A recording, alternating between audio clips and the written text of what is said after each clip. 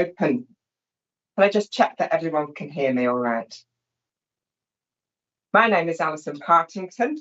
I'm a chartered town planner, and I've been appointed by the Secretary of State to hold this inquiry into an appeal made by Burcot Solar Farm Limited against the decision of South Oxfordshire District Council to refuse planning permission for the installation of a ground-mounted solar photovoltaic array, co-located battery energy storage scheme, together with associated infrastructure, security fencing, CCTV, access gate and on-site biodiversity net gain at Burcot Farm, Burcot, Abingdon, Oxfordshire, OX 143GW. Before proceeding with the inquiry, there are a number of procedural and housekeeping points that I need to run through. At this point, can I ask everyone to ensure that their mobile phones and other electronic devices are either switched off or put into silent mode, please? And can the council just explain whether there's going to be any fire alarms expected today and what we need to do if one does go off? Not today. Tomorrow morning there will be a test. If a fire alarm does go off, the nearest fire exit is just to the right of the doors out here. We'll need to go round the building, and the muster point is at Abbey Gardens, which is round the back of the building. But myself and a member of staff will accompany everyone out. Thank you. Does anyone intend to record or film the hearing today? My opening today will establish the procedure to be followed for the inquiry. If there are any questions, I'd be grateful if you'd ask them at the end of my opening. I shall now take the names of those who wish to speak. Firstly, for the appellant. So you've given me a list, but do you want to introduce them for everyone? For everyone else. Yes. Good morning, Ron. My name's Odette Chalaby. I'm a barrister representing the appellant. I'll be calling 3 witnesses. First, there's Mr. Andrew Cook, who deals with landscape and greenbelt matters. Then Mr. Alistair Fields, who deals with agricultural matters. And finally, Nigel Cusson, who's going to deal with planning. And at this point, I just need to let everyone know that a few years ago, Mr. Cousin and I were at university together. Planning is a small world. It is only a few years ago. And this quite often happens, and it has no impact on the bearing of the inquiry.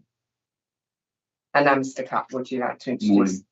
Morning, madam. Yes, my name's Rowan Clapp. I'm a barrister at Cornerstone Barristers. I'm bearing on behalf of the local authority. Beside me sits Mr. Mark Reynolds, who will be giving planning evidence. And at the end is Nicholas Smith, who's involved in the team, but who won't be giving any evidence. Okay. Now, is there anyone else at this stage who would like to say something to the inquiry? Yeah. That's all I need at this moment. I'll give you an opportunity to address the inquiry after the opening statements, and I'll probably ask the lady with the baby to go first. But if there's any other time issues or restrictions, we'll sort that out. At that stage, I'll need to know your name, whether you're representing anyone or any group, and if you have authority so to do, whether you are supporting or objecting the proposed development, and any qualifications that you may want me to record. And just to let you know that if you speak or give evidence or ask questions during the inquiry, then your name will be listed on my decision letter. To the witnesses, can I remind you that your first duty is to assist the inquiry with matters within your expertise. You should listen carefully to the question put and respond directly to the question. You are encouraged to start your answer with a yes or a no, and then to qualify your answer as necessary. Attempts to evade or reinterpret difficult questions will not help the inquiry, especially if the questions have to be repeated. I would urge direct and concise answers to questions. And please remember too that at the case management conference, I ask that as a witness starts to give their evidence or to be cross-examined, the advocates can inform me of the main core documents they'll be referring to, so that I and others can get them open in advance. Now, I have seen and got copies of the council's letter of notification, both of the appeal and confirming the date, time and location of the inquiry, and the list of those to whom the notification was sent, and the site and press notices. Has the appellant seen the letter and the list? And are the council satisfied they've notified all the relevant parties? I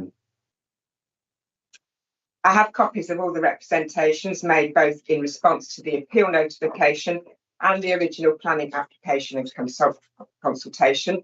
I have read these and I will take them into account in reaching my decision. I held a case management conference by telephone on Thursday the 7th of November with representatives of both the appellant and the council. This discussed arrangements for what will hopefully be the efficient and smooth running of the inquiry. The merits of the case were not discussed at this. In terms of the proofs of evidence, I have received and read the proofs of evidence from Mr. Field, Mr. Cook and Mr. Cusson for the appellant and Mr. Reynolds for the council, and also the various statements of common ground. So I would expect them to be largely taken as read.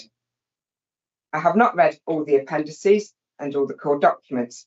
So if you want to make sure that I look at something in these, please highlight the document and specifically what pages and paragraphs you are referring to. All the core documents and proofs are on the inquiry website. Thank you for organising this. And I think I'm right in understanding it's been updated even this morning with various things. All the documents and evidence should have already been provided. However, if you are intending to submit anything further, it would be helpful if you could let me know now so that we can get copies organised. Nothing from us.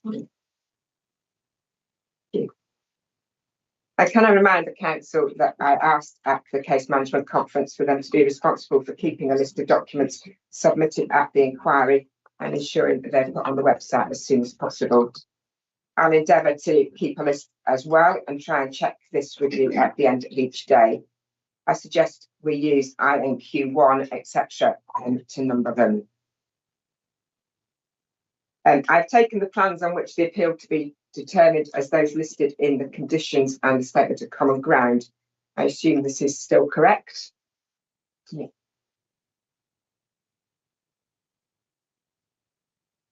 So for the benefit of everyone present, I will now outline how the inquiry will proceed.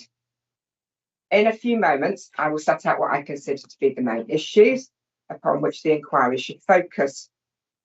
When I have concluded my opening remarks, I will invite a brief opening statement on behalf of the appellant and the council. The aim is to set the scene and give a clear and concise explanation of where the parties stand.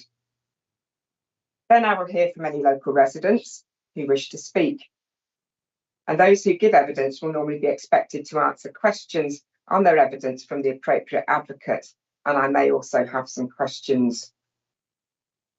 We'll then hear from the appellant's landscape witness, who will explain the newly agreed area of common ground and address any third-party comments on this topic. Then, as agreed, we're going to deal with matters on a party basis through the formal presentation of evidence and cross-examination. So I will then ask the council to present their evidence so that everyone can hear their objections to the proposal.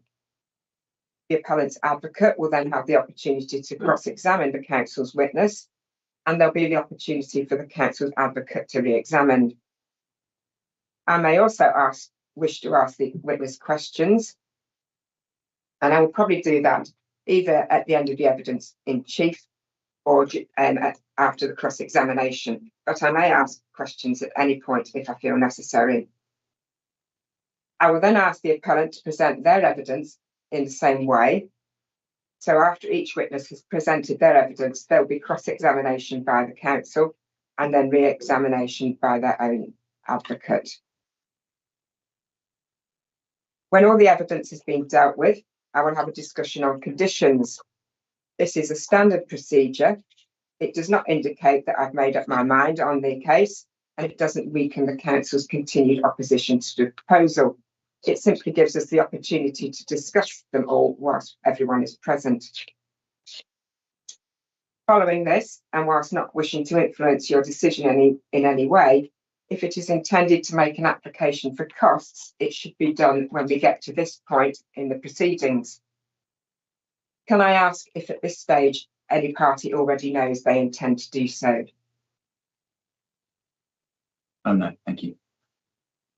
In addition, I have to remind you that I have a power to initiate an award of cost, whether or not any applications have been made by the parties. And if I was to do this, it would follow a written process with the relevant party after the appeal decision is issued. I will then hear closing submissions from the council and the appellant. As stated at the case management conference, I would like to be given written copies of the closing submissions, and an electronic version should also be sent to the office. Please note the position of the witness table. This is where I will hear from the various witnesses at the relevant time, and also where local residents wishing to speak will need to come. Are there any comments on this running order? No, thank you. Please note, if you're intending to dip in and out of the event, the running order that we have is draft, and we may overrun or things may take less time, and therefore it should only be used as a guide. Also note that I may ask more questions of one party than another. This doesn't indicate that I've made up my mind. It is simply to ensure that I understand all the evidence that is before me. I have already visited the site from public vantage points, and so I am familiar with it and its surroundings. However, as discussed at the case management conference, I will be making a formal site visit later in the inquiry, which is currently scheduled to be on Thursday afternoon. I'm expecting that some of this may need to be on an accompanied basis, but the rest will be able to be done on an unaccompanied basis. Thank you for the draft itinerary as requested at the case management conference, and obviously this may need to be updated as the inquiry progresses. I have received an idea of timings from both parties, and taking these into account, I believe we should be able to finish the inquiry within the time allocated to it. As discussed at the case management conference, on subsequent days I intend to start at 9:30. I plan to break for lunch around 1 o'clock each day, with short breaks in the morning and the afternoon, so that there'll be 4 sessions each day. I will aim to finish around 5 o'clock and no later than 5:30. These times are flexible, subject to the needs of the inquiry, and I shall look to the advocates to find convenient breaks in the proceedings. I kind of just check with the council, are we all right to leave materials in this room or the retiring rooms overnight, or do we need to take them with us?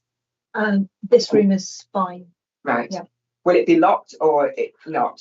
Not this room specifically, but obviously the entrance to this part of the building is past control, so it will be locked, but not this room. Right. So don't leave anything valuable, but you can leave papers. Yeah. Thank you. So in terms of the main issues, with the publication of the new National Planning Policy Framework, the agreement that the appeal site now constitutes grey belt, and the council's decision that they are no longer pursuing the first and third reason for refusal, the main issue as I see it at present is the effect of the proposal on and the potential loss of agricultural land. Has anyone got any comments on that?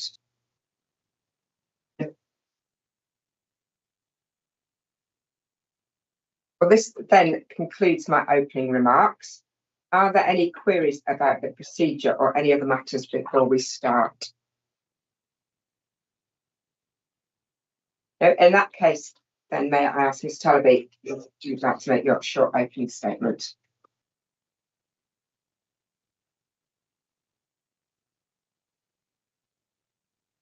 Thank you.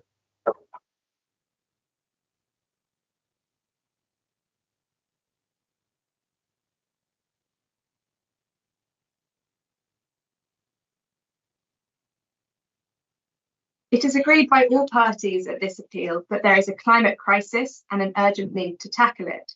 That is not surprising given what we've seen in recent months, from wildfires in California to news that 2024 was the world's hottest year and the first to exceed 1.5 of global warming. Indeed, the existential risk to human life, nature and the economy posed by climate change has led both the UK Parliament and this Council to declare a climate change emergency. To mitigate that emergency, clean energy needs to be deployed at unprecedented scale and pace.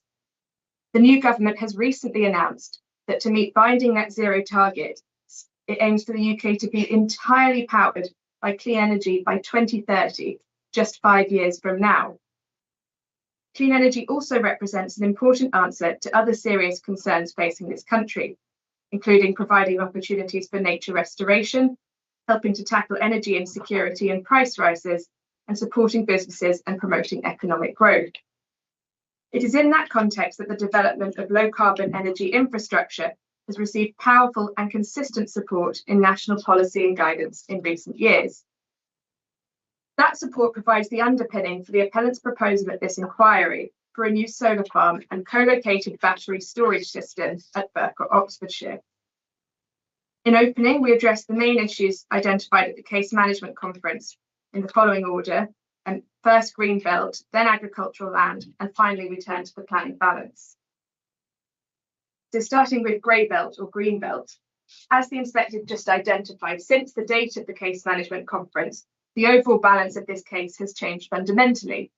When the council refused permission, it was on the assumption that the appeal site was in the green belt, that substantial weight would need to attach to the harm to the green belt, and that very special circumstances were required to grant consent.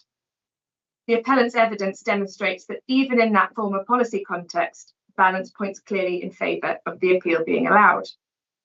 However, in December 2024, the new government published an update to the National Planning Policy Framework that relaxed the policy tests for development in less sensitive areas of the green belt, termed grey belt.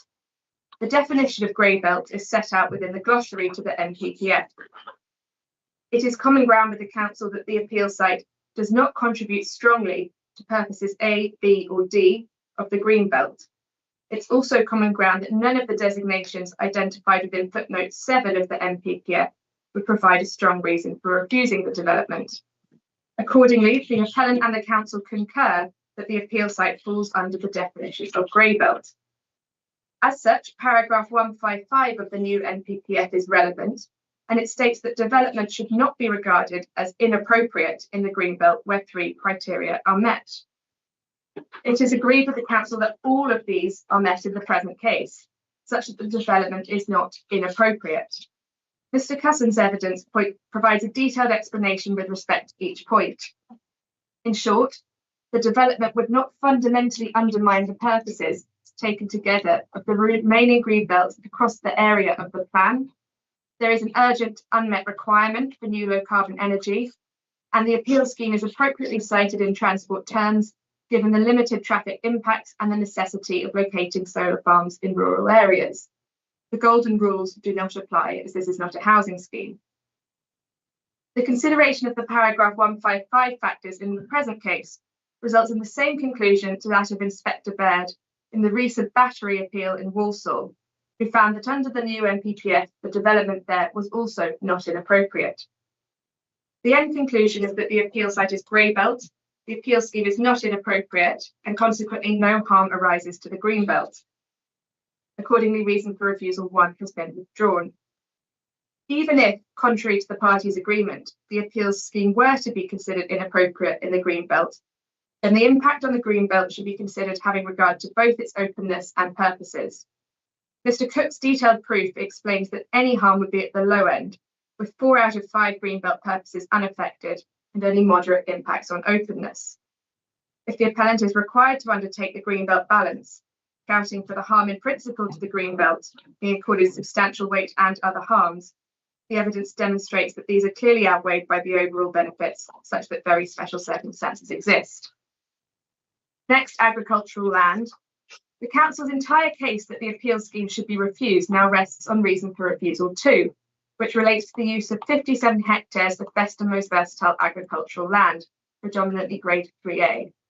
That is entirely untenable as a purported standalone reason for refusing this entire scheme, with all the stark and urgently needed benefits it brings. There is no policy requirement to avoid use of BMV agricultural land for renewable energy. The NPPF simply requires that planning decisions recognise the benefits of BMV land. The National Policy Statement provides that while solar should avoid BMV where possible, land type should not be a predominating factor in determining the suitability of the site location. The reason for refusal uses the words compelling evidence, derived from a written ministerial statement published in 2015. Those words have never made their way into national policy.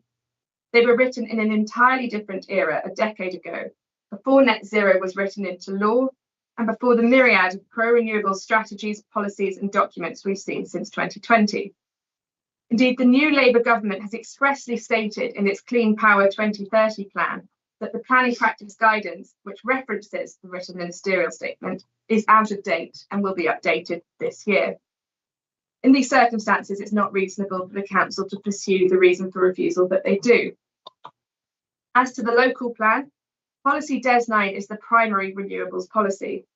It states that schemes will be supported subject to a number of criteria being met. Use of BMV is not referenced as a relevant criterion. As to DES 7, this is clearly targeted at built development, such as housing, which does result in a permanent development or loss of BMV. A key aim of DES 7 is to tackle climate change. Even were the policy to be considered an important one against which to assess the scheme, the council only alleges conflict with one of some 8 criteria. That single criterion 7 requires a reasonable, balanced approach to consideration of BMV impacts and expresses a preference for lower grade land. Mr. Field's evidence sets out a number of factors that are relevant to assessing the planning weight of the use of BMV in this case, having regard to that preference. As he will explain to the inquiry, first, the solar farm would sit on rather than in the land and would be removed in 40 years. As such, no BMV would be permanently developed or lost. Out of the wider 90+ hectare area surveyed, the appeal scheme has mostly avoided the higher grade 2 land. Conversion of arable to grassland under solar panels can improve soil health, soil organic carbon and biodiversity. Land accommodating panels can still be used while a solar farm is operational for agricultural sheep grazing. Natural England, the statutory consultee on BMV, assessed the scheme and came to a conclusion of no objection. And despite there being no requirement in policy or guidance to do so, the appellant has provided a site selection report which shows there are very limited opportunities to develop the appeal scheme with its agreed point of connection at the Cowley substation on non-BMV land. Finally, even if compelling evidence were to be the right test, the increasing imperative to tackle climate change and to meet legally binding net zero targets established since 2015 surely now comprises such compelling evidence in and of itself. Turning next to other potential impacts arising, there is no heritage reason for refusal. It's agreed with the council that there would be a low level of less than substantial harm to the Grade 1 Newnham Courtney Registered Park and Garden and the conservation area, which are coextensive in proximity to the appeal site. And it's also common ground that this low level harm is outweighed by the public benefits. Mr. Stratford's written evidence outlines that the only effect would be introducing heavily obscured and glimpsed views filtered through existing and proposed hedges from a limited part of the southeast boundary of the assets to some proposed panels. It's common ground that the weight to be afforded to the heritage impacts in the planning balance is limited. There is also, unusually for a solar farm of this size, no reason for refusal in relation to landscape and visual matters. The council agrees that the appeal scheme complies with relevant landscape and visual impact policy. There are no public rights of way running through or alongside the appeal site, and it's common ground that effects on visual receptors would be localised and limited. Some landscape harm is inevitable in developing solar farms, which by necessity are located in rural areas. Yet Mr. Cook also finds benefits to a number of the landscape elements that currently characterise the site, due to the extensive proposed tree and hedgerow planting. Given the limited and localised impacts arising, Mr. Cusson fairly affords the initial impacts limited weight, with these reducing further as the mitigation planting matures. As to the overall balance, Mr. Cusson finds that applying section 38(6) of the Planning and Compulsory Purchase Act, the proposal complies with the statutory development plan read, as it must be, as a whole, As to other material considerations, successive governments have consistently provided powerful support for the rapid deployment of solar technology. There is now an overwhelmingly positive policy context for meeting the net zero challenge, and an established immediate and pressing need for renewable energy generation and energy storage infrastructure in the UK. The most up-to-date guidance is to be found in the new government's Clean Power 2030 Action Plan. To meet the new 2030 target of an energy system run entirely on clean energy, solar capacity will have to increase from the current 15 gigawatts to 45 to 7 gigawatts within just 5 years.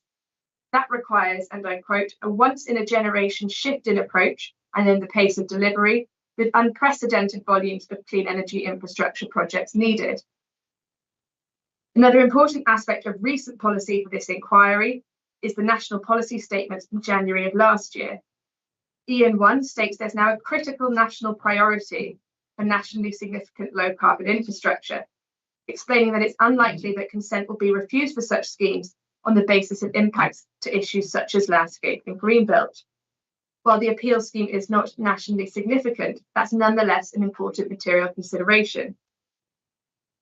In addition to the climate emergency, there's a separate energy security crisis facing this country. And this is reflected in documents such as the 2022 British Energy Security Strategy and the 2023 Energy Security Plan, which notes that delivering energy security is both urgent and of critical importance to the country. Helping to address these crises, the appeal scheme would provide 49.9 megawatts of electricity, the equivalent annual needs of approximately 13,000 homes in England. Mr. Cusson is clear that substantial weight should attach to the contribution the appeal scheme would provide to decarbonising the UK energy supply, to achieving domestic energy security, and to providing a positive deliverable action on the local and national government's climate change emergency declarations. Mr. Reynolds has significantly downplayed these benefits in his overall assessment. In addition, there's the benefit of the proposed battery storage, also with a capacity of 49.9 megawatts.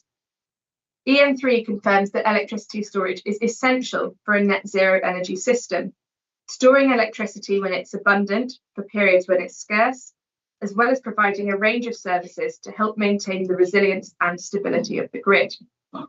It goes on to note that the need for electricity storage is rising and will be critical to maintaining energy security.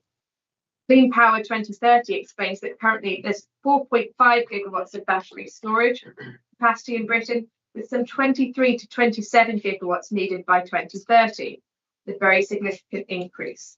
This attracts further significant positive weight. It's well established that grid connections are a scarce resource and a major barrier in the transition to net zero. The appellant has a rare near-term grid connection that would allow it to connect within 2 years of any permission, providing an opportunity to contribute to the rapidly approaching 2030 targets. This must attract significant positive weight. The lack of alternative sites to deploy that grid connection also attracts significant positive weight. The wider environmental benefits include creation of new habitats, soil regeneration, and green infrastructure enhancements. There'd be a significant biodiversity net gain of 87% in habitat units and 184% in hedgerow units. That would be far in excess of the new 10% statutory requirements, and in line with other appeal decisions, must on its own attract significant weight. An additional environmental benefit is the scheme's good design and use of best available technology, deploying bifacial panels, which significantly increase productivity. There would also be economic benefits, including investment into the green economy, new jobs, and business rate contributions. Mr. Cusson affords these moderate weight.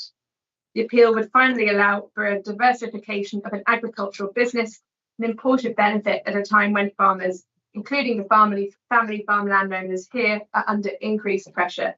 This attracts further moderate weight. Against the very limited adverse impacts arising, it's clear that the balance lies strongly in favour of a grant of permission, whether or not very special circumstances are required. Now that it is accepted that very special circumstances are not required and that no greenbelt harm arises, the Council's continued objection is frankly impossible to understand. Accordingly, in due course, the Inspector will be invited to grant permission subject to appropriate conditions. Thank you very much.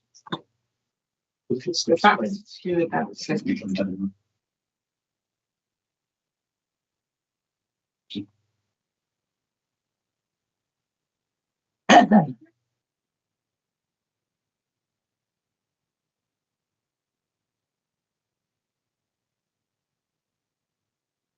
So sorry, I have to share. That's right. Got to. Thank you very much. That's good. We are. Yeah, that right. Yeah. Thank you. Thank you.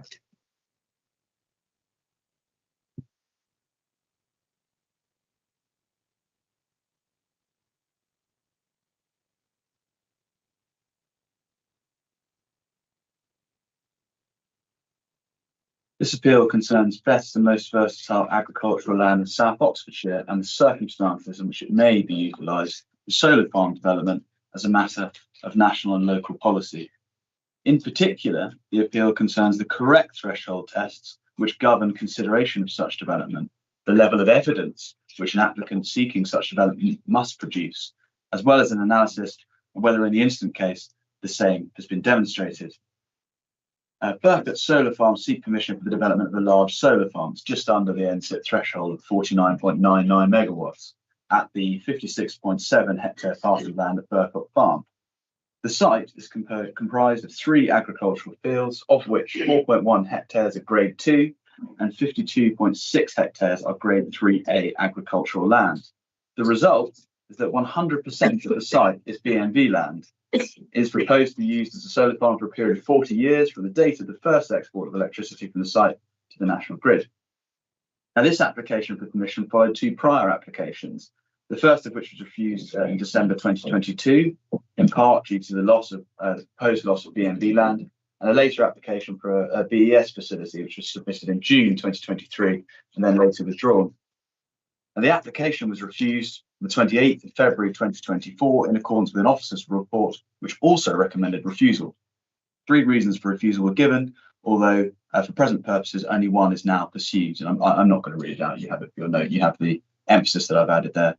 The appellant appealed on the 28th of August 2024, and as you recorded in your summary note and as you informed the inquiry this morning, the main issue for the purpose of this inquiry is the effect of the proposal on and the potential loss of agricultural land.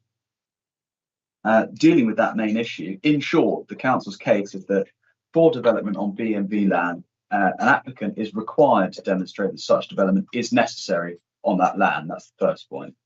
And in such circumstances, an applicant wishing to obtain permission will be required to produce compelling evidence to support the assertion that it's necessary to utilise BMV land for the purposes of development.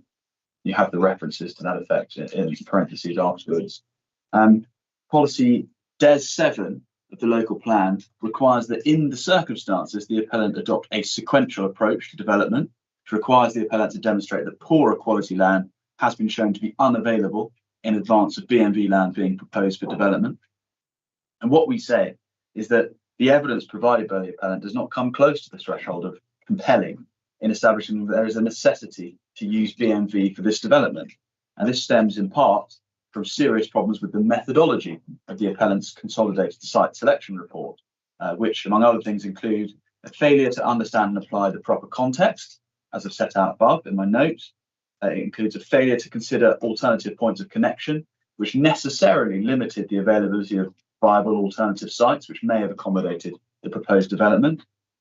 It included the determination of a radius of search around an identified point of connection, which is not properly justified and necessarily limited the search area and hence the availability of viable alternative sites, which may not have utilised BMV. Involved the adoption of approach which failed to give appropriate status to BMV land in the site selection process. And it was an approach which excluded all grade 3 land from consideration as a potential alternative to the proposed site, despite the fact that such land includes a significant amount of non-BMV land, which is classified as grade 3B. It also involved the adoption of a process which necessarily was not aimed at and did not therefore seek to identify alternative sites with which the proposed site could be compared. And just leaving aside the methodology of the reports, the product of the report, properly analysed, identifies a number of sites at which proposed development could be accommodated. Mr. Reynolds will expand on that in his evidence. As such, the report itself doesn't show that development of this site is necessary. It proves precisely the opposite. And the further factors to which the appellant refers to justify the proposed use of BMV land do not show the use of such land to be necessary, still less do they provide the requisite compelling evidence. The length of the proposed development's use of the sites for 40 years may well be extended. And properly analysed, we say that is a loss of BNV land. There can be no guarantee there will be soil benefits, as alleged, arising from the use of the site for solar development. References to the farm diversification benefits that are alleged are poorly justified, plainly unnecessary in the circumstances. Allusions to the prospect of sheep grazing, as you've seen on the front of Mr. Cook's proof, for example, are not a serious justification for the loss of the proposed level of BNV land, and in any event, they're impossible to secure and enforce. The result, we say, is that there's a breach of policy Des 7 of the local plan, and there's conflict with paragraph 187 of the NPPF as a result, and a failure to adopt the approach required by the PPG. The practical result is that the appellant proposes to use 100% BNV land for this development in circumstances in which it has not demonstrated the loss of that viable resource is necessary. There is conflict with the development plan read as a whole, and the plan-led outcome, we say, is therefore refusal. Now, in reaching that conclusion, the council necessarily accepts the significant benefits which are to be attributed to the renewable energy credentials of this scheme, but the appellant has presented this as a fait accompli, that all renewable energy development must be permitted, even when BNV is proposed to be lost. Now, as a matter of national and local policy, that is simply not the case. As set out above, compelling evidence is required and is not being provided. And for reasons which I've just covered and which will be more fully addressed in evidence articulated in closing submissions, the appeal scheme conflicts with the development plan as a whole. Material considerations do not indicate that a decision should be taken otherwise than in accordance with the development plan.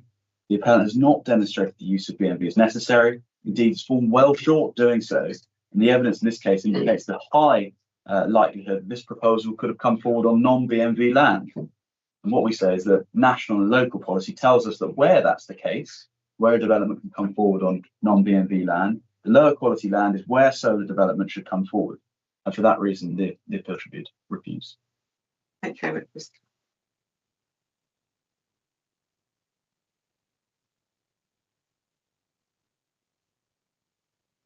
So now I'm going to invite third parties who want to address the inquiry. So it's Ms. Batson, isn't it? Is that, yeah, Mrs. Rosamond. Right, Mrs. Rosen. Thank you for How do you spell it? So Rosemary is ROSEMAN. MAN. Man. Rosemary, right. I'm speaking on behalf of myself, my baby, and my husband. We own White Cottage, which is one of 3 houses on the drive opposite proposed access route. The reason I'm here is because we were flooded in the storm in 2024 from field runoff from those fields for the proposed site, and we have not been able to move back into our house yet, so we're in the process of renovating. What I wanted to ask was, given those fields have flooded and have flooded us out of our property, and we've had a SADC Section 19 flood investigation report done on the back of that, whether the flood risk has really been properly assessed since that event, as it doesn't acknowledge it anywhere on any of the documents I've seen.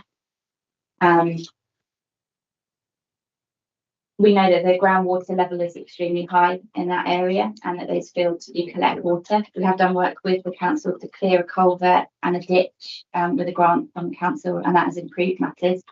Before that, the water ran from the fields across the road. So apart from risk to our property and our neighbours, I think there's still a risk to the road, traffic, and where the water is supposed to go after that. It eventually will get to the Thames, but how it gets there, we don't know.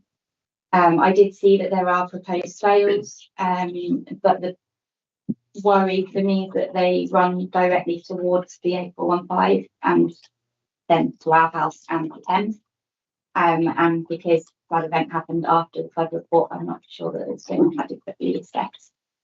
I do understand that grass under solar panels could improve the soil quality, but I don't see any evidence that that would necessarily happen. Okay. And I apologise, I'm going to have to leave soon. Yes, no worry.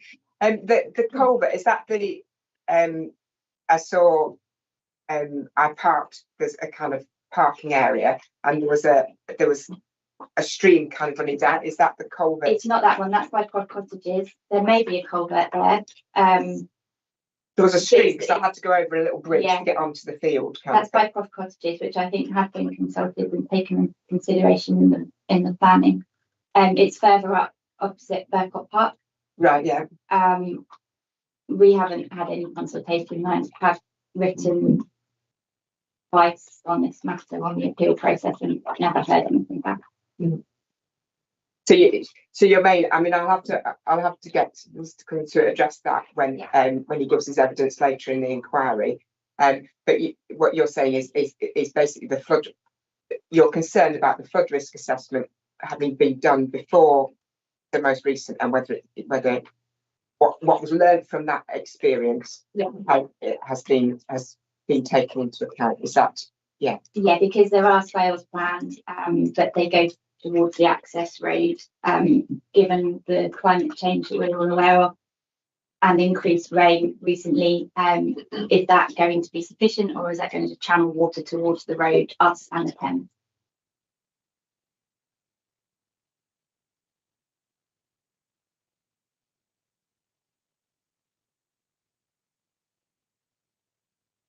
Well, thank you. I'll get Mr. Cousin to address that when he gives his evidence. Okay.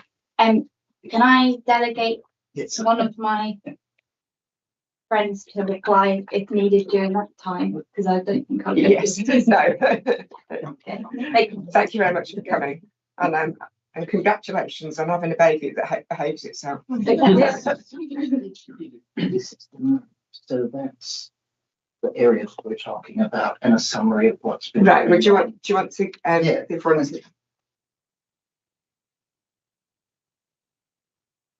Thank you very much. Thank you.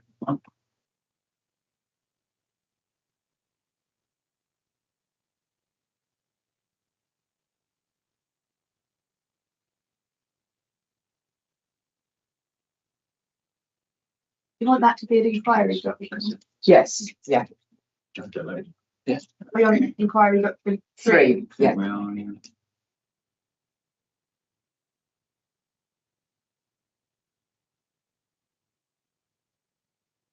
So, who else wanted to speak? Yeah.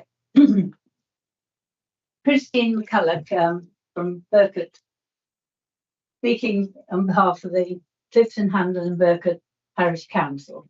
Can I just check how you spell your surname?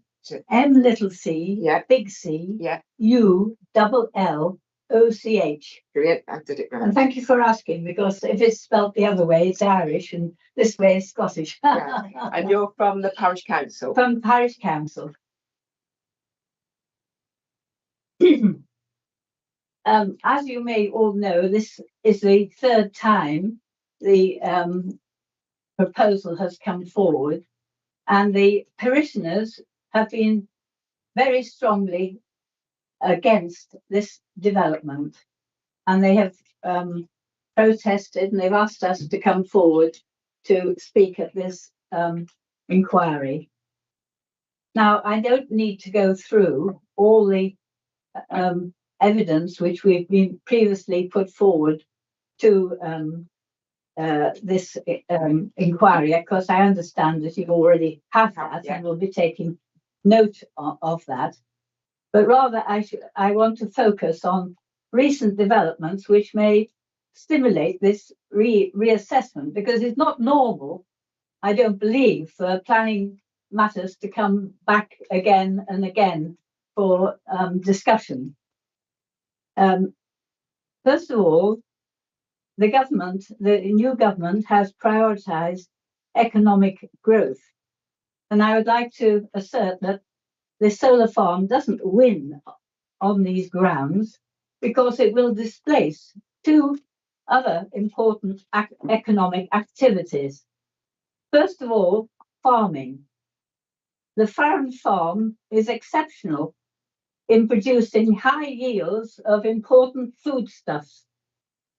A search online shows that the farm has achieved 3 tons per hectare for rape, wheat 9 tons per hectare, winter barley 10 tons per hectare. Now these are very good yields.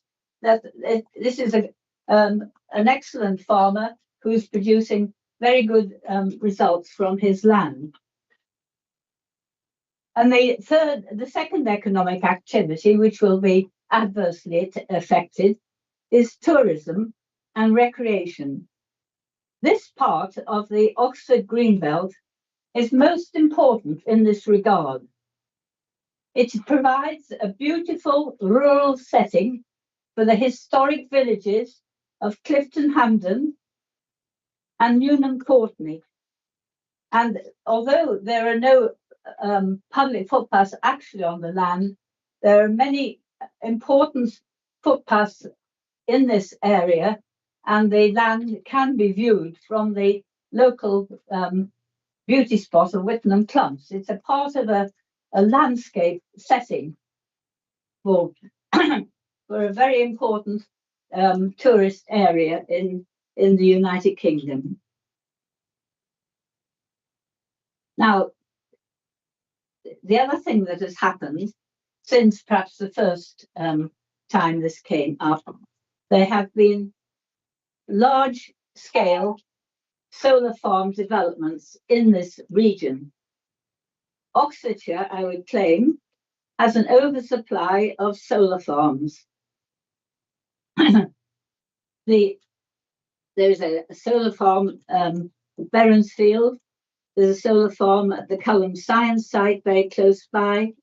The South Oxham Solar at Newnham Courtney, which is just about to be built. It was supposed to be started at the end of last year. And that is at 49.9 megawatts, the same size. That's enough for 143,000 family homes. There's a Dodswell Solar Farm at Milton Common. And under consideration is the giant solar farm of Botley West, which hopes to produce 840 megawatts.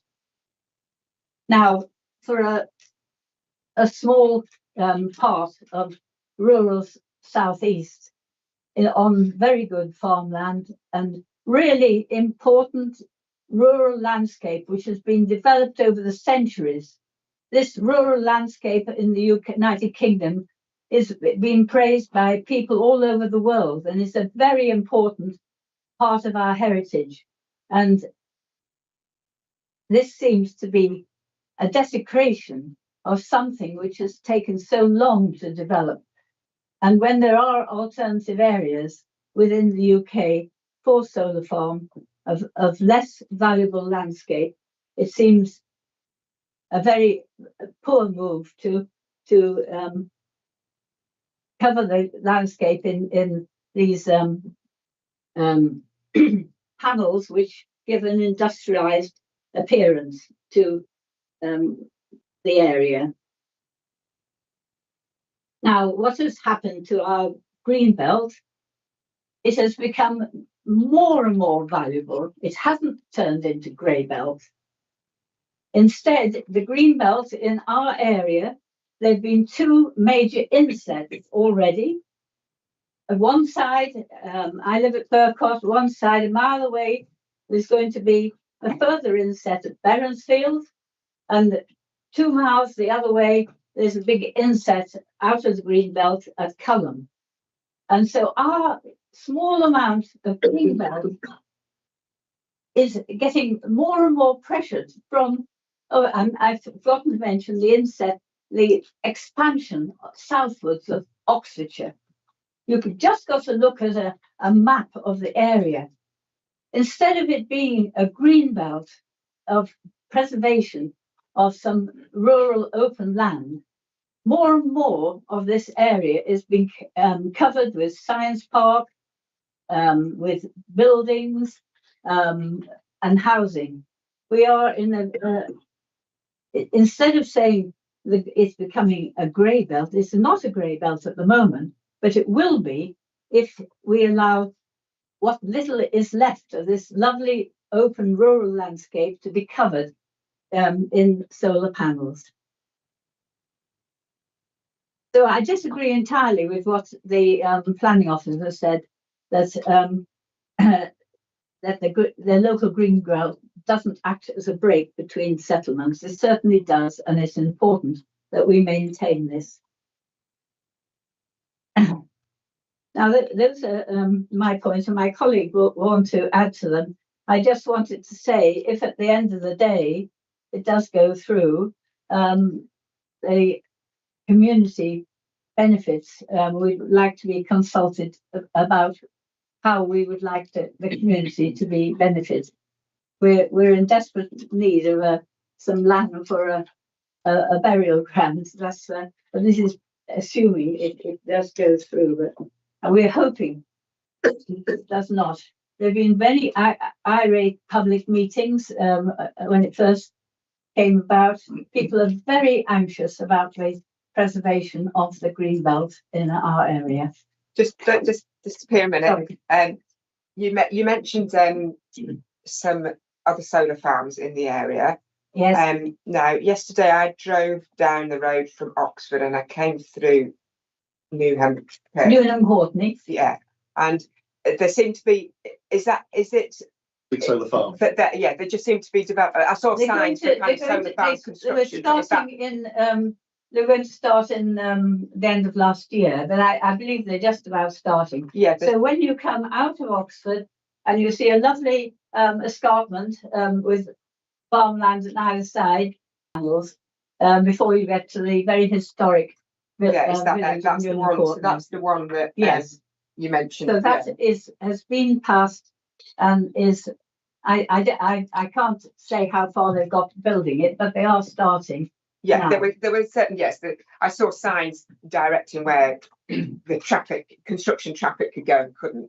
Yes. And yes, there did seem to be a bit of activity on the site. And just let me, Ms. Chandler, is there anything you want to? No, that's fine. Thank you very much. Thank you very much. Thank you.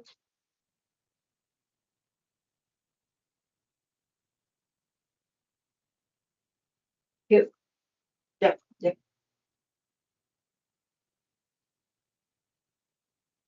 Morning. Brilliant. My name is Nick Fielding.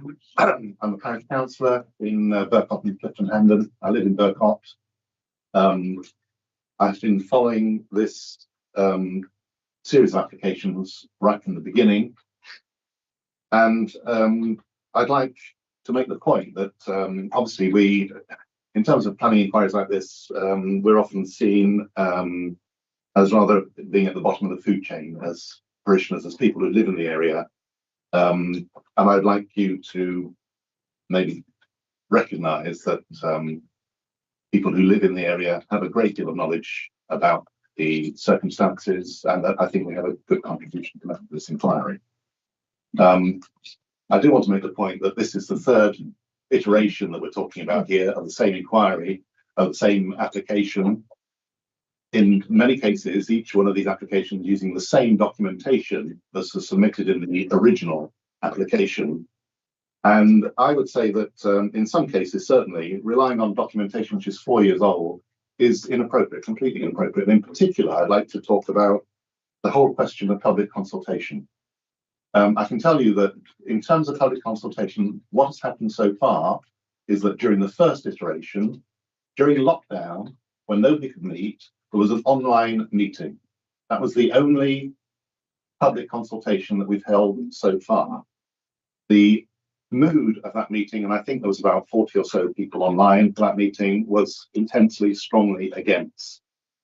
And that has been generally the attitude of most parishioners. There is no, of all the times that this has come up in the parish council, I've not heard anyone actually speak in favour of this application for a solar farm, and more particularly Bess, in fact, during the whole of that time. During the second iteration, we all received letters from the appellants, not one of which contained a postage stamp. So everybody got a postage due thing. Some of us, many of us in fact, applied to get a refund for the money we had to pay out to receive a missive from the appellants, and none of us, to my knowledge, has ever been paid out. Right? I think that gives an indication possibly of the attitude of the appellants towards the local people.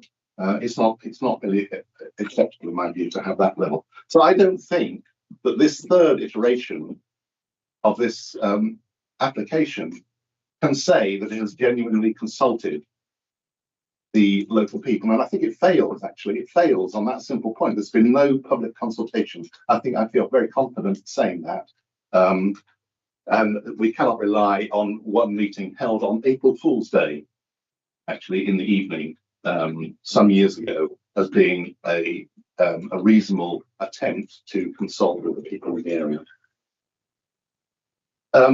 It came as a shock to me to realise that we could no longer talk about this land as being greenbelt. It's been greenbelt every year I've lived there, 15 years or so, and suddenly it's now no longer greenbelt. There's nothing changed on the land.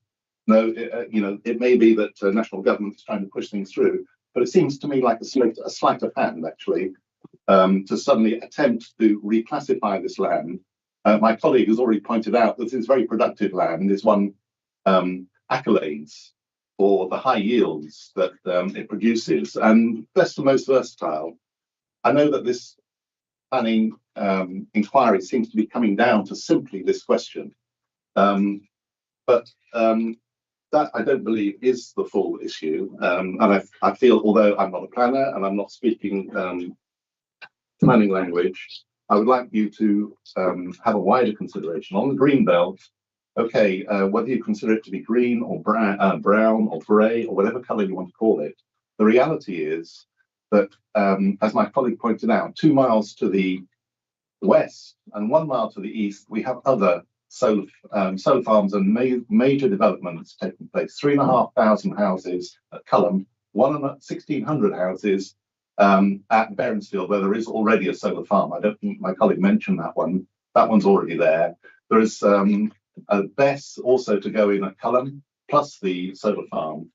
And on the BESS, I mean, I feel that this inquiry, I'm not sure why, but it seems to me it's not inquiring really too much into the safety of lithium BESS plants. There's a massive amount of growing literature at the present time in the danger that these kind of facilities present. This is very new technology. There are huge issues, not least with noise, and the containers which these lithium, the actual lithium, I don't know what you call them, but the batteries themselves that charge up, the containers have to be cooled, and they have enormous ventilators on the top of them which rotate 24 hours a day. This is open land, and I'm absolutely sure, and there's plenty of evidence to suggest that the noise from these will easily transfer to residents not far away, just a couple of 100 yards across an open field. And the proposals to put up fences, I don't think will mitigate this in any way. The way that this kind of vibrating noise travels, and there is literature on this, I could quote it for you, I've looked into it myself. The way this noise travels means that this is going to be a major burden on people living in the area. I feel that this is really a very important part of what this inquiry should be about.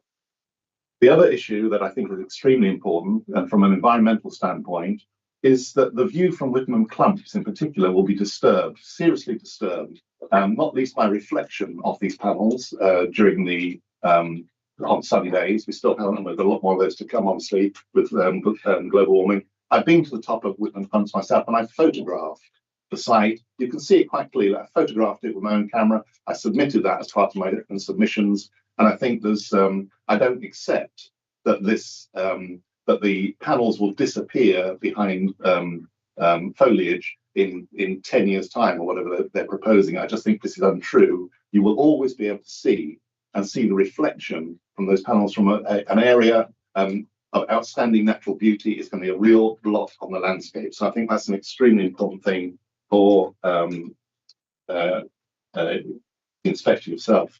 Please take into account. On the BESS itself, the real issues here are the dangers and what happens in the event of a fire. what happens in terms of, have we seen any fire reports? Are the fire authorities here competent to deal with lithium fires? We know that a car bursting into flames on a motorway, it's almost impossible to put out a lithium fire. They have to bring in a container and submerge a car entirely underwater in order to put it out. So it's an extreme danger if it does happen. The runoff will be into the River Thames. So there's a huge pollution danger of this kind of event. Just simply because this is new technology, it doesn't mean that it should be ignored. These are really important issues. And I feel that they're not being adequately addressed in the inquiry as it is. So as I say, although this is being framed primarily as a discussion about best and most versatile land, there are much bigger issues lying behind this, which we as local residents are extremely concerned about. And so I would like you to take those issues into account. Thank you. Just to make you aware, I mean, whilst we might not be discussing everything here, I mean, obviously there is evidence that has been provided, and I do, just because we don't discuss it doesn't mean I'm not taking it into account, just to make you aware. Thank you very much for that reassurance. Yeah, and I read everything. Yes, I don't read every single core document from cover to cover, because the decision has to be given out. Yes. But yes, I do. But you hear the considerations that we have, which may be different from the professional planners. Yes, and so just because it's not being discussed doesn't mean it doesn't get taken into account. We all need to ensure that. Thank you. Is there anything you want to ask? No, but also Mr. Cusson will be able to pick up some of these points. Yes, as he gives evidence and points to the latest reports that have been submitted. Yeah. Thank you very much. Thank you very much. So, is there anyone else that wants to address the inquiry? So it's 11 o'clock. Do we want to do Mr. Cook now before a break? Is that? Yeah. Yeah. Are you happy with that, Mr. Cook? Yes, that's fine. Yeah. Just give me a problem. Yeah, sure. Just get yourself sorted out then.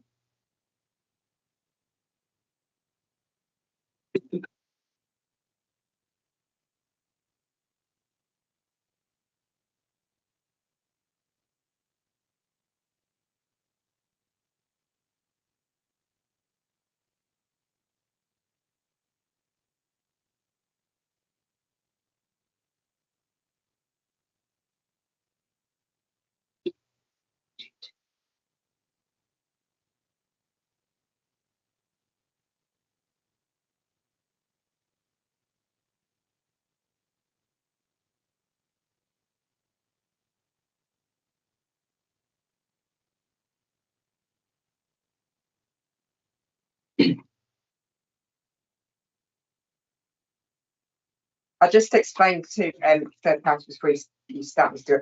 We're doing things slightly differently. I mean, normally, so we'd have the council doing their evidence and the appellant, but just because there's been this agreement between them about the green belt, this is why. And so he's not going to be cross-examined. He's just giving evidence and will be addressing kind of some of the third-party issues that have been raised about the landscape, which is why it's kind of a slightly different to normal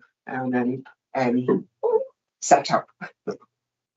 And I think you asked us to have some core document references. Yeah. There's not a whole lot, but the landscape master plan, which is core document 3.11, and it's also in your pack of plans, the second one in that pack.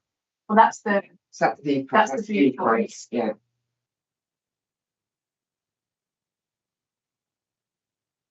So that and the viewpoints, the photo montage from Winston and Phelps, which you've also got printed there. Mr. Cook's proof and appendices.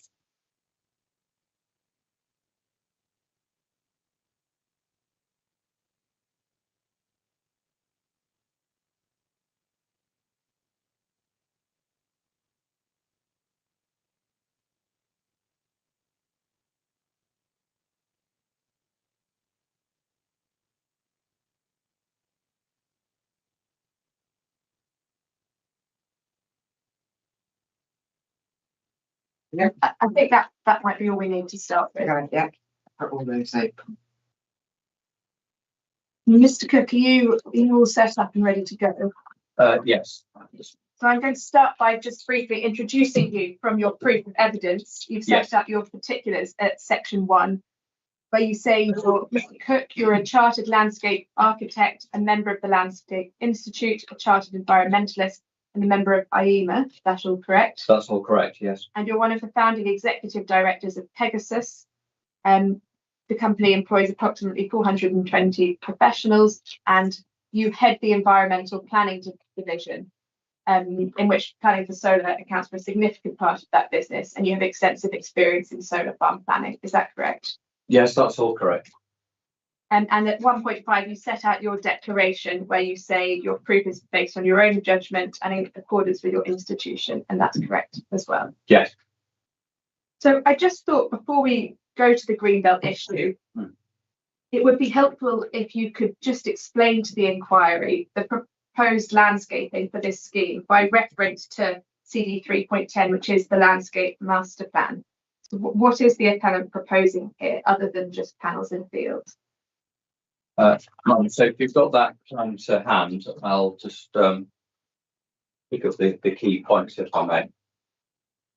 So if we start at the northern end of the site, you can see that there are 2 hedgerows. In fact, you can see there are 4 standard trees, field trees, in the northern part of the site.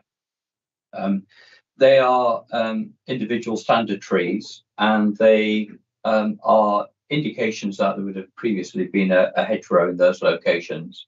And so the intention as part of the green infrastructure is to reintroduce hedgerows. That's, you can see there, the 2 hedgerows that are proposed that would effectively link those trees together. So creating an ecological network, but reintroducing historic hedgerow landscape restoration. Can I just check that we're talking about across there? That's right, and the second one, yes, yeah.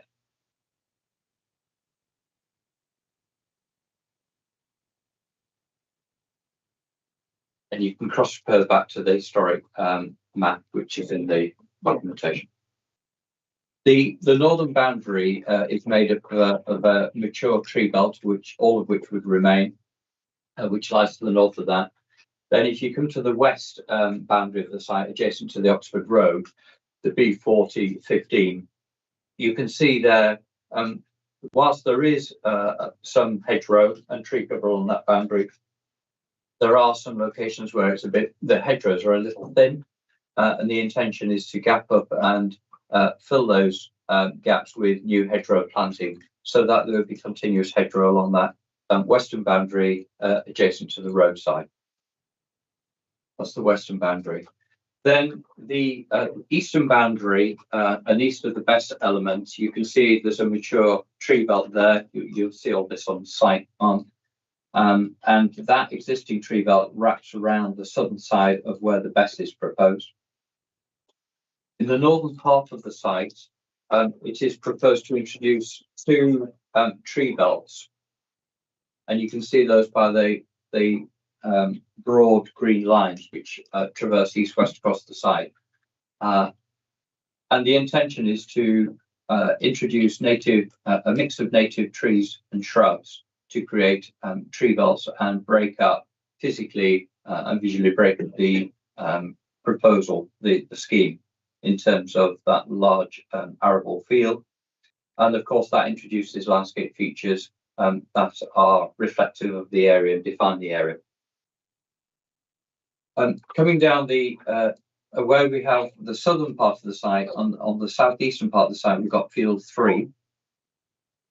And on the eastern boundary of that, it's proposed that a new hedgerow would be proposed with standard trees located to create hedgerow trees along its length. And you can see that's all annotated there.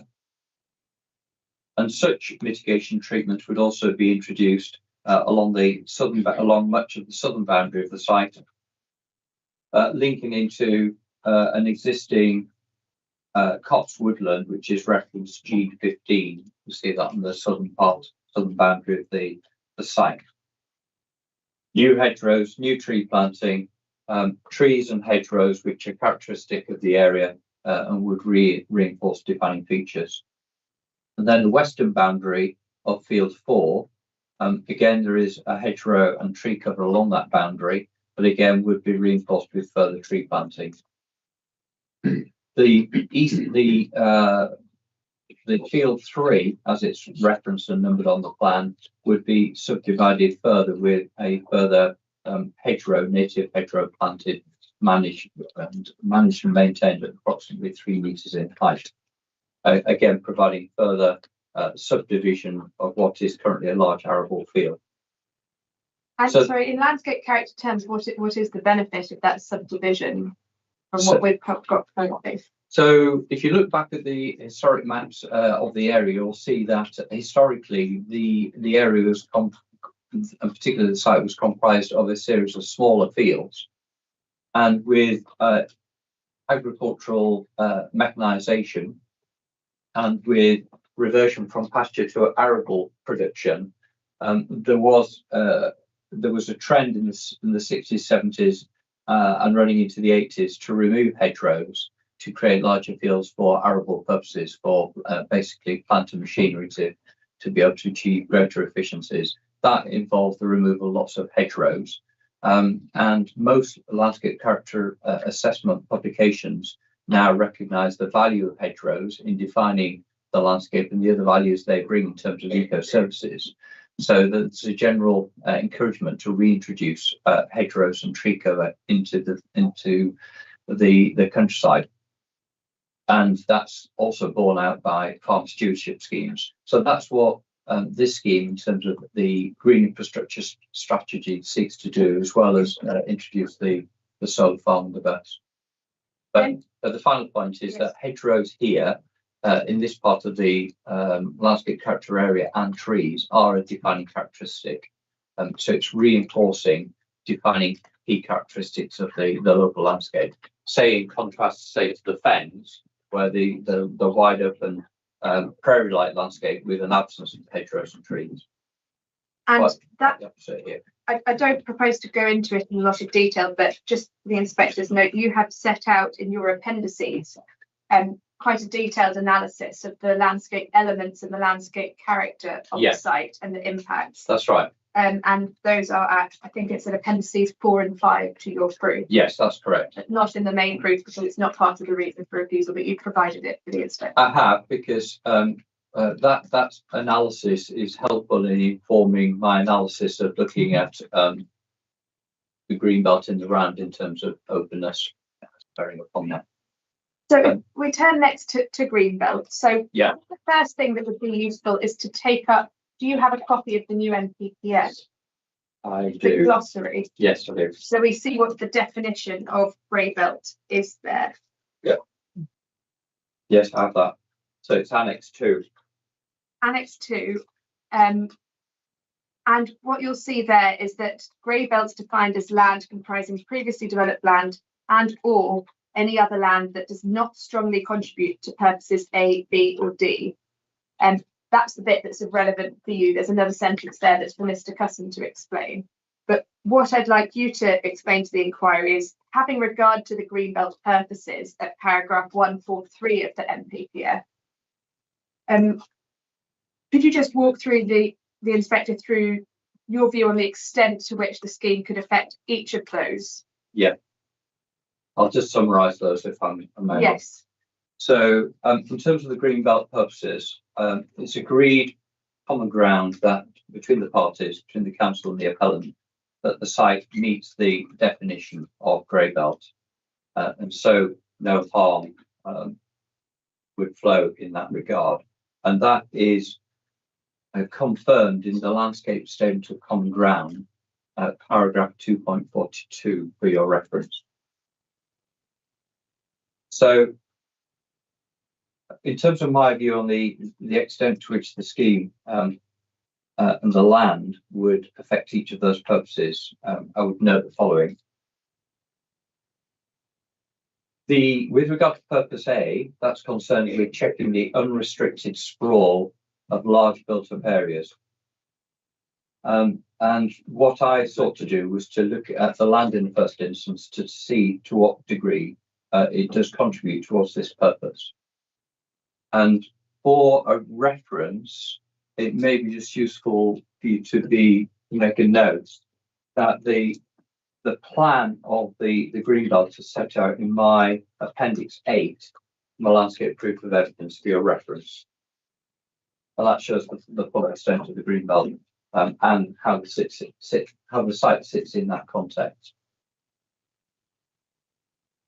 So from my analysis, I've drawn the conclusion that the site does not strongly contribute to Purpose A in this regard.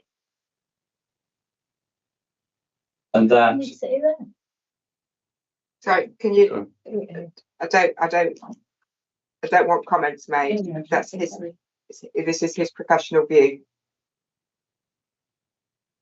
And in terms of the proposed development, this would not harm its purpose.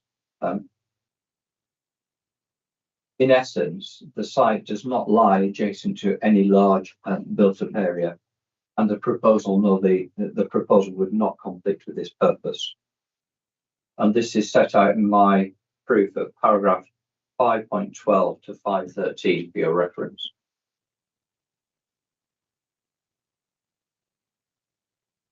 So moving on to the second purpose B, which is concerned with preventing neighbouring towns merging into one another. The nearest towns are located some considerable distance away from the site. And this, my analysis with regard to this is set out in paragraph 5.14 of my proof. The site, the land, does not strongly contribute to this purpose B. And the proposal itself would not harm this purpose. Can we just close that window? It's got the noise really outside. Thank you. And can I just ask you to explain, so that purpose B is to prevent neighbouring towns from merging into each other. And what do you consider to be the nearest towns? So again, if you were to look at the plan, which I referred to as Appendix 8, you've got Abingdon to the west. That's some distance from the site.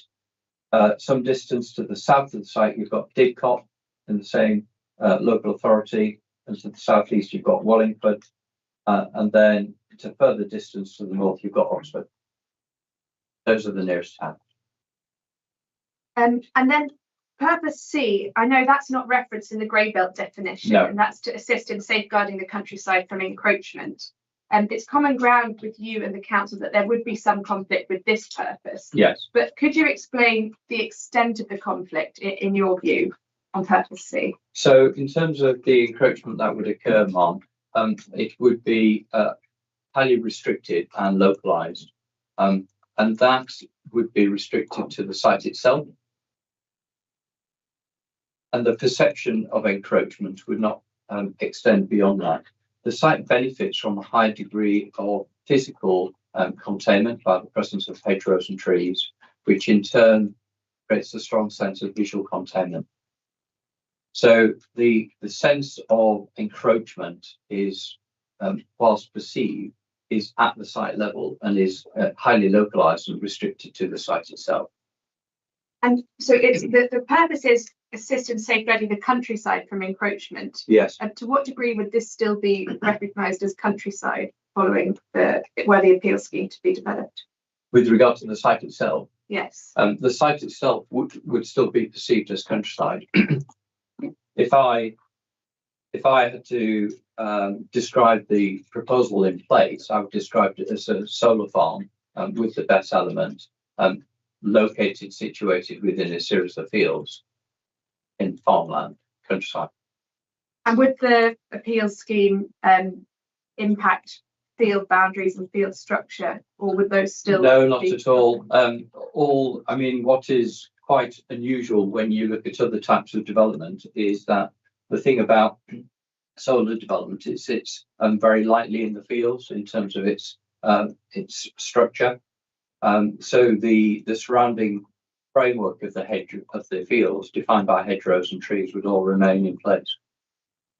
The next we have purpose D, which is to preserve Yeah. the setting and special character of historic towns. I think this is probably quite brief, but what do you say the site falls within the setting of a historic town? So in this regard, I mean, the historic town that comes to mind is obviously Oxford, some distance to the north. And clearly the purpose D refers to the setting and the special character of the historic towns. From my perspective as a landscape planner, setting needs to be capable of being appreciated.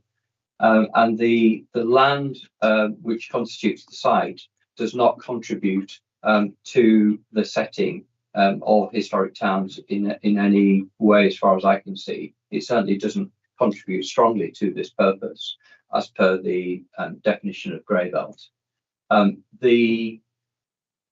When you're on site, you're not aware of any setting context for any towns, whether they're historic or otherwise. And the final one is to assist in urban regeneration by encouraging the recycling of derelict and other urban land. Yes. Is there any suggestion by the council in this case that the appeal scheme could be located in an urban area? No, I'm not aware of that. No. So finally then, on the MPPF and the Greenbelt. So if we look at paragraph 155 now, Yes. and most of this again is for planning witnesses to deal with, Mm-hmm. but the first subparagraph A there asks the decision maker when grey belt's being considered to consider whether the scheme would utilise grey belt land and would not fundamentally undermine the purposes taken together of the remaining green belt across the area of the plan. In light of what you've just explained, could you tell the inspector your view on that sub-criterion A of 155? Yes, certainly. So again, it's very useful to have one eye on that plan of the green belt as it relates to the site and the wider surrounding area of the designation. But certainly it's my view that with the proposal in place, it would utilise grey belt land, which has been accepted by both parties, but it would not fundamentally undermine the purposes taken together of the remaining green belt across the area of the plan.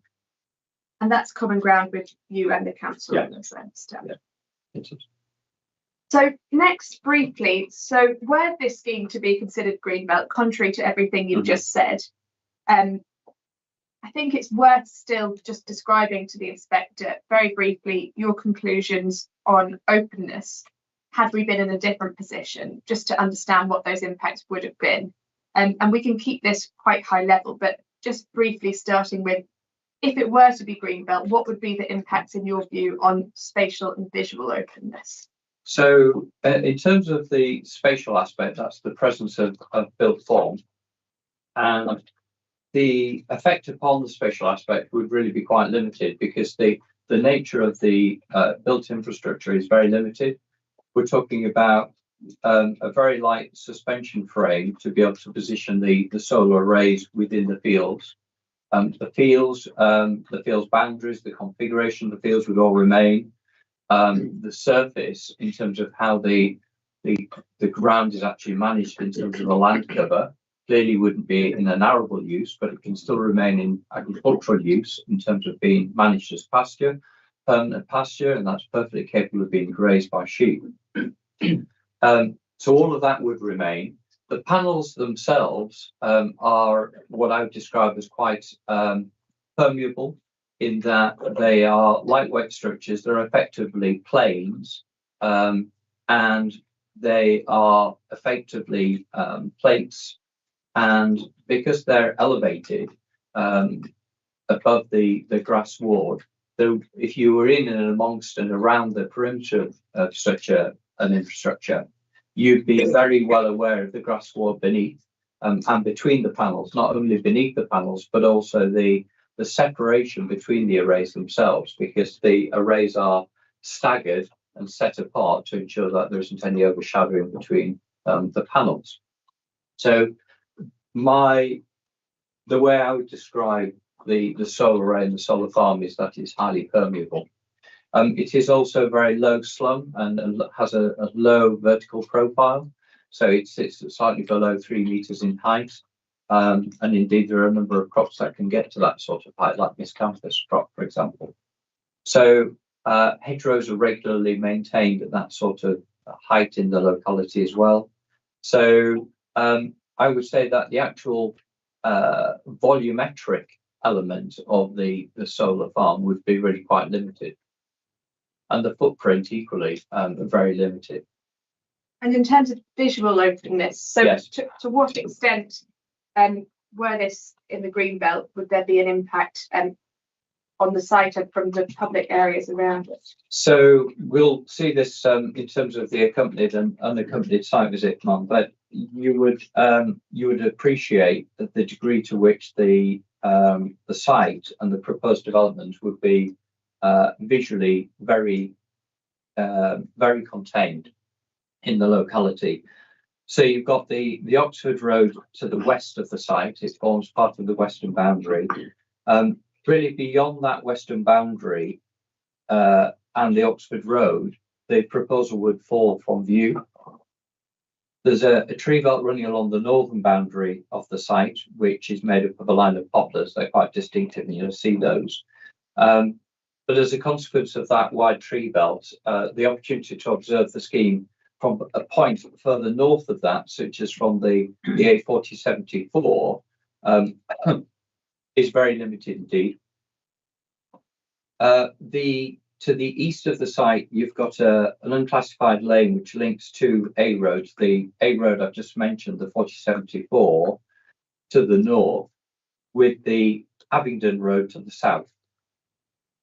This is a road that is broadly orientated east-west, and if you were to drive or indeed to walk along there, your opportunity to observe the solar farm looking west from that road is really would be really quite difficult to be able to observe and appreciate the solar farm, even with the existing vegetation that is there today without the mitigation planting. And then in terms of the extent of visibility and the reach of visibility to the south, really doesn't extend any further south than the public right-of-way, which lies to the south of the site. I'll give you the reference number. It's on the viewpoint location plan. It broadly links viewpoints 4 and 5. But given that you were to walk along there, looking northward, year one, you would be aware of a leading edge, if you like, of the southern edge of the solar panels. But with the establishment of a hedgerow running along that southern boundary, and once it's matured, you wouldn't be aware that there was a solar farm north of that hedgerow, because it's a flat landscape through there.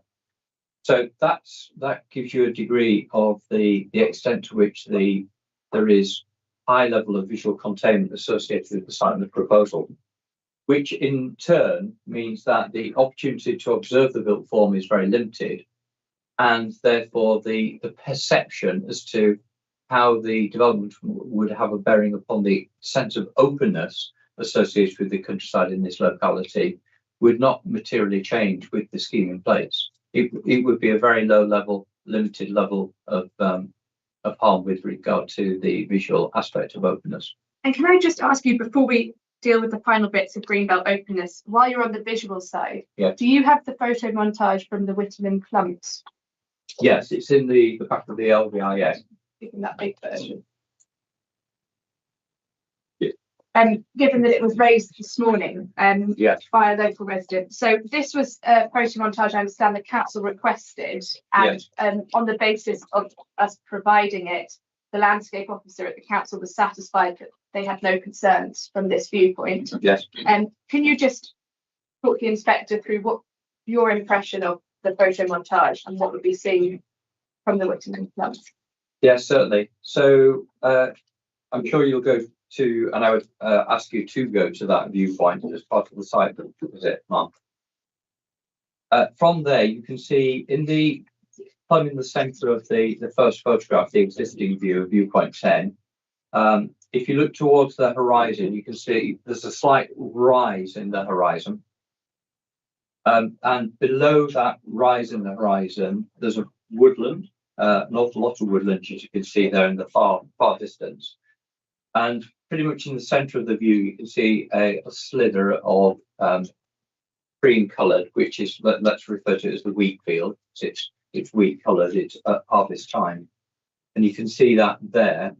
If you were then to go to year one with the scheme in place, what happens is that you'd have the scheme in place, but from this angle of view, the solar panels would effectively be seen layered behind one another. So effectively, whilst you retain the field pattern, that area would effectively be coloured in with the colour of the solar panels, and you can see that in the viewpoint 10 year one. Then, if you cast your mind back to the master plan, you would recall that what is proposed is that across the site, across the breadth and the depth of the site, there is the introduction of 3 new lines of vegetation, which would be orientated east-west across the site and subdivide the site. So with the establishment of those, with those hedgerows and the trees, the vegetation associated with them, because they're proposed as tree belts, certainly the northern 2, they would grow in height up to around about 10 to 15 metres in height. So given the angle of view, it means that the majority of the solar farm, when seen from that viewpoint, the solar panels will be screened by the internal hedgerows that would be introduced as part of the scheme. And so if you look at the viewpoint 15, you can see the degree to which the planting is taking effect, and you really can't appreciate that there would be a solar farm there in this view. As you can see, it's integrated into the view. And the solar panels that you can see tend to be dark in colour, so they're recessive in colour. So that's then difficult to be able to differentiate and discern those separately from the woodland cover, which generally tends to adopt a dark green colour. Thank you. So we Can I just ask a question? Yeah. So obviously, Mr. Fielding raised about the glint and glare. Yes. So how would, you know, if the sun's shining on them, would they, are they still recessive, or would there be a glare? And Well, my understanding of glint and glare, and there is a glint and glare report, but my understanding is that the glint and glare that I've experienced with regard to solar panels is at a very acute angle where you're looking along the line of the panel and you've got the sun either setting or the sun rising. So you can get a little bit of reflection at those hours of the day if you're looking along the panel. But because these panels are looking due south and you're looking, this location is due south of the solar farm, you're looking due north, you're looking towards the panels, and because they're facing at the angle towards the sun, you wouldn't get any reflection because they're designed to be non-reflective in their design. So there wouldn't be any reflectivity from this location.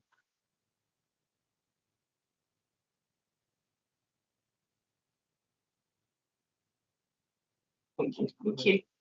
So just returning then to the greenbelt openness. So you've explained spatial and visual openness. Yes. You note in your proof, I think your analysis of openness starts at 4.7 of your proof and goes to 4.26. But there are 2 other elements that the PPG asks you to look at when considering openness. And those are duration and remediability and the degree of activity. Yeah. So could you just very quickly explain how those have factored into your conclusions on openness as well? So they're considered factors that need to be taken into account as per the planning guidance. With regard to duration and remediability, this is particularly relevant. It may not be relevant with certain types, many forms of development, which is permanent, but this is time limited. So duration has a relevant aspect to play here. The scheme is time limited to 40 years, but as per the guidance, duration doesn't fix a period of time associated with it. The point is, the principle is that it is reversible, and the green belt is a long-term and enduring and permanent.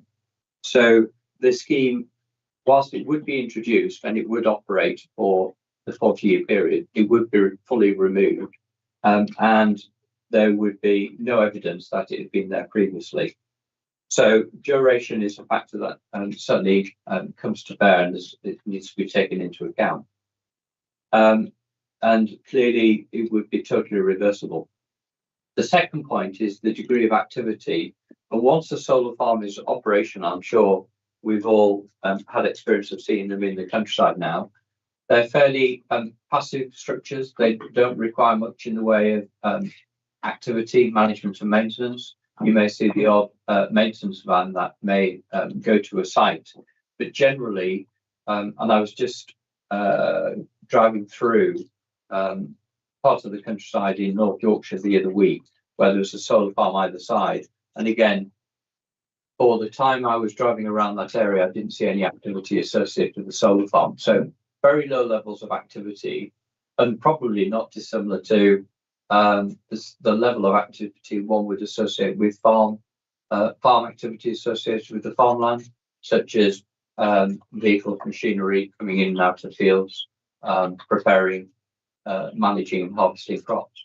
Probably less activity, actually. So minimal effect in terms of degree of activity. And were this site to be greenbelt, those would all factor into the overall conclusions of it? Yes, absolutely. So in terms of overall level of harm to openness, and I set this out in my paragraph 426 in my proof, I consider that there'd be a moderate level of harm, that it would be highly localised. So that's greenbelt. Yes. I don't propose to go in detail through the landscape and visual evidence that you provided appended to your proof, given it wasn't a reason for refusal in the first place. Yes. And we don't want to take up inquiry time unnecessarily. The inspector said the proofs are to be taken as read. Yes. But I just want to ask one question. So this is a case where obviously there isn't a reason for refusal. Yes. And in fact, it goes beyond that, because there's agreement in the landscape statement of common ground that there's no conflict with the landscape and visual impact policies in the local plan. And that's paragraphs 2.10 and 2.18 of the landscape statement of common ground. Yes, correct. And how typical is that in your experience of solar farm development of this stage, and why do you think the council has reached the conclusion they have? So in terms of my experience, it's highly uncommon in my experience, and I'm struggling to think of an occasion where landscape and visual has not been a consideration, certainly at an inquiry, either or both of those issues, but for neither to be articulated and raised is unusual. And what is it about this site and this scheme that you think has allowed the council to come to that conclusion? So I think, first of all, as I mentioned earlier, without the risk of repeating myself, is that the site benefits from a high degree of visual containment because of the significant presence of woodland and tree cover in the immediate vicinity and framing the site. So it's got a high level of visual containment. So the opportunity to actually be able to observe this scheme from the surrounding area is very limited indeed. So harm to visual amenity, general visual amenity, such as from public rights of way and highways, is very, very minimal. And by reference, just to give you the reference point, if you make a note, Mum, in my appendices to my proof, there is it's Appendix 2, visual impact schedule. And what I've done there is taken each of the 10 viewpoints, assessed year 1 and year 15. You can look at that later if you like, but in terms of year 1 for each of those views, there are no major effects in terms of visual effects at year 1. And when you get to year 15, there are no visual effects other than they're negligible from the clump that where we're looking at the photomontage. So that shows you the low level degree of harm in visual amenity terms. In terms of character, landscape, this is essentially the site itself is made up of a couple of very large arable fields, which are quite unremarkable in terms of character. What is proposed is green infrastructure that would remain once the proposal is removed, so that there would be a legacy of enhancement in terms of landscape features and trees and hedgerow restoration subdivision into smaller fields as there was historically in the area. So the long-term outcome of this scheme is that there would be a net beneficial effect in landscape character terms. And I think that's acknowledged by the council. So I think if you take those two parameters into account, factors, I think that's the reason why the council have not articulated a case in terms of harm with regard to general visual amenity and landscape character. Thank you very much, Mr. Cook. Those are the questions I have for you, the Inspector and the Council. Yeah, I've just got a couple of the more factual, just clarifying things. Yes. Just in your proof, at paragraph 3.28. I'm just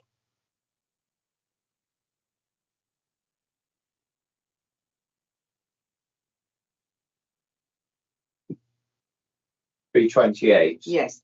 Yes. You say there that the existing roadside hedges that are around 1.7. Sorry, I've got two. You said 328, didn't you? Yes. Sorry, I sent to 228. Right, 328. Yeah. That. Existing roadside hedges around 1.75 metres would be allowed to grow to 2.5 metres. Yes. And then in paragraph 338, you say all existing hedges would be managed to a height of 3 metres or over. And I just wanted to get, because obviously one you say 2.5 and the other 3. I didn't know whether you meant the roadside hedges are staying at 2.5. Where in 3.38, please? I thought. Because in the 1, 2, 3, 4, fifth bullet from the bottom, I said 2.5 to 3 metres in height. The one above that says 3 metres. Yes. I think the third one says 3 metres. Yeah. Third bullet point down. Yes. So, I mean, the spectrum would be between 2.5 and 3 metres in height. So are the roadside hedges largely going to stay at 2.5 and more internal will be 3? And the reason for that is your viewing opportunity from a roadside is from the road itself. It's flanked by a hedgerow, and if that hedgerow is at 2.5 metres, as a general motorist in a standard car or a pedestrian or a cyclist, you wouldn't see over 2.5.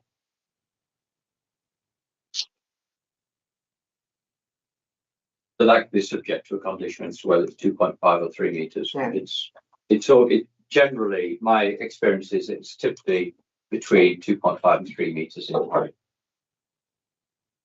And then just the end of the one in paragraph 411 to 421, you set out visual aspects from various directions. Yes. And I want you, if you could tell me what is short, medium and long term in terms of mitigation planting. So in 419, you say that in the medium term, there would be limited visibility. I was just trying to understand what do you mean by medium term, what's short term, what's long term? So medium term would be in a 5-year horizon, 5 to 10 years. So by that merit, long term would be Long term is beyond 10 years, yeah. And short term is up to 5 years, I would say.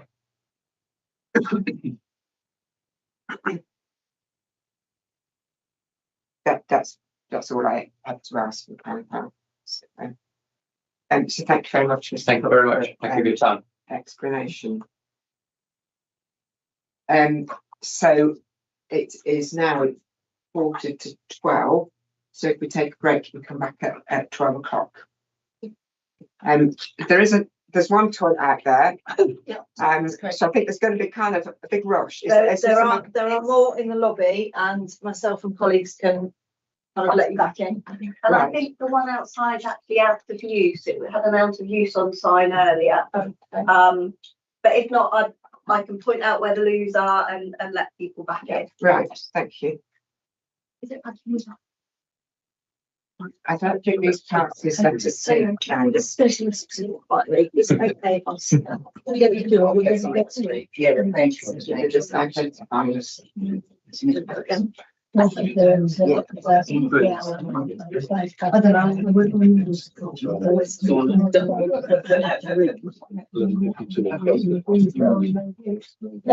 Oh, I love it. Did you want to? Yeah, I think-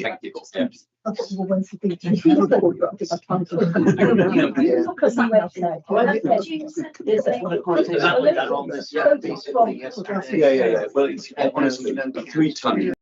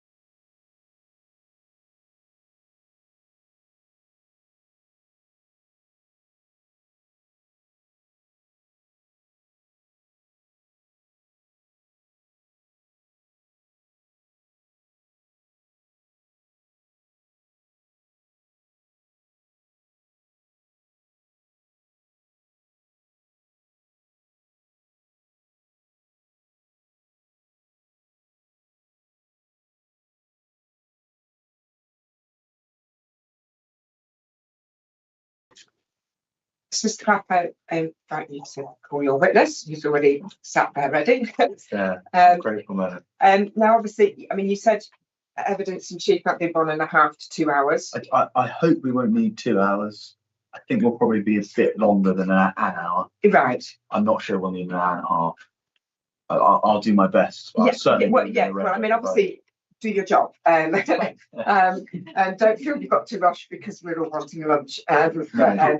Well, I do too. Yeah. But, yes. If we get to 1 o'clock and just see how we go. Yeah. I'll try and identify. I'm quite, I'm sure we can all manage to go to have one if needs be. Yeah. I'm with you. Yes. Let's just see how it goes. And I mean, obviously, Mr. It would have to be in isolation. Of course. But it's going to have to be in isolation over lunch anyway. So. I think you're welcome to the opportunity not to have lunch with me. So that's absolutely fine. I can give you, if it's helpful, some document references that Mr. Reynolds is going to turn up in the course of his evidence. Got the local plan, that's CD 5.1. His proof, CD 910. Yeah. The framework, which is CD 6.26. Yeah, I've got brilliant coupling now. The PPG extracts 6.2. I was no surprise, that's paragraph 13.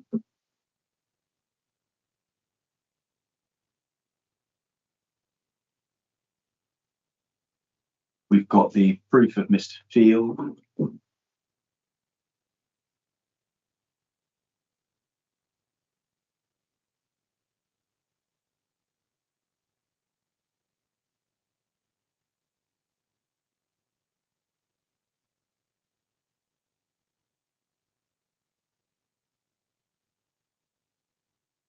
And then the two written ministerial statements, one from 2015, one from 2024, they are respectively CD 6.32 and 6.33.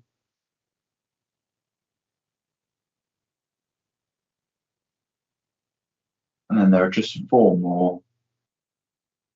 There is the site selection report, which, as I understand it, is 3.19 in the core documents list, but is 3.18 on the website. So you have a hard copy. Yeah. That's how I've negotiated the issue as well. There's the site selection statement, which is 1.26.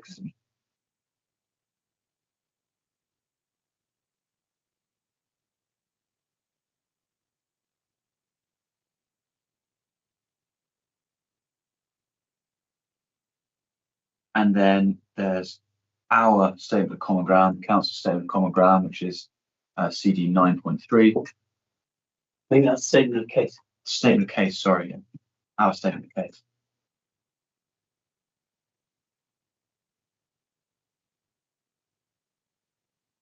Yeah. And then finally, the rebuttal evidence from Mr. Hassan, which is 9.12.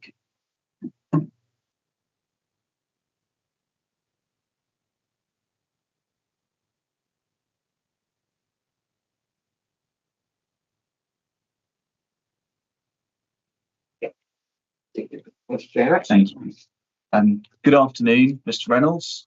I'm going to introduce you to the inquiry by reference to paragraphs 1.1 to 1.7 of your evidence, please. So I'd be grateful if you could turn those.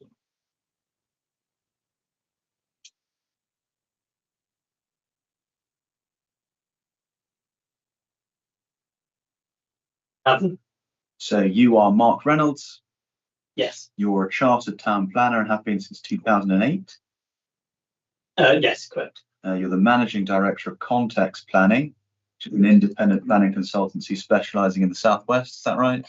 I am. That's correct. Yeah. And before you set up Context Planning, you worked for 15 years in local authorities, including Wiltshire and Bath, North East Somerset Council. Yes. And in a variety of planning-based roles. So let's summarise your experience in that way. And before, you were a non-salaried planning inspector. Is that right? Yes. Right. The inspector has a proof of evidence and summary proof for you. Can I please just confirm, can I ask you, you've reviewed your proof of evidence and your summary proof relatively recently? Yes. Subject to obviously not discussing the bits which relate to reasons for refusal which are no longer pursued by the local authority, are you still happy with your proofs of evidence and your summary proof? Yes. Thank you. The inquiry has read your proof of evidence, the documents that you refer to within it, so I'm not going to take you through your proof line by line. I'm going to take the proof as read and pick out a few important points for the inquiry. Are you happy with that approach? Yes. Okay, so let's start with policy then. DES 7 is the policy mentioned in the reason for refusal, reason for refusal 2. It's mentioned at page 8 of your proof for the first time. Can you explain, for the purposes of the inquiry, why that's an important policy, and if so, how is it important? Yes. So it's probably worth going to the policy, Ma'am, which is page 202 of the local plan. That's 5.1, isn't it? 5.1.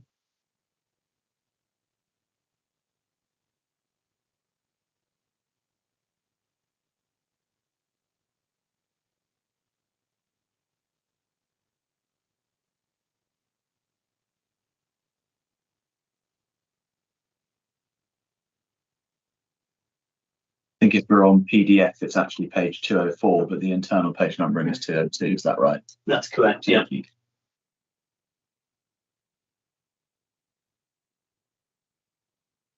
Yeah, we've got it. Got that, Mum. So DES 7 is a most important policy. It is the only local plan policy that's referenced in reason for refusal number 2.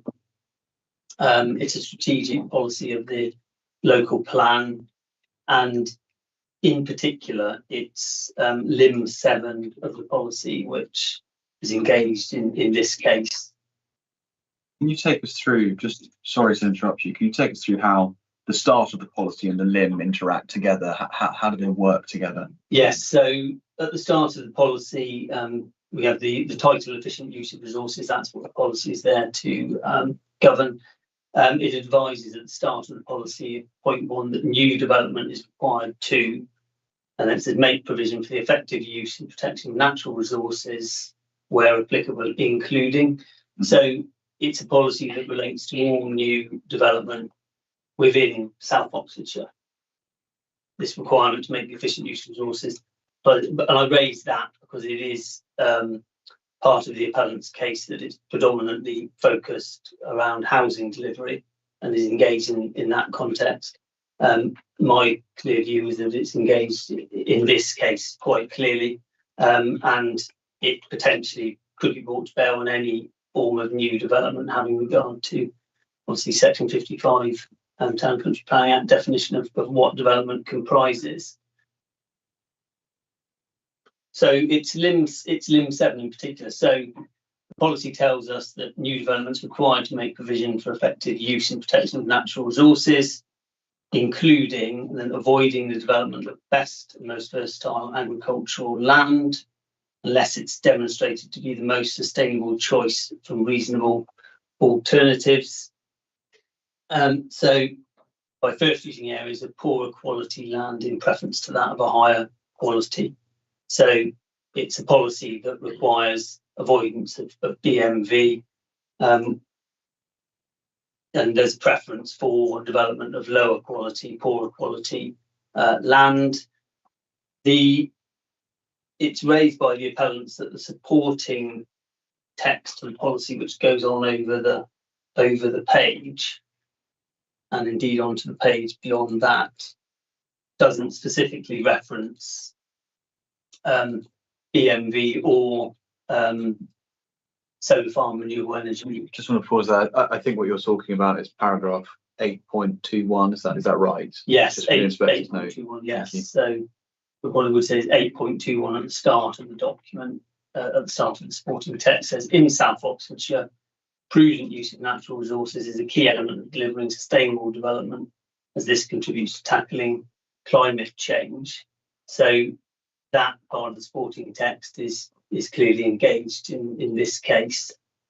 And as I say, the part of the appellant's case has been that the supporting text doesn't refer specifically to either BMV land or to renewable energy proposals. There's a big question mark as to its relevance. And I would, if we could go, Ma'am, to, in the same document, page 343, which is part of Appendix 16. Internal page 3. So internal page 341, yes.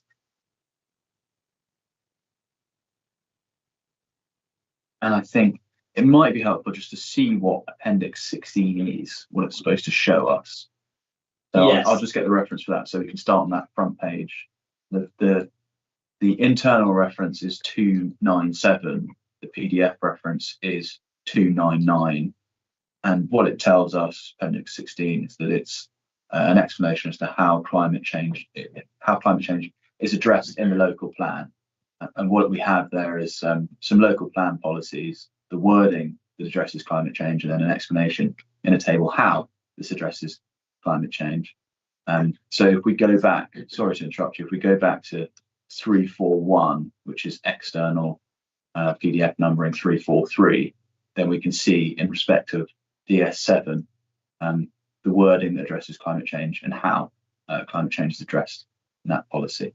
That's correct, yes. So you have a table there, you have the local plan policy, then you have a reference to which paragraphs are relevant. In the case of DES7, it's all paragraphs, the page number, and then it has some explanation around the wording that addresses climate change.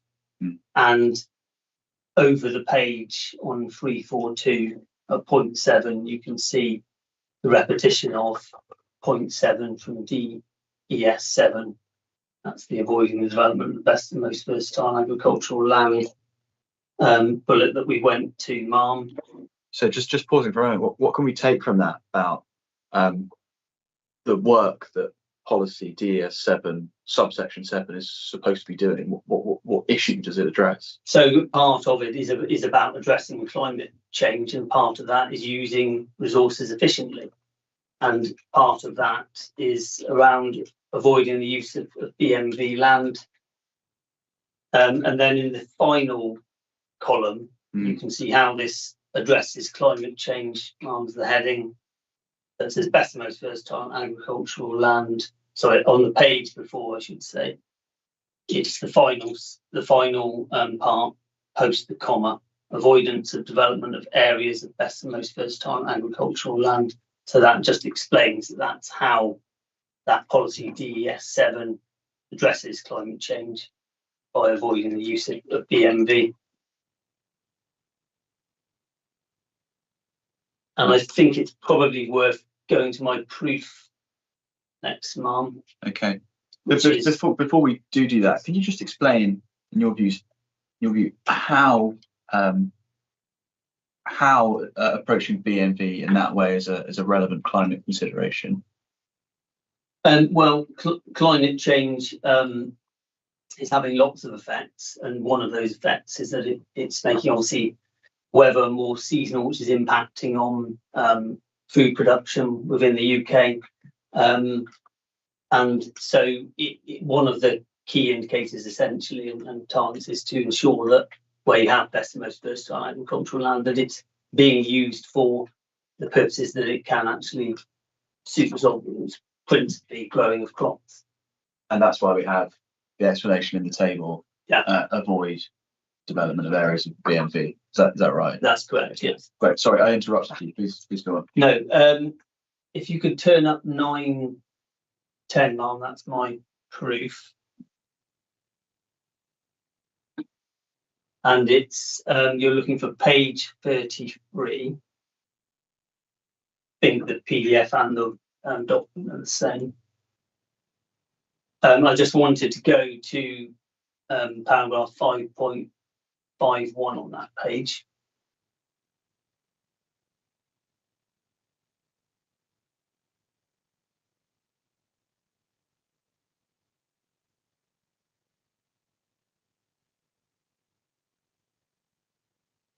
And I just wanted to draw reference to, I've included a table there, which is figure 4, which is a table of large solar farms in the district. And these are a series of, I think the bottom 4 on the table are all consented schemes. The top scheme is currently pending determination being considered by the council. And I've included these examples here of large solar farms, and I've calculated, this reviewing the documentation support, the applications, the extent to which those sites require the development of BMV land. And it is quite instructive to note that the majority of those sites are using very small areas of BMV land.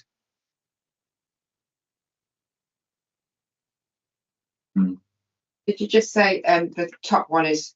Top one is pending consideration. Pending, yes, the land Northwest of New England Courtney. That's pending a decision. Thank you. Okay. What do you say about how the policy DES 7 subsection 7 is reflected in the council's approach to these permissions? Well, I think what you can see is that applications for so large-scale solar farms that are coming forward in South Oxfordshire are largely coming forward in situations, locations where BMV land is being avoided, and I think that's in no small part a reflection of the local policy approach that DES 7 introduces to seek to avoid BMV land unless it's demonstrated to be the most sustainable choice from reasonable alternatives. So developers are proving able to actually bring forward sites in accordance with that policy, largely avoiding BMV land. And of course, what's the amount of BMV land that's being used in this proposed development? So the proposed development is 100% BMV land, a small element of grade 2 and then a larger element of grade 3A. Okay. And let's go through the approach that you would expect an appellant to adopt when applying DES 7. You've explained how it's reflected in these policies, in these permissions rather. Can you tell us how an appellant seeking permission for a scheme that may involve BMV land, how they should approach such an application under the application of DES 7.7?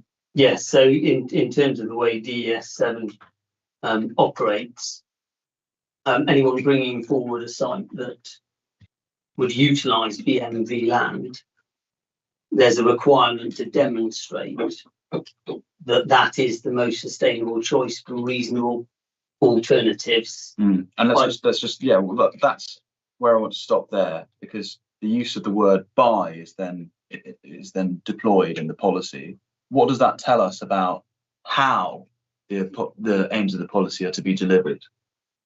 Well, the aims of the policy are to be delivered by introducing a requirement upon the applicant to actually demonstrate that they've considered other alternatives that would obviate the need for using BMV land, and that is, and only then should the scheme proceed if it's the most sustainable choice of those reasonable alternatives. So it introduces a requirement to consider alternative sites as well as the proposed application site itself in particular.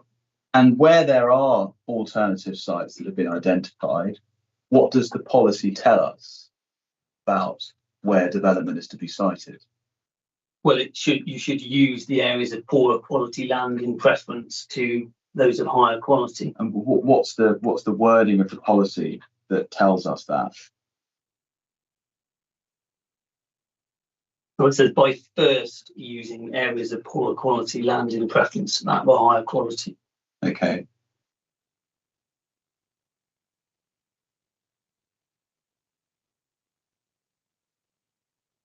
And how would you classify such an approach to development? Well, essentially a sequential approach to site selection.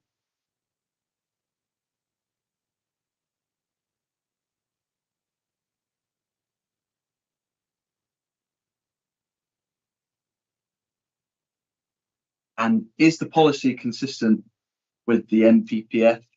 How much weight do you afford to it? Yes, I find the policy to be consistent with the NPPF. In particular, I presume you've got a hard copy of your mind. I do, yeah. Never go anywhere without it.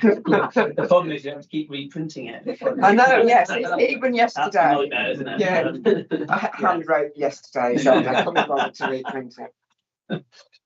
Yes, if you could turn up paragraph 187, Mark.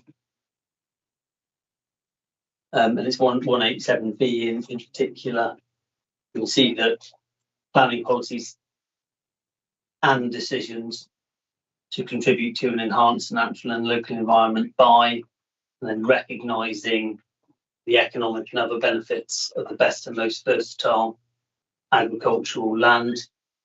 And this policy DES7 is consistent with that requirement, to recognise that, because it specifically seeks for land which does comprise BMV to be used for purposes which contribute economically in terms of the use of the land itself, soils rather.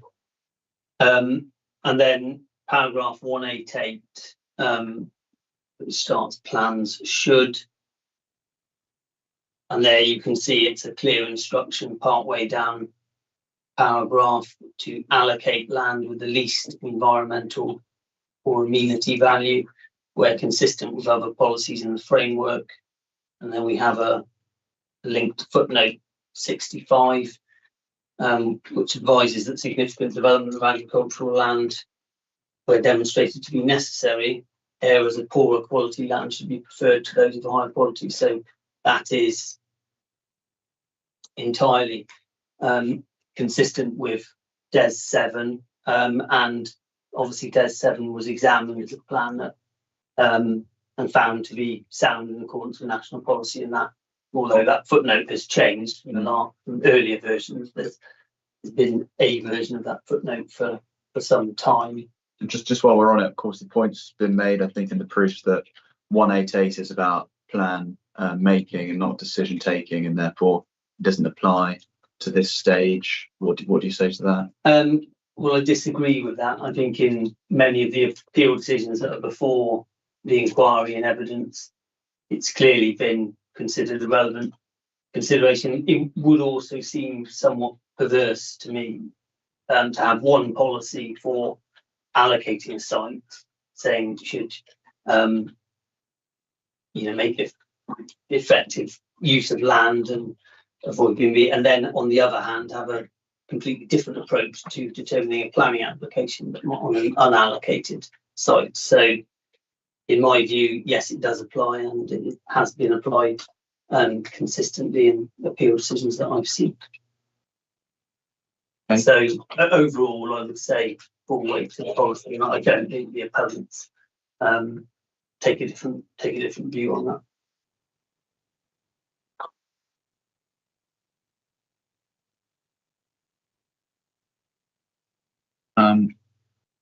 Brilliant.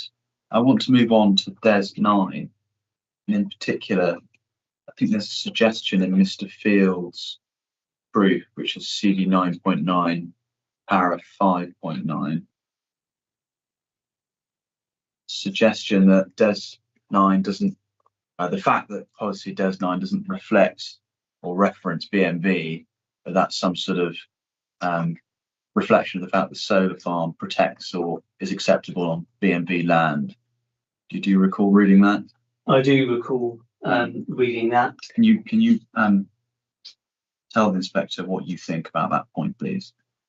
So I think DES 9, which is 206 in the document. I guess it's 208 in the PDF.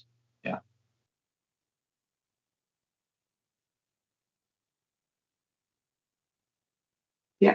So I think it's just worth noticing, while we are on DES 9, the council doesn't allege conflict with DES 9, and DES 9 is a policy which seeks to encourage schemes for renewable low carbon energy generation at all scales. And it's a policy which, in my view, is a manifestation of the requirement at paragraph 162 and then at 165A for policies to take a proactive approach to mitigating and adapting to climate change and having a positive strategy for bringing forward renewable energy.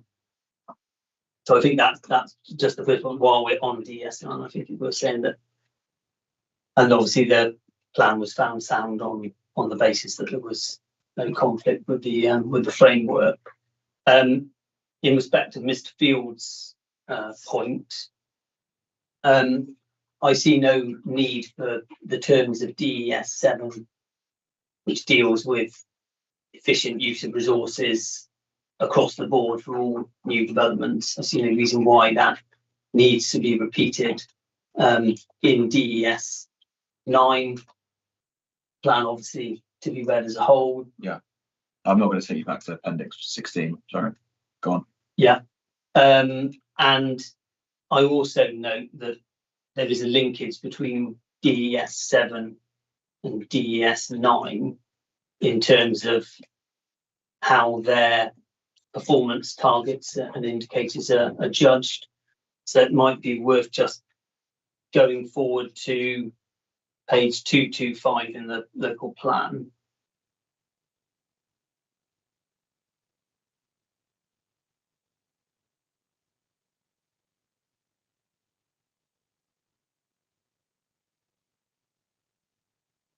So just note there at 11.3 on that page, we're in the monitoring review section. It just explains that in order to ensure efficient, effective monitoring, a framework has been prepared setting out key indicators that will track the delivery of the plan. So if you can then move on to 238.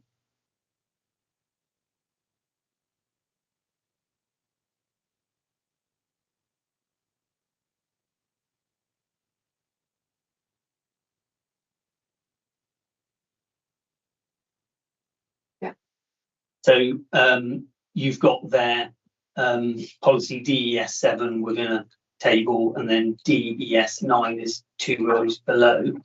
So the second column is the indicators of performance, and the third column is the targets for performance. So you can see DES 7, both the indicators and the targets are covered by DES 9.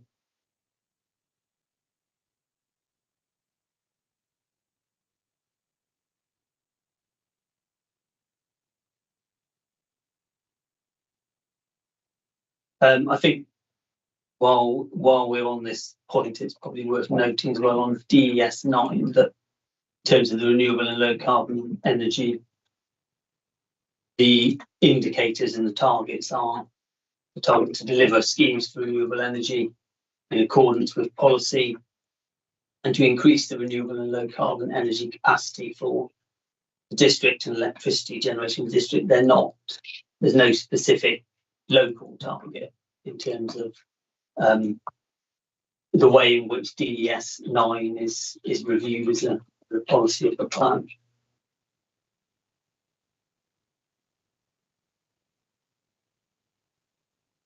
Okay, do you want to say anything else about DES 9, or can we move on? I think we can move on. Okay. Well, the inquiry will already know that the PPG includes some specific guidance in respect of ground-mounted solar. What does it say? Let's start with your proof of evidence. It's probably helpful to turn up the PPG itself, of course, which is CD 6.2.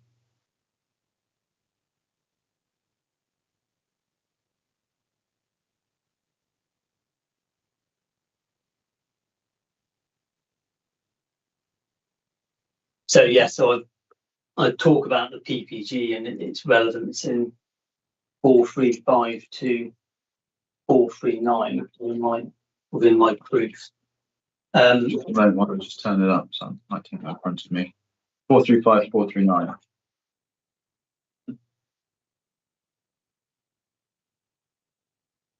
Great.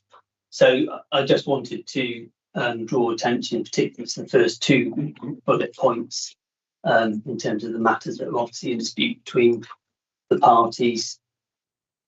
And the first bullet point is requires local planning authorities to consider. When you say bullet points, sorry, let's just make sure we know what we're looking at. Yeah, apologies. Brief open, and we've got the PPG. Yeah, open. we're on paragraph 13, I should have said. Yeah. So it's the bit under particular factors and local planning authority will need to consider. Yeah, so if I'm right, I'm thinking we're at PDF page 9 of CD 6.2. That's correct, yeah.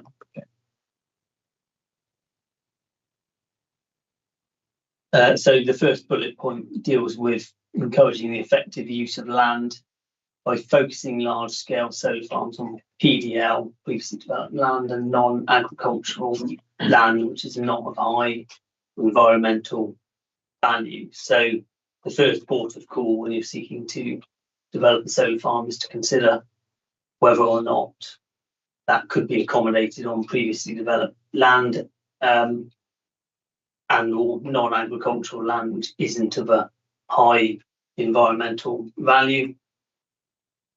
The second bullet point goes on to talk about proposals involving greenfield land and advises that a local planning authority should consider whether the proposed use of any agricultural land has been shown to be necessary and poorer quality land has been used in preference to higher quality land. So that's the first thing to consider. And the second point is to consider whether or not the development, the proposal would allow for continued agricultural use where applicable. And the final bit of the second bullet refers the reader to two speeches. 2013 speech by the then Minister for Energy and Climate Change, and also then to the written ministerial statement 2015. Before we go on to cover those, can you just tell the inspector what you think? Footnotes. Second bullet point here. You tell us what that means in respect of what an applicant for planning permission has to show if they're seeking permission for a greenfield site that involves BMV. So they would need to show in the first instance that a previously developed site or non-agricultural land was unavailable, unsuitable for solar development. In instances where that test is passed, then there's a requirement then to consider whether it's the proposed use of any agricultural land has been shown to be necessary. So you do have to show that you need to do it. You can't put it anywhere else. It needs to go on agricultural land, and then you have the requirement to prefer poorer quality land over higher quality land. Yeah. Okay. We can come on to that in a moment, and of course, the relationship between DES 7 and this particular guidance. We can come back to that. So we've got the PPG telling us that an applicant has to show necessity when BMV land is required. Can you take us into the 2015 WMS and tell us what you say the WMS tells us about the standard of evidence that an applicant has to bring to the table to demonstrate necessity? Yes, so the WMS still referred to in the PPG. This is in 6.32. We can come on to how important you say it is in a minute, but I'd like you to first cover what it says. Yes, I'd like to highlight the final paragraph on page 1 of the document, which starts, "We are encouraged by the impact the guidance is having.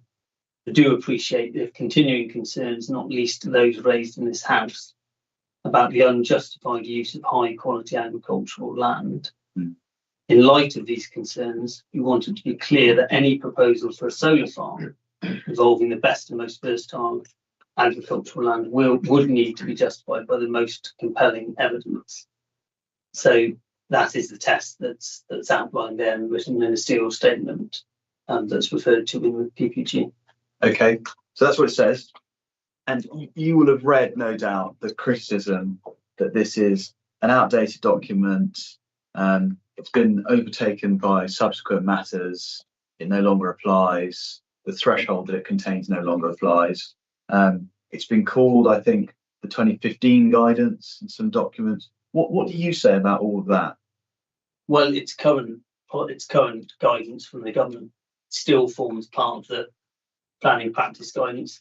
The planning practice guidance was designed and brought in as a live database, effectively, of advice and guidance, which can be adapted and indeed is frequently adapted and altered. So it's that notwithstanding, it's stayed in the policy and still referred to in that paragraph of the PPG. It is still the government's view in that regard that the most compelling evidence is required in that regard if you are going to cite your solar farm on BMV land. And you mentioned it's a live document, PPG. Just remind me with respect to how easy is it for the government to change the PPG? Is there, for example, any consultation process? No, there's no consultation process in terms of amending the PPG, and it does, much the difficulty of the practitioners at times, it does change quite regularly. Yeah, I know. So you do have to keep on top of it and monitor it and see, and there's sections that you explain the updates as and when they come through. So we've got this 2015 WMS remaining in the PPG since 2015. Yeah. Despite all of the updates, other statements of policy that have happened in the interim.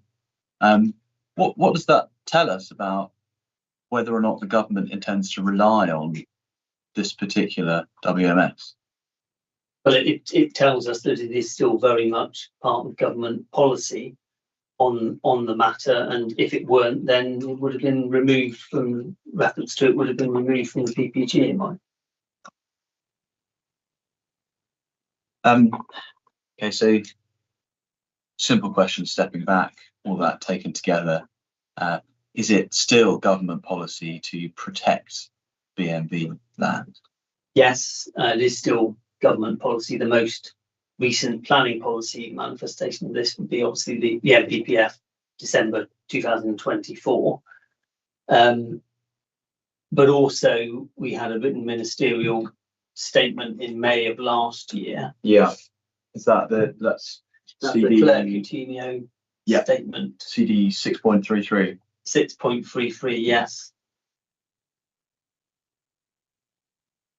And that document highlights that UK food security is of paramount importance to the national security of the country, and that heightened geopolitical risks with what's going on in the world, more important than ever that our best agricultural land is protected and food production is prioritised.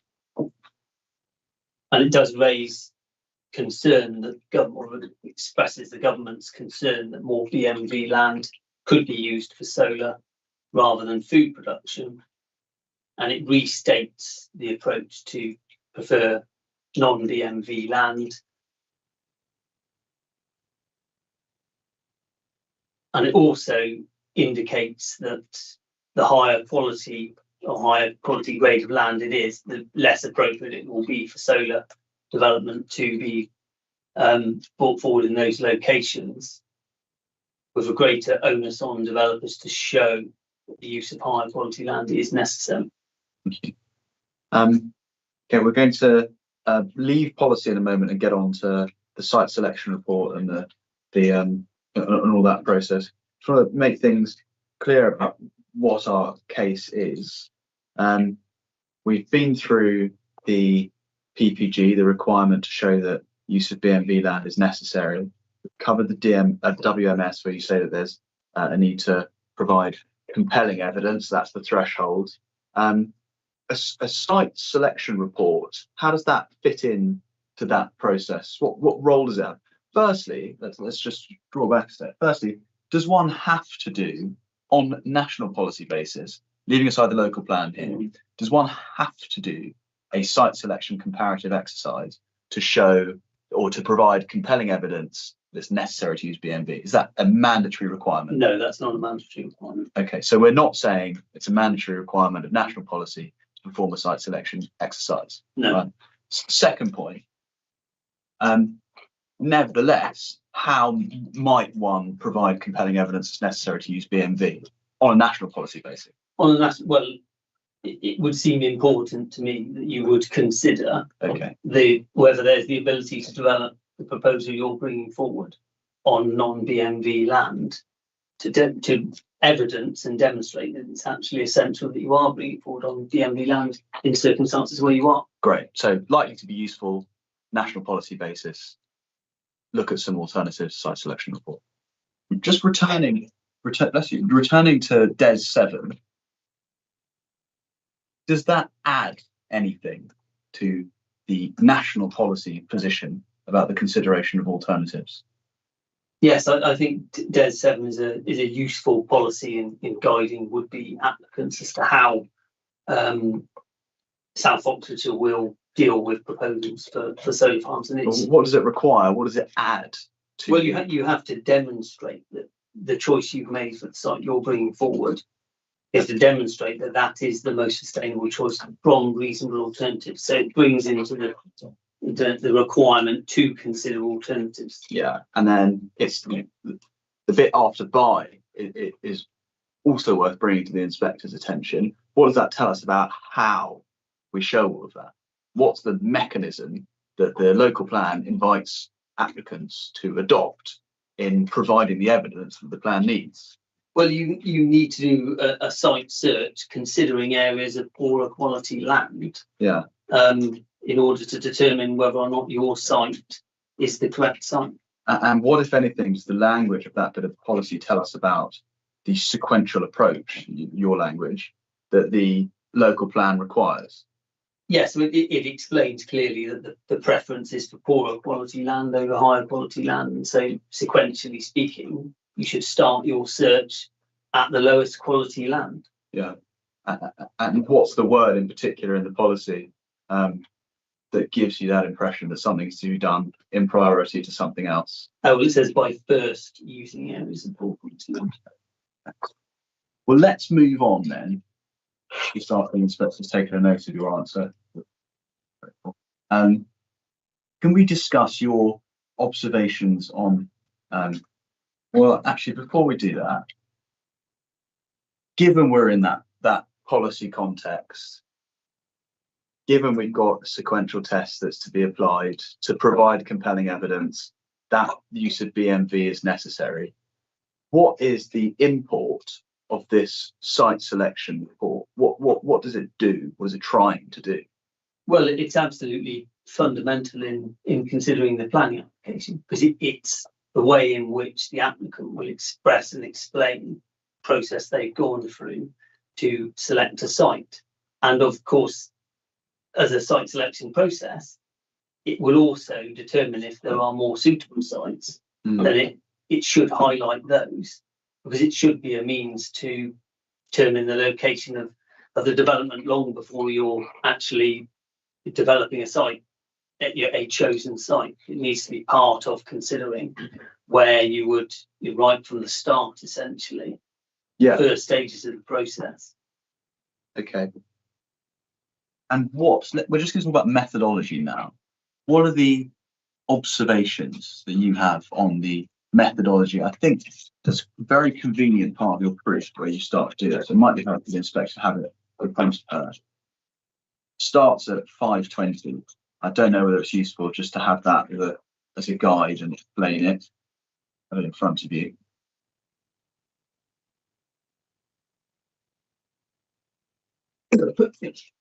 Yes. So I think it's also, if you overall, I think it's also worth having the site selection report. You've got a hard copy, haven't you? So it's paragraph 110 in the first instance, which is on page 2. 318, isn't it? Yeah, it's 318 if you use the appeal portal. I think it's 319 on the court docs list. There's obviously been an amendment.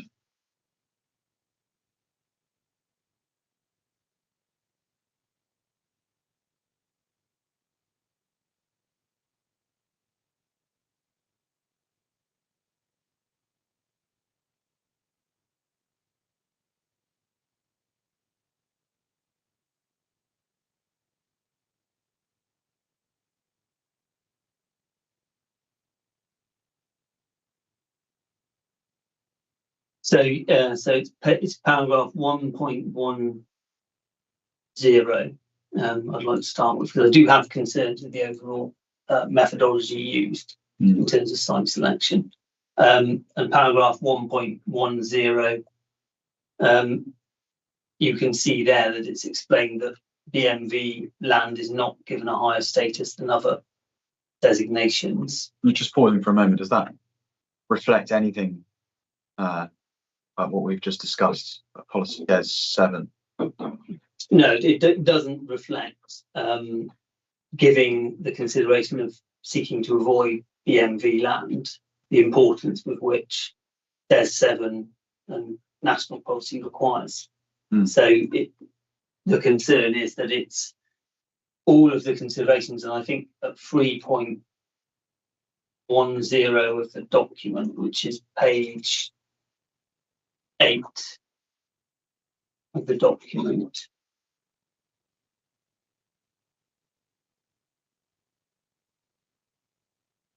you have a list of all of the parameters which are factored in terms of the site selection analysis. So on my count, there's 13 parameters there that are used in terms of site selection. One of which is agricultural land classification. But going back to 1.10, we're told that it's given no higher status. I haven't seen anything which explains whether any other parameters are favoured or weighted in any way. It doesn't appear to me they are, based on the original site selection report where parameters are scored out of 6, and there's not higher scores for certain parameters or lower scores for others. So the methodology itself doesn't particularly identify BMV land as it doesn't necessarily encourage people to avoid it if you use the methodology, because it's one of 13 things to be considered which are all of equal weighting. And then in terms of the methodology as well, paragraph 1.11 just below it explains that critically the purpose of the SSR is outlining the process undertaken to identify the proposed site. If through the site selection process another site is identified as suitable, this should be considered as an additional, not an alternative site. In this situation, both or multiple sites should be brought forward as they are essential to contributing towards delivering the overwhelming need. So, I'm a little unclear as to how the site selection report informed the original choosing of this site, because this report says if you find another site that scores presumably as well or better, then you should develop that site as well. So it's not, it says it won't be an alternative, it'll be an additional site.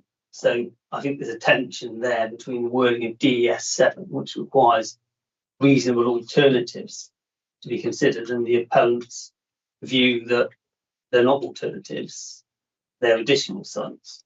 Yeah, well, let's spell it out. The policy DES 7 says to avoid development of BMV unless it's demonstrated to be the most sustainable choice from reasonable alternatives. Is this document a document which generates reasonable alternatives? No, it could generate additional sites. But that's its aim. That's what That's it the says. same, yeah. So it's not aimed at generating reasonable alternatives. Is that what you're saying? Well, on my reading of it, it's designed to identify the proposed site, to explain why the site as is has come forward. It's not to consider alternative sites, and whether or not the appeal site in this case is the best site. So methodologically, based on that assessment, is this a document that can comprise evidence, let alone compelling evidence, to show the use of B&B is necessary? Not in my view, no. Okay. I mean, just while we're on the methodology point, if you have 1.26 there, it's the original site selection statement, I think it's called. Yeah. And we're told, I think, that this report supersedes the old report. Is that right? That's my understanding, But yes. I don't think we've got a score attached to this report versus we did have a score attached to the old one. Yes, so the old ones have scores for the sites, and I just wanted to turn to the appeal site score, the application site score as it was then. So it's 1.26 and it's page 40 of the document.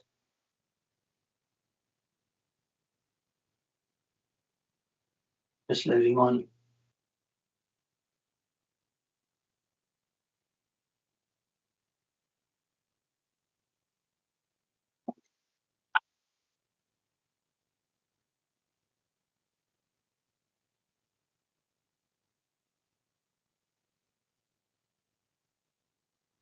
So if you have that, Mum, it's 6.19. You can see there the scoring criteria for the application site. That's what. So this is Burcot Farm, and this is how it is scored. So I won't take you to it, but the scoring system is from 1 to 6. 1 being least appropriate, 6 being most appropriate, or best or worst, depending on how you want to view it. So if you look down in the site characteristics considerations element, you have agricultural land classification. It confirms there that the site contains a mixed grade 3A and grade 2 land, and then you have a score by the side of it. So this site, based on this scoring matrix, scores half marks.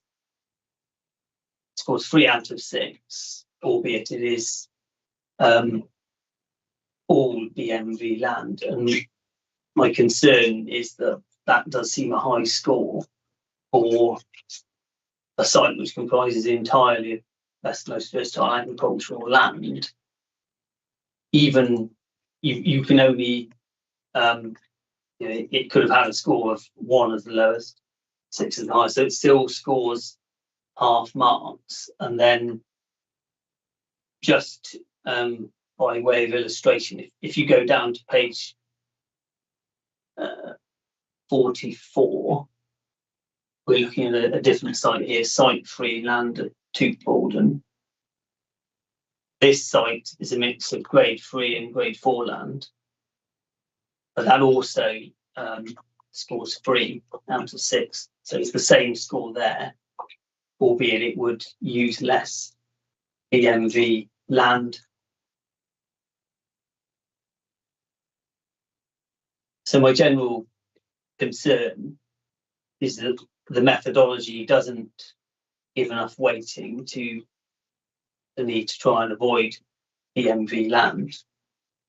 And because it's just one of 13 parameters which all score equally, it's very hard for even a site that is 100% the only land. It may still score very highly. And so the calibration or the methodology is, in my view, wrong there, because it's just not consistent with DES 7 or national policy to avoid. Thank you very much.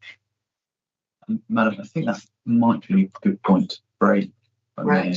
Yeah. I think I probably have, depending on how quickly we take residual matters. I'm over halfway, but I think I'll be more than another half an hour. Right. Yeah. If I may. Yeah. Just cautious to set everything out so that it's Yeah. helpful. No, for you, that's Madam. fine. Yeah. I don't want you to feel like you've got to rush your Very job. So it's 5 to 1. How long do people want for lunch? I mean, we've come back at 1:45. Is that all right? Yeah. Is that? Yeah. Waitrose at 5. Thank you. Thanks very much. So we're starting at 1:45. Thank you.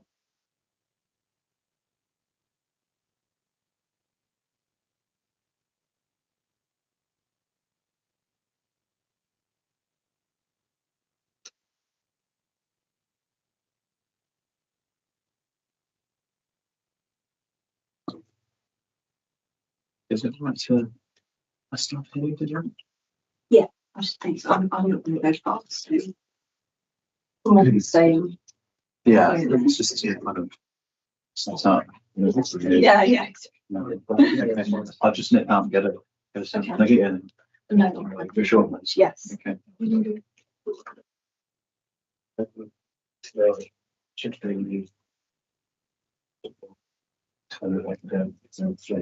You want one?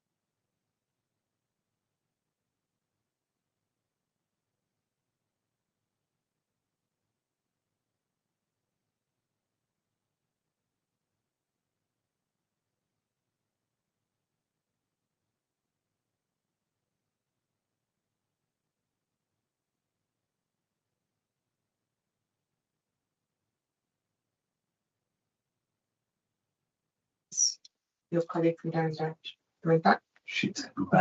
Sorry, the news situation is It's slightly not ideal. complicated. Yes, it's not ideal. No, can only apologise. It's all right. I don't think that comes under your jurisdiction, really. No. You mean you didn't check that? No. Yeah, not my area.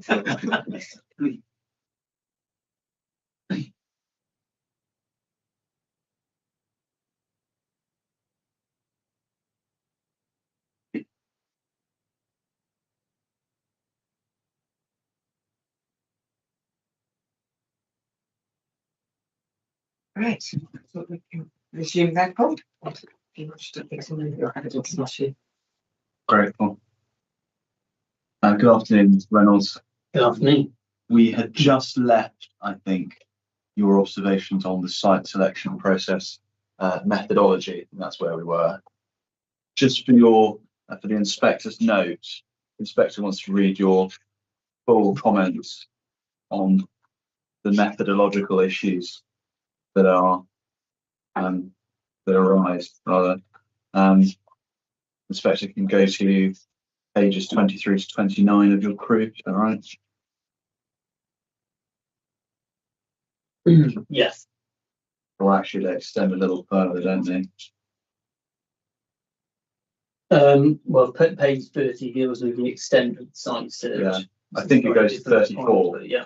So 23 to 34 is methodology, 34 onwards is your critique of the actual results. Yes. Yeah, Indeed, okay. So we're still dealing then with methodological issues now, aren't we? Yes. And the next issue that I think it would be helpful to consider is the issue of the point of connection in the methodology in this report. So could you please tell the inspector what you think about that, please? Yes. So my understanding is that a single point of connection has been considered. The request made approved for capacity at Cowley substation, and then the site selection process has led thereafter essentially to the identification of a site. So it's my concern regarding the point of connection issue is that as far as I'm aware, no other points of connection were considered by the appellant. Well, stopping there, are there other points of connection that are available as far as you understand it? Yes, there are other points of connection. Whether they're available, have capacity, etc. I can't say, but there are other points of connection in the wider area, and there are also connections taking place directly into overhead lines. And there's two schemes within South Oxfordshire where that's being used as a mechanism to connect straight in. Yeah, this point of connection issue, is that necessarily something that has to happen in this local authority, or?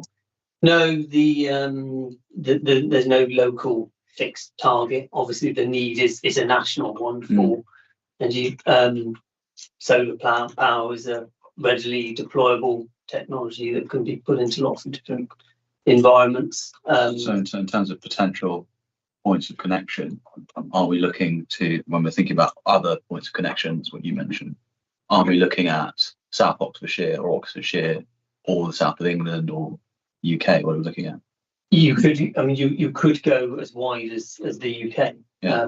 Anywhere that you can connect and deliver a solar farm is going to contribute energy to the national grid. So yes, but there's no reason to necessarily, in my view, curtail the search to South Oxfordshire as a district. So if we're thinking about an exercise that has to demonstrate the necessity to use BMV land and a threshold that requires compelling evidence to that effect, what do you say is the significance of starting with an already pre-selected point of connection rather than considering BMV prior to selecting a point of connection? Well, my concern with that approach is that you are immediately effectively then tied by whatever the BMV situation is around the site, the point of connection. So in this case, we're told, I think Mr. Field's proof tells us that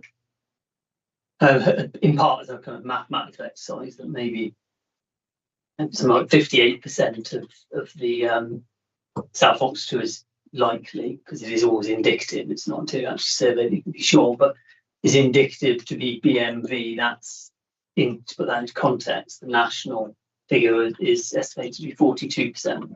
Yeah. So we're in an area where there's a higher extent degree of BMV. Is that taken into account? The inspectors read those figures. What's your comment on whether that proportion of BMV in this local authority is significantly greater than elsewhere in the UK? Well, I mean, it's greater. I wouldn't say it was. I've seen areas where it's much higher. Yeah.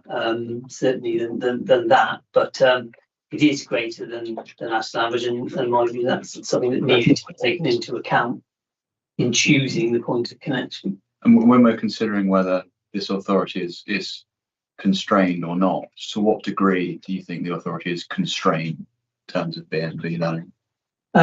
I don't think the authority is constrained. We've seen a number of examples at my 5-point 5.1 figure 4 table of cases where in fact much larger solar farms in terms of the size of the site have come forward using comparatively small amounts of BMV. So there's no doubt you can bring forward solar farms avoiding BMV, because the evidence tells us there's lots of approvals in place in recent years that have done precisely that. I think you say BMV indicative mapping could be used to select a point of connection. Is there a diagram that you want to take us to consider that? Yes, if we could go to 9.3, which is the site search.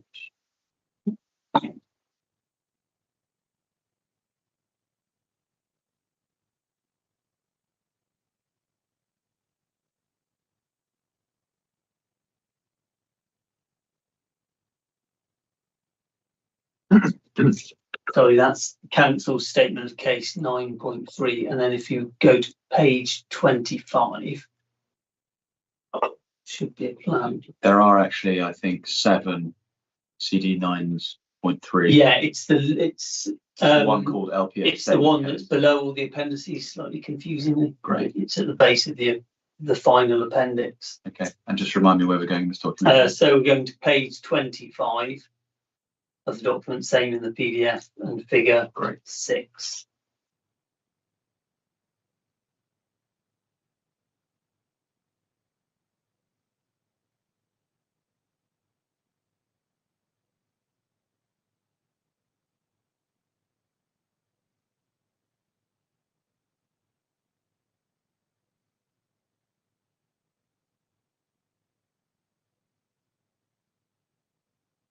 Yeah, I've got that. Thank you. So figure 6 is Natural England's predictive BMV land assessment map. This is a map that doesn't just cover this area. So I've taken an extract here of parts of South Oxfordshire and then parts of the north as well.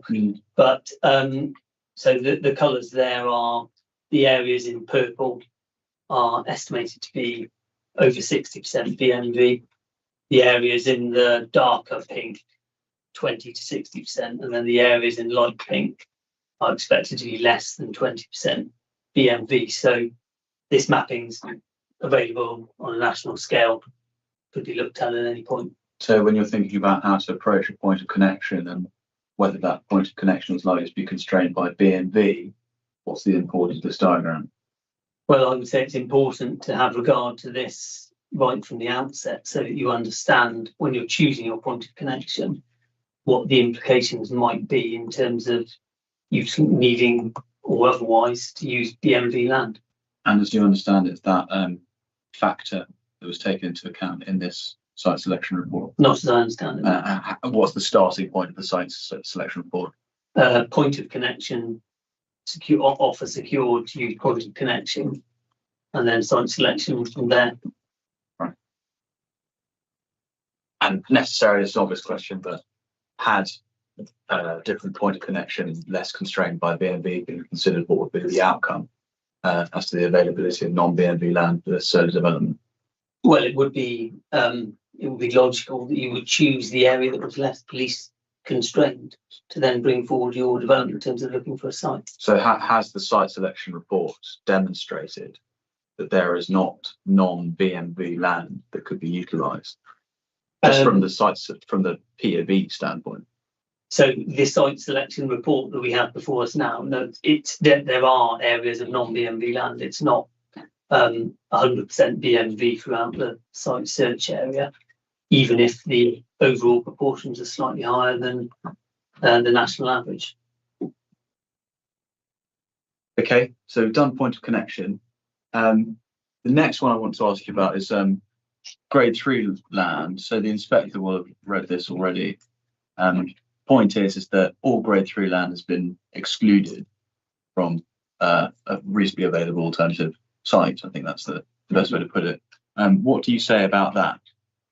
Well, again, that's a concern, because grade 3 will comprise in part 3A, which obviously is BMV land, and 3B, which isn't. So, and it's also a large, it's also grade 3 comprises a very large area of land within the site selection 8-kilometre buffer. Can you take us to the diagram?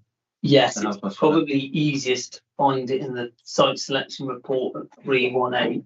Yeah. And it's, I think it's towards the end, there's a large copy of it. Is it one of the appendices? One of the appendices, it might be page 40. So it's page 40 includes, and page 39 actually, but it includes,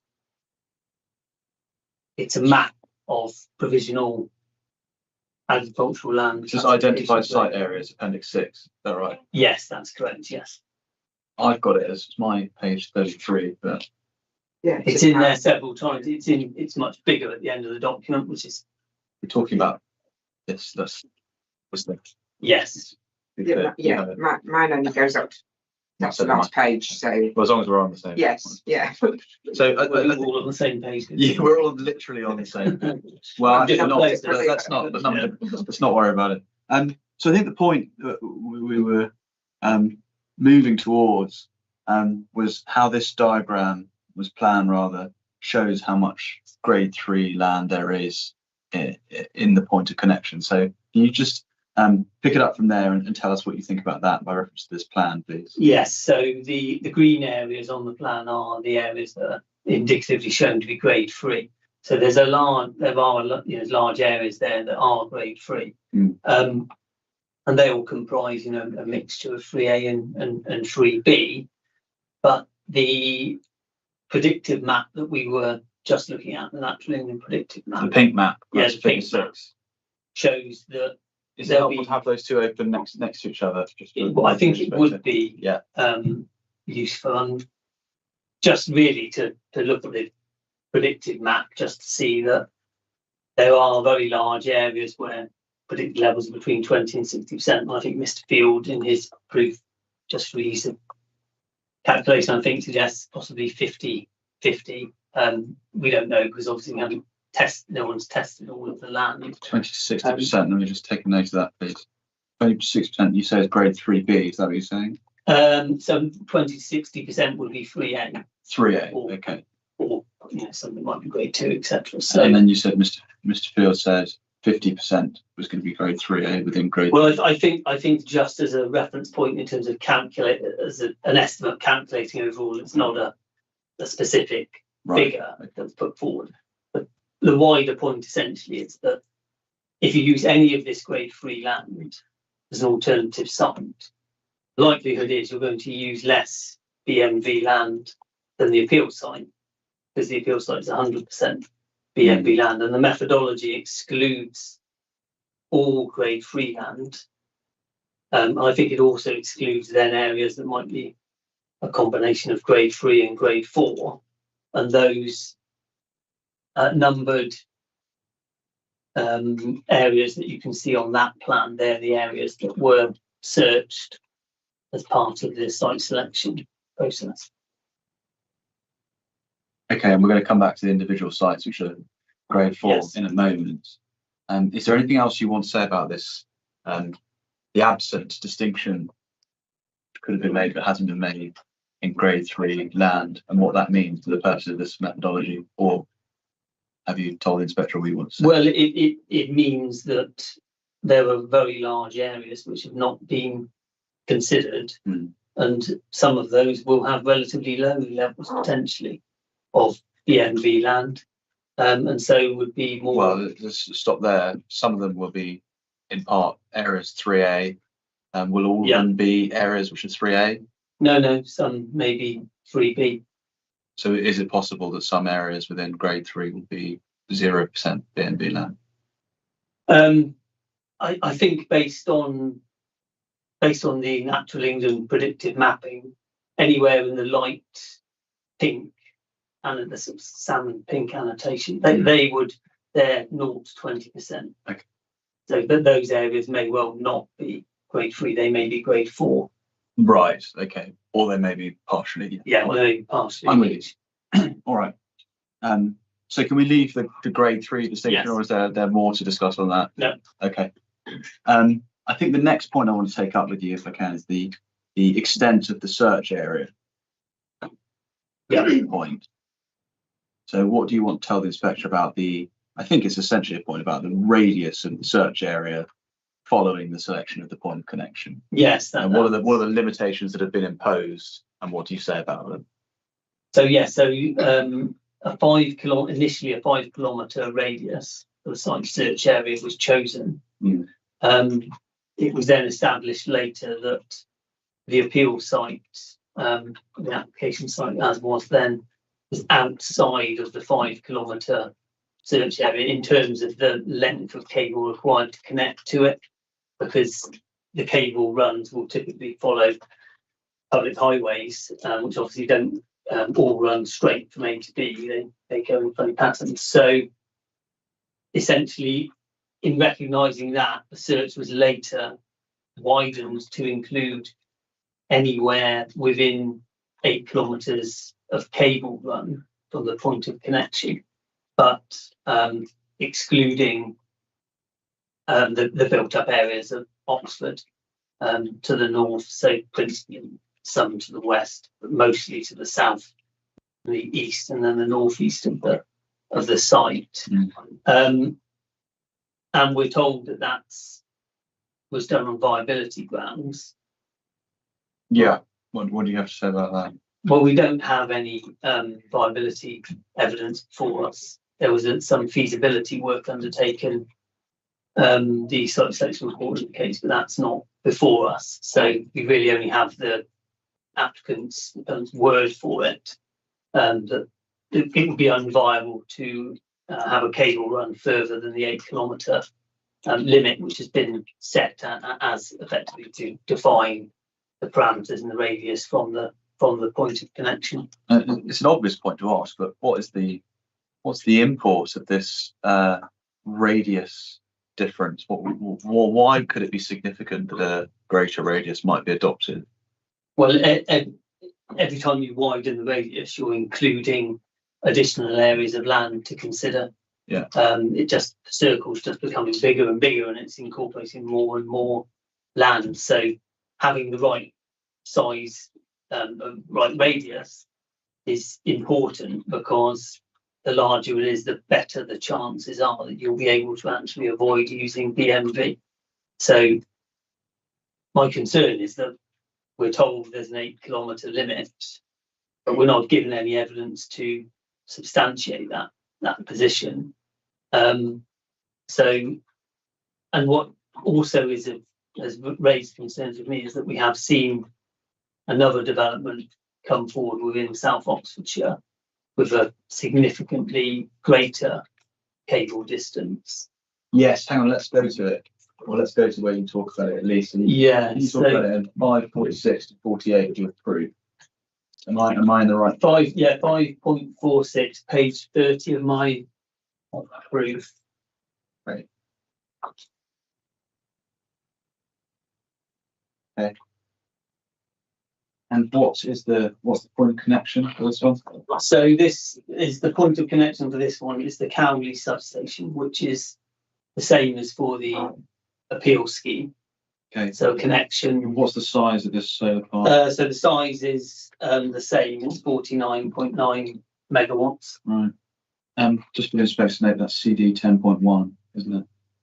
Yes, CD 10.1. And what's the length of cable? So the map on the page below 31, figure 2, it's indicated the route that the cable would take. So that cable is as close as damn it to 13 kilometres. So it's an extra 5 kilometres beyond the extent of cable length that we're told is viable for the appeal scheme.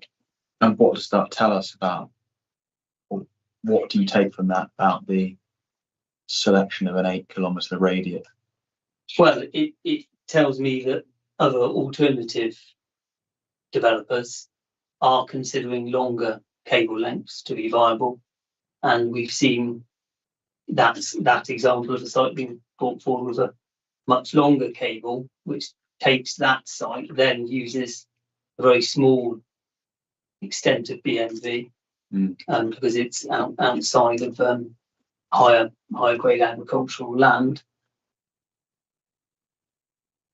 And what does it tell us about the specific claim in this case, that it's unviable to use longer than 8 kilometres? Well, I think it draws it into question because other developers seemingly can and are. Yeah, and are the circumstances of that other developer comparable to the circumstances of this one?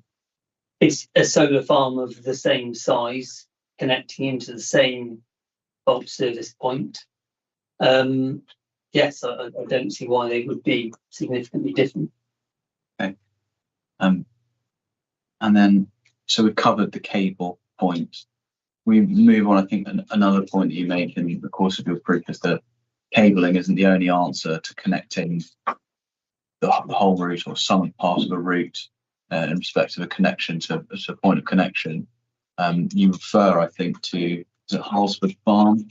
Yes. Is it helpful to turn that up? It is, and helpfully it's straight after figure 2. 32, I think you refer to it at CD 10.3. Yes, so this is an approval from 2020. This approval scheme sought connection directly into the 132 kV overhead line network. So it's not going to a substation. It's connecting directly into the high voltage network. And then I've included at figure 3, directly below 549, a map of the cabling. And the blue line is the 132 kV network. So the Halsford Farm scheme is connecting directly into the overhead cables. And the scheme at Newnham Courtney, the one that's in my table, figure 4, that's currently pending decision, that is also proposing to connect into the overhead line network. And the Halsford Farm scheme, they considered land within a kilometre either side of the overhead lines in terms of looking for a site. And in a similar way to the Dodswell farm site that's got the 13-kilometre cable connection, the Halsford Farm site also largely avoids the use of BMV. It's using 1.1 hectares out of 81.7 hectares. And as far as you're aware, was the possibility of using an overhead line considered in the site selection report? I don't believe so, no. And what do you say is the significance of that in terms of the appellant demonstrating or providing compelling evidence to the effect that it's necessary to use BMV land? Well, I would think if you were trying to demonstrate the most compelling evidence in support of your case that it was essential to use BMV land, then given the level of cabling, it's quite that goes through South Oxfordshire, this 132 kV cabling, that a site search around that should have taken place as part of the exercise. Yeah. We can't say because it hasn't been done, but you've seen the extent of the cabling and you've referred to, I think, 2 other developments that have used less BMV but have plugged into the overhead cabling. If that exercise has been performed, how do you consider that would have impacted the likelihood of non-BMV land being used for this development?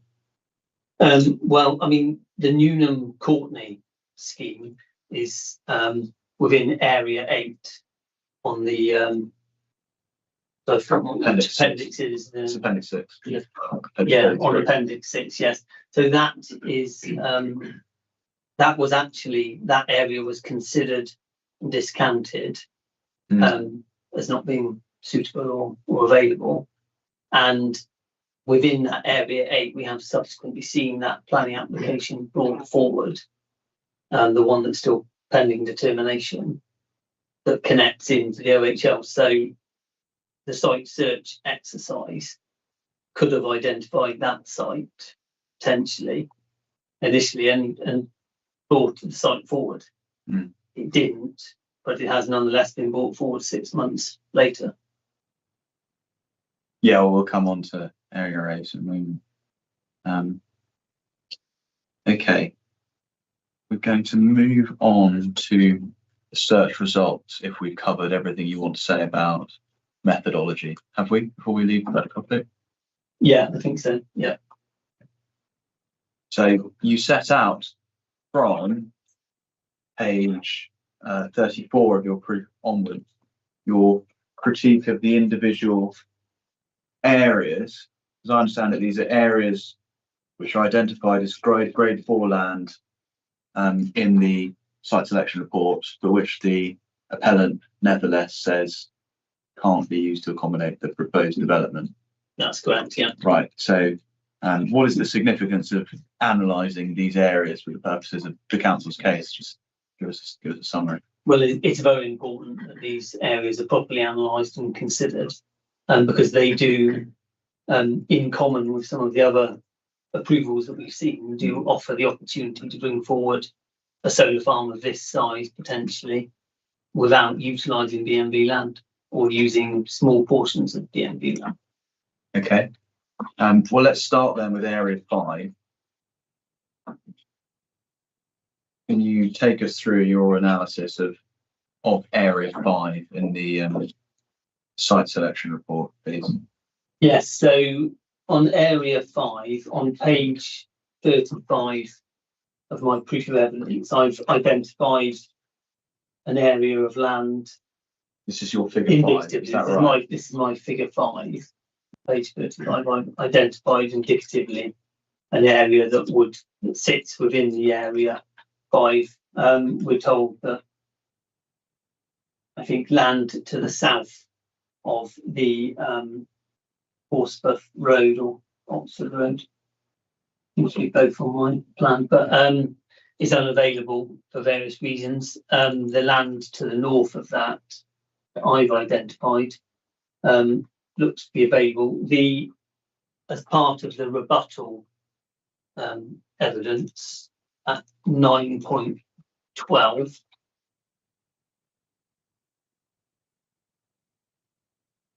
You just turn it up. Yeah, and it's paragraph 2.6, which is page 5, my PDF. Page this is the 2 of the topography thing, yes. Like that. Yeah. Just tell us, you've produced this figure 5. Tell us what the area of that site is, please.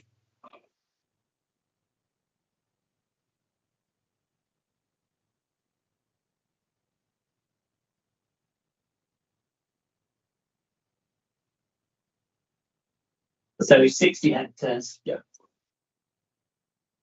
So how does that compare to the site that's being used in the? So obviously broadly comparable with the appeal site. Okay. So tell us what you make of the analysis of area 5. What have you found here within area 5? So I consider that area 5 is a potential alternative site that needs further consideration. In the appellant's rebuttal, they've made a point that the area in the northern tip of the site is the land is rising essentially as you head north. So they've identified that some of the slopes in the northern part of the site are quite steep. I've looked in response to that at the topographical mapping tools online. In places, I think the slope is up to 5% of the northernmost. So if you looking at the map, you've kind of got two big sort of edge lines running across one large field at the top. Parts of that, the slopes are relatively steep. I estimate they're around 5% to maximum, which is at the upper end of my understanding of where, as at the upper end of where the sort of level of gradient that might be appropriate for solar panels. But even if you discounted that top field, the rest of the site is much less of a slope across the rest of the site. It's sort of below 1%, largely across the rest of the site. So I don't see any reason why you would discount the remainder of the site, even if the top portion were considered too steep. And what was the original criticism in the original document as to why Area 5 couldn't come forward?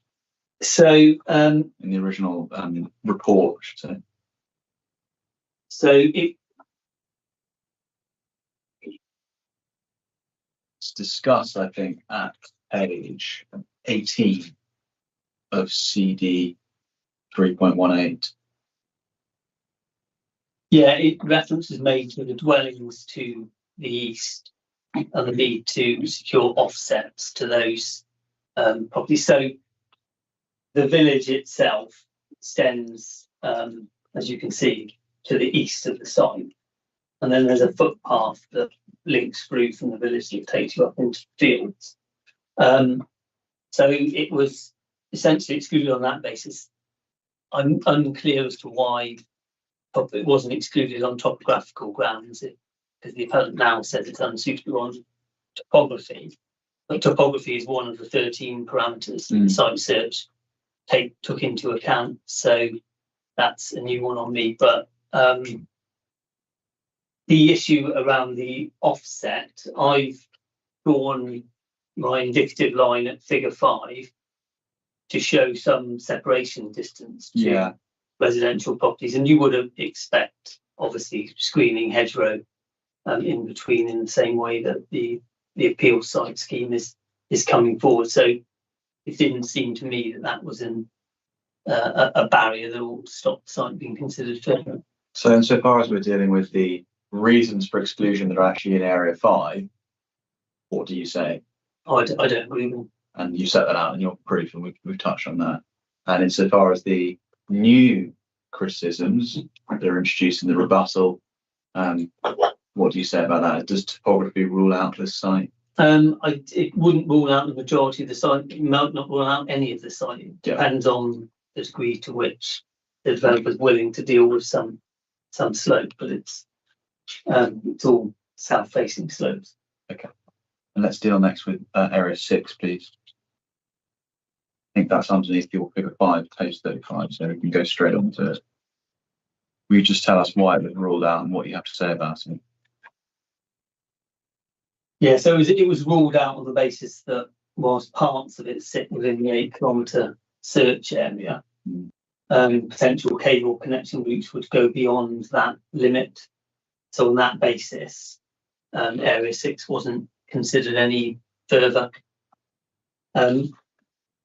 Area 6 does include 2 areas of woodland, Holton Wood and Water Perry Wood, but it does also include quite significant swathes of agricultural land that are indicated to be grade 4. So this goes back really to my point about the degree or the extent to which the site search area should extend. My view is that the 8-kilometre extent hasn't been justified, and it should go further, and that would bring Site 6 into play. How much further would it need to be extended, just out of interest? Can we take up the what we really need to do is compare Appendix 6 with Appendix 2 to the site selection report. I think Appendix 1 rather. The Appendix 1 is the length of cable, isn't it? Then Appendix 6 is the so Appendix 1 is page 31. Yeah.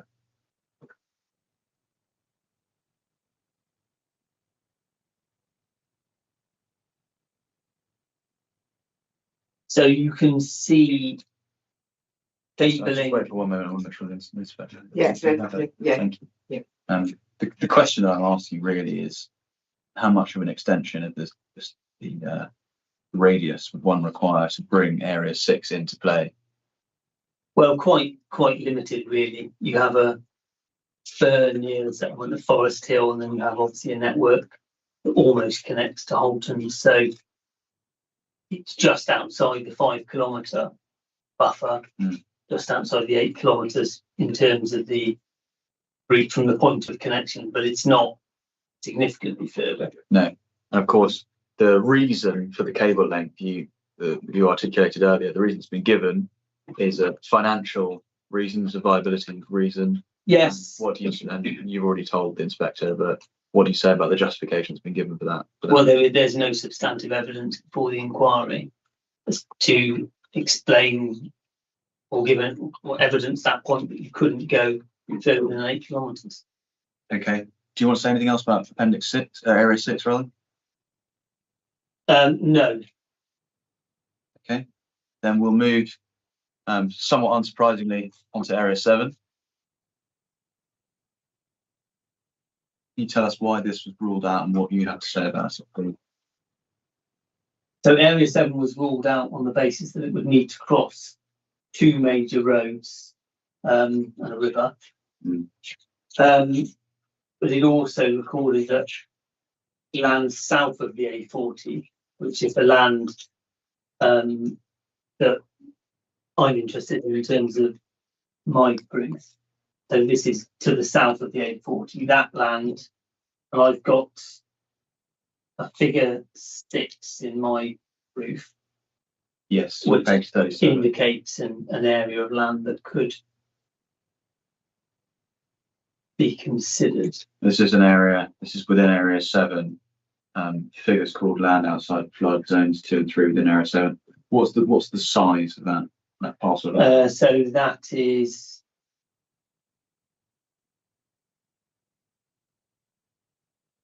it was over 200 hectares.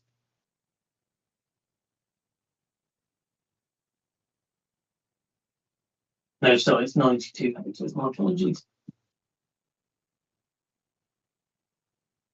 Okay. And then I think there are some raised topographical issues with this as well. Yes. How do you address those? What do you say about those? So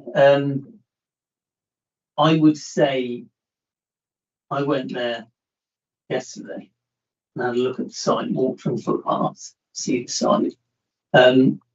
It has 2 constituent parts really. To the west, there is land that's rising up towards a farm, and then in the eastern section of the site, there's an arrangement of fields which are gently sloping, some relatively flat, that sit adjacent to the floodplain, effectively for the river to the east, and the land I accept that several of the fields in the northern corner of the site are north facing in terms of looking at the topography.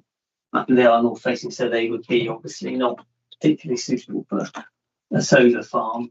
So I would accept that the area in the north and the western end of the site starts to slope more steeply upwards after you go up the hill slope.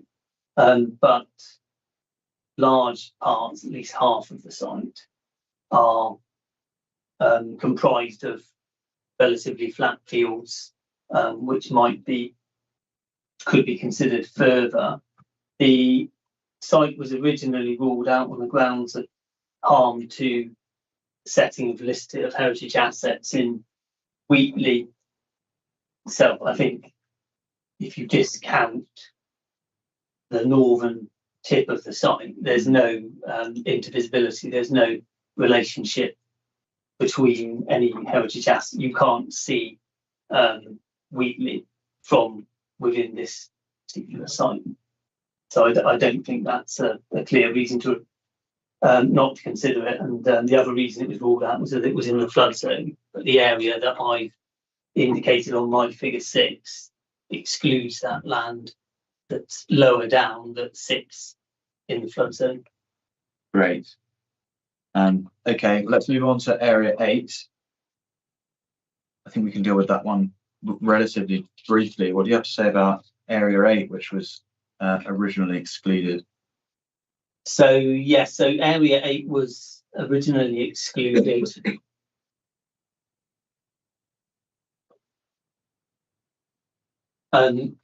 The site selection report said it was considered not suitable. However, subsequently a planning application was prepared and lodged for the site that you see in figure 14 on page 21. Page So, 21 of what? Page 21 of 318, the site selection Right, report. yes. Sorry.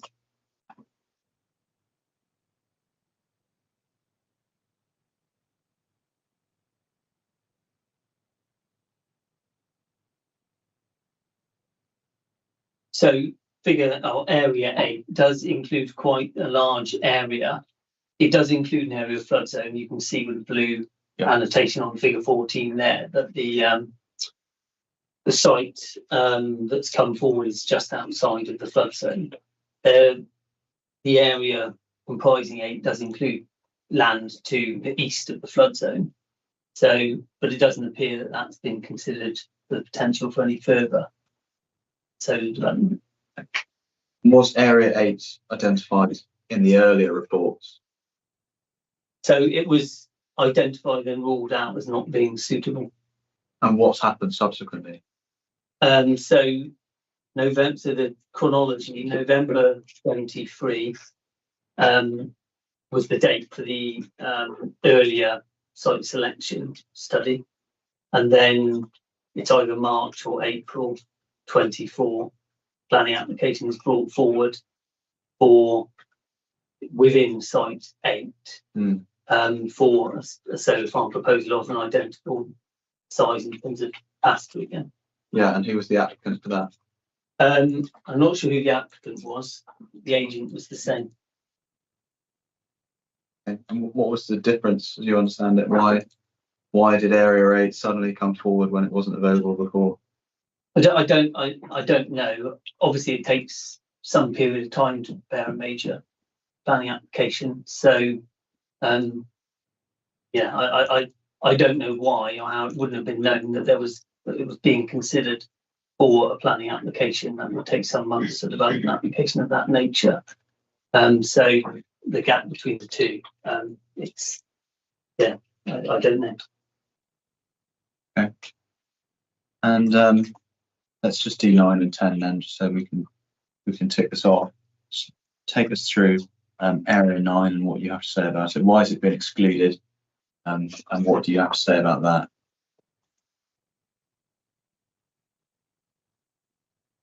So area 9,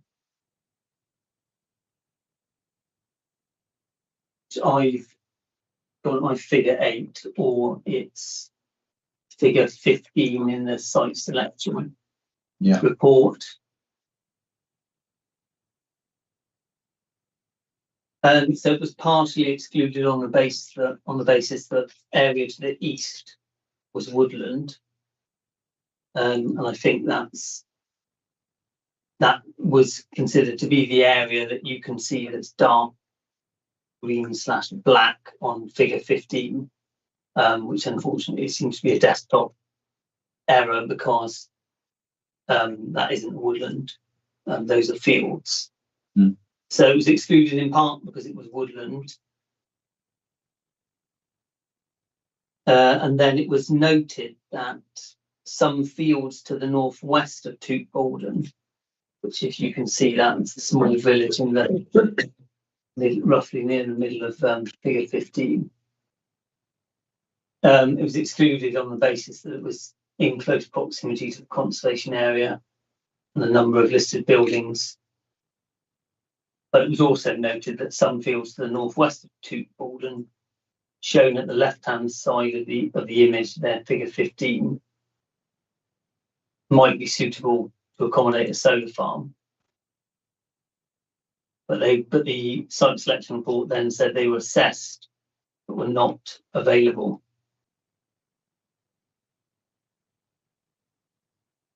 So in my figure 8, I'd included the land to the north, northwest, and the southeast of Toote Bolden to give an area of around 227 hectares in total. What does that tell us about whether there's non-BMV land within the search area that's available for solar development? Well, there are significant levels of non-BMV land potentially available. Also, there's some inconsistency in the documentation, because we're told in the site selection report that the land, those fields were not available to Borden, but then I've included in my proof at 5.65 a figure 7, which is a map illustrating the areas that were said to be considered as part of the site selection.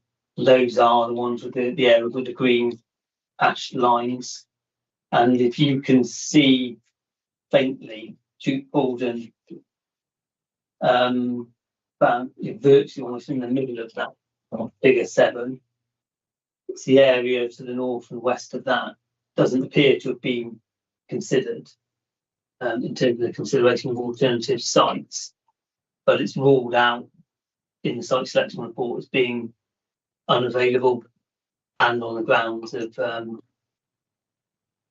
possible heritage setting of heritage assets. That's where you say there's 227 hectares. So that's where I said, so there's a very large area there, which in my view requires further consideration and has the potential to deliver this scheme. Okay, you mentioned heritage grounds. What's the level of heritage analysis that we can find in the site selection report to justify dismissing the site on heritage grounds? There's no heritage impact assessment being undertaken as far as I can see. We're simply told it's ruled out because there are listed buildings nearby. Okay. And then let's just do area 10 finally, slightly conscious of time. Area 10, please, let us know what the basis was for that being excluded and what your views are about it. So these are two sites that were indicated by the appellant as possible alternative sites. The southern parcel was described of the two, and you can see this figure 16 in the site selection report, Mum. Yeah. Right. So you can see the flood zone around the river. You've got one to the north, one to the south. The southern parcel is 95 hectares. It's ruled out on the basis that there's a farm complex within that parcel of land. Given the size of that site, though, if it were suitable, it would be, in my view, possible to have standoffs distances to that farm complex and still accommodate a significantly sized solar farm. The northern parcel was described as appearing suitable, but there's no further analysis, so it's unclear where that went. Essentially, it says it appears suitable, but it doesn't say, why it wasn't taken forward as an alternative. And we've got, I think, in the rebuttal responses on area, what is it, area 5 and area 7? 5 and 7. Yeah, but that remains unexplained, does it? It does. Okay, well, we can leave the areas now, and we can just go through a few final points.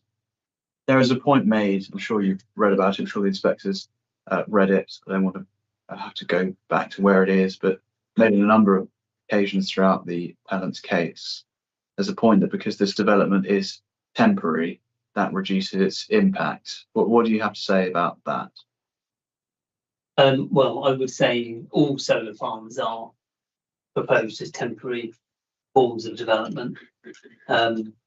typically ranging from 25 to 40 years in my experience. So this is a proposal for 40 years that is the buildings that went up less than 40 years ago that have been taken down on some sites. I know of. It's a long period. It's over a generation. What did Mr. Cook say this morning about a period beyond 10 years? Do you recall what He said it was long term. Okay. How does that feed into your assessment of 40 years? Yeah, prizes? 40. In any of our lifetimes, that's a pretty sizable chunk of time. So it is temporary. That's the proposal. But of course, it's also worth bearing in mind that there is support in the NPPF for life extension of existing renewable sites. Now, who knows what policy will be in place in 40 years' time? I fully accept that. We don't. But there is an emphasis on retaining operational renewable energy facilities, and the demand for energy is only going up as we know. So in the long term, we don't ultimately know whether it will be, whether there'll be an application to extend the life, or whether it will be returned back to be farmed again. We don't know. And I accept the proposal is temporary, but I think we have to also recognise that all the policies are drafted, national and local, in the knowledge that these are temporary in nature. But there's still an emphasis on protecting BMV land, even though this appeal on its own in isolation doesn't guarantee the complete cessation of use of BMV land at this site. Nonetheless, those policies around protecting it do apply to temporary developments as they do to permanent developments. No distinctions made. Okay. Is there anything more you want to say about that temporary point? I don't think so. Okay. Will you just tell us then, drawing towards the end, what are the actual implications of this development using B&B land, or 100% B&B land as it happens? So the land is in active arable use. Mr. Field tells us this. It's cropping winter wheat, winter barley, winter beans, oilseed rape on rotation. It's realising the economic and other benefits of BMV land. We've heard, local people this morning telling us that it crops particularly well in their is their understanding of the situation. And in its current form, it's meeting and realising the NPPF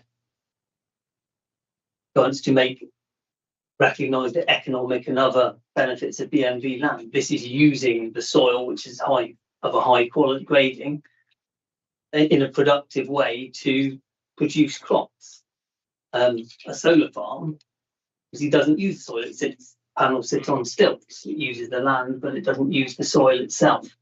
And obviously, crop production requires land of a certain value. Solar farms can be, so all things being equal, be deployed in a variety of environments. So the actual implications are that the benefits of using BMV land would be lost for the period of the application. Okay. Now, drawn to a close here, obviously in your proof, you've included some comments in or analysis rather, in your planning balance about greenbelt land. So it's very important for us to set out clearly the considerations that you've taken into account. You've restruck your balance. So in terms of benefits, what do you say in respect to this application? So we've heard already this morning, obviously there's a significant benefit in terms of the energy that will be produced by a renewable source. It could power 13,000 homes. We were told this morning that's a really significant number of homes, obviously. It contributes towards reducing carbon emissions, and we have legally obligated targets in that regard. The government is seeking a 5-fold increase in solar deployment. I give significant weight to this as per the NPPF 168 instruction. And are there any other benefits that you want to mention in addition to that renewable energy point? Yes, there are benefits in terms of BNG, which it exceeds required levels of biodiversity net gain considerably. So I would attach moderate weight to that.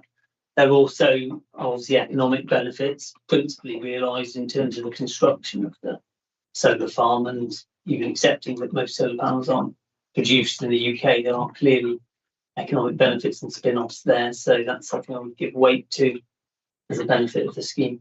How much weight? What's the level of weight?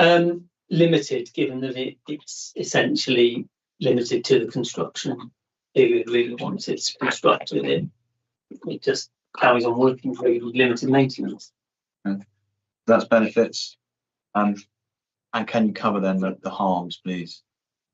So yes, it obviously stops 56 hectares of BMV land, which is an active arable use being used for that period of 40 years.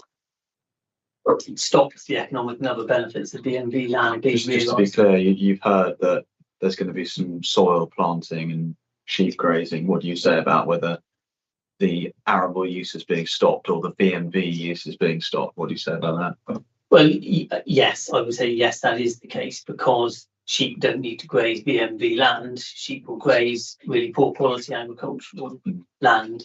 And I'm not convinced that we will see sheep in this field if this period. I've been looking, but I'm yet to see any sheep in a solar farm as a real world example. But I accept that if sheep did graze in the field, then there's some limited level of continued agricultural use. But on the appellant's evidence, that would be time limited to a short period of the year. To otherwise you risk grazing out and losing your BNG benefits. So I give limited weight to that. So we've got this BMV loss, and then you told us earlier about the conflict with DED 7. How does that relate to this harm section, if at all? Yeah, so I do find the development to be contrary to DED 7.7,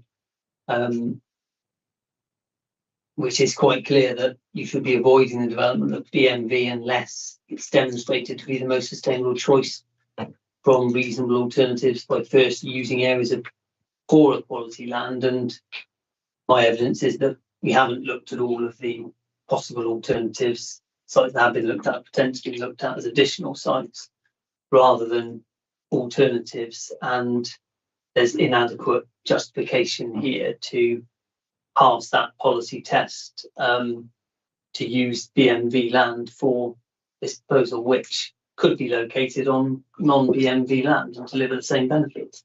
And what weight do you give to that policy conflict? Significant. And how do you consider that policy conflict, or how do you consider that policy conflict reflects compliance with the development plan as a whole? So I find conflict with the development plan when read as a whole, based on the fact that the development would be contrary to DED 7. Okay. And so finally, last question, when you're striking your balance, what do you say? So I recognise that there are benefits that I give significant weight to, but also in this case give significant weight to the harm, and I don't find that the benefits outweigh the harm in this case. And what's the development plan led outcome, do you say, in this case? So the development plan outcome, section 38.6 balance, is dismissal of the appeal. Thank you very much. I don't have any further questions. My learning friend may have some. That was 2 hours and 1 minute. I did ambitiously say that but that's not. He's my only witness, so I don't think you can't blame him too much for that. Yeah, I have a number of questions, but I'll leave them to you may cover some of them. So there's nothing. Yeah, I mean, I'd look to break kind of in about half to 3/4 of an hour, if that's possible. Yep. Um, Around 3:30. yeah, somewhere around there. I'll try and remember. If I don't, please feel free to correct me. Yeah, yeah, no problem. So if you'd like Would it help for me to get some core documents up, or do you want to go? yes, if you can do, yes. So the Clean Power Action Plan. Are you going to be using any of the ones they've just referred to, or shall I close those? Unfortunately, yes. No, that's all right. I won't close them all down. So yes. So what's the one? Clean Power Action Plan, which is core document 8.27.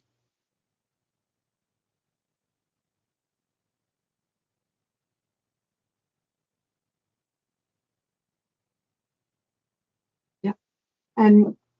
The net zero strategy, which is CD 6.50.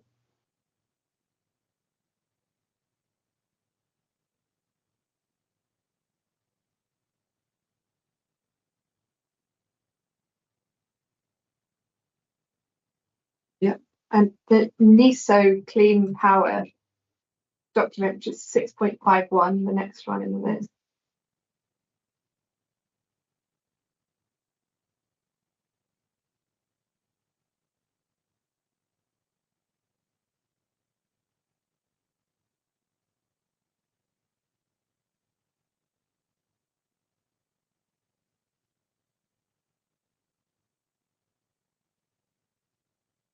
Yeah, sorry, 6.44, which is Ed Miliband's recent ministerial clean energy superpower mission statement. Yeah. Yeah. And then probably to start with EN1, which is 8.15, and EN3, which is 8.4, and perhaps we'll start there and see how we go. It's 8:15. Yeah.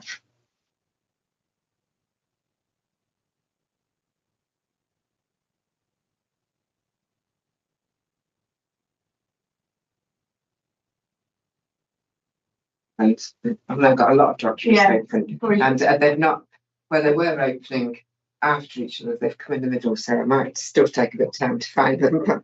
But if you do need time, please just say Yeah. it. So to start with, Mr. Reynolds, I just want to be clear where we're at in terms of the council's overall case. So initially, when the officer report was written, there were 3 reasons for refusal. That's right. Correct. 2 have been resolved. Correct. And so it's fair to say the planning balance has changed fundamentally since the officer report. Yes. And even since you drafted your proof, it has changed. Yes. I'm just thinking about reason for refusal 1 alone. We have to now remove the substantial weight you were originally giving to Greenbelt Palm from the balance. Correct. And also in terms of the overall balancing exercise, we're now on a straight balance, and whereas previously the appellant was seeking to demonstrate very special circumstances. That's correct. So there's a fundamental change, and the only remaining reason for refusal relates to the temporary use of BMVAL. That's right. Yes, reason for refusal too. And just to be clear, you still maintain that use of BMV is enough to stop this entire scheme coming forward with all the benefits it brings. Yes, it's a separate reason for refusal. Each reason must stand on it. But they don't always stand alone. Sometimes councils say that they're working together, and here you think it's enough by itself to turn down the scheme. Yes, it wouldn't be a reason for refusal if it weren't. And because of that, we're going to be here for quite some time, I think, going through the harms and the benefits and the policies. And I think the best place to start is with the established need for clean solar energy in the context of the climate crisis. Hopefully there's not any dispute between us in light of what you've just said on some of these points. And because you accept, don't you, that the benefits of this scheme in terms of generation of renewable energy attract significant weight. Yes. And because you say that because it's fair to say that the greater the need for a benefit, the greater the weight that generally attaches to it. The greater the need, the greater the weight. Yes. I mean, an example that we're all maybe more familiar with, if there's a serious shortfall in affordable housing provision, that's going to give greater weight to provision of affordable housing than in an area where there's plenty of it. Yes. Yeah. And you accept that the need for renewable energy is urgent and compelling? I do, yes. And there's a significant need for large-scale solar to come forward rapidly if the government's going to realise its ambition of 47 gigawatts installed capacity by 2030. Yes. So let's delve into the national policy context to understand a bit more about the scale of that need. You'll be aware that in 2019, the Climate Change Act was amended to introduce a world-leading, legally binding obligation to reach net zero by 2050. Yeah. And having committed to that target, the government has also set out how it plans to achieve it. And as regards clean energy and solar in particular, we've got a number of relevant documents since 2019 that have been set out in some detail in Mr. Cousins' proof, and you've seen those. I haven't seen every single document. There's a very large bundle of documents. So I can't say I've read every document that's been put into the inquiry. If you want to take it to individual documents, I'm obviously You've happy seen to that go there. there are a large number of government strategies supportive of solar and clean energy since 2019, and Mr. Cousins has listed those. Yes, and before 2019 as well. Well, the vast majority of the ones for this inquiry are after 2019 because they came off the back of the amendment to the Climate Change Act. Yeah, I'm just making the point that it wasn't so not since 2019 only that government's been supporting green energy, including solar. There was a change in 2019 is the point I'm making with the new net zero commitment. And then following that, we had a whole range of strategies in quick succession. Yeah, I agree that. And one of those, quite quickly after 2019, was the net zero strategy in 2021. And if we could just bring that up, it's document 6.50. And if we could go first to page 14 in that document. Which one? It's the net zero? Yes, CD 6.50. And what I'm not going to do, given everyone at this inquiry is familiar with those strategies, is go through every single government strategy. I'm going to bring us up to date with the latest government strategies published last year. But to illustrate the change they've brought about, I want to go to this net zero strategy as an earlier approach. So if we go to page 14, there's a heading, what is net zero and why do we need to act? Yeah, I have it.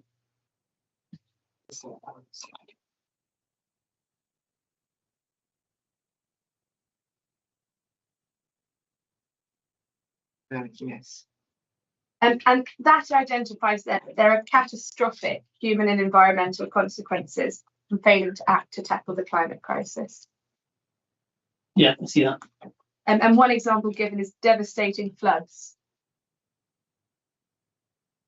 Yeah, devastating floods in West Midlands, yeah. And it sets out there that the consequence of the climate crisis will affect the environment, our ability to grow food, and is already detrimentally impacting human life.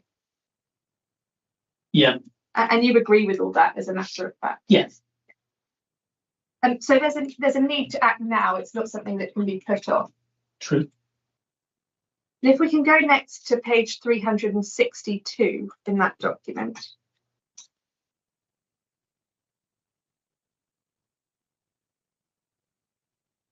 Climate science annex. Yeah, why we must act. So again, we see references there to what in the second paragraph to droughts, wildfires, flooding, species extinction, disruption of food supplies. You see all that?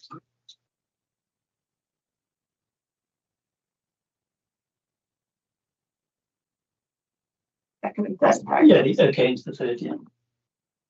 And in the right-hand side, in the middle of the paragraph, we can see the government saying that to avoid these risks, strong and decisive action is needed to reduce greenhouse gas emissions. Yeah.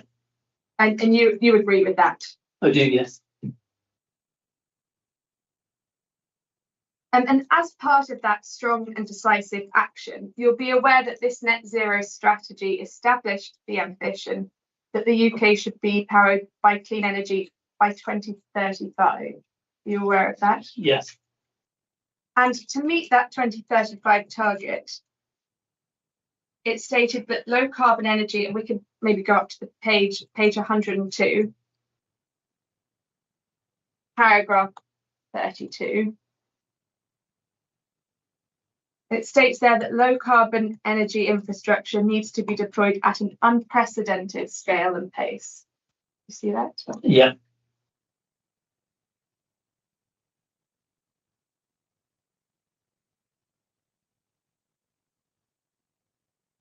So unprecedented, that's not a business as usual approach, is it? It requires something different. That's correct, yes. Unprecedented scale and pace sympathetically alongside the interests of communities and consistent with our obligations to a sustainable environment. Yes, it's unprecedented is obviously a step change, yes. And the way in which the government intends to achieve that step change is through the rapid deployment of solar energy and wind energy specifically, isn't it? Yes. And the reason I've gone to this particular document that at the time said an unprecedented step change was needed to meet clean energy by 2035 target is that you'll be aware at the end of last year, the new government brought that target forward to 2030. So that's just 5 years from now at the moment. Yes. And so to achieve the new government's ambitions, the challenge is even greater than it was then. Correct. We'll go to that Clean Power 2030 document in a moment. But going chronologically, I also want to touch on a couple of other policy changes that happened last year. In particular, the designation of the new national policy statements. And it's common ground between us, isn't it, that these EN1 and EN3 are a material consideration in the determination of this appeal? Well, they can be a material consideration. We agree in the statement of common ground. I think there's something between us in terms of the weight, but yes, they are.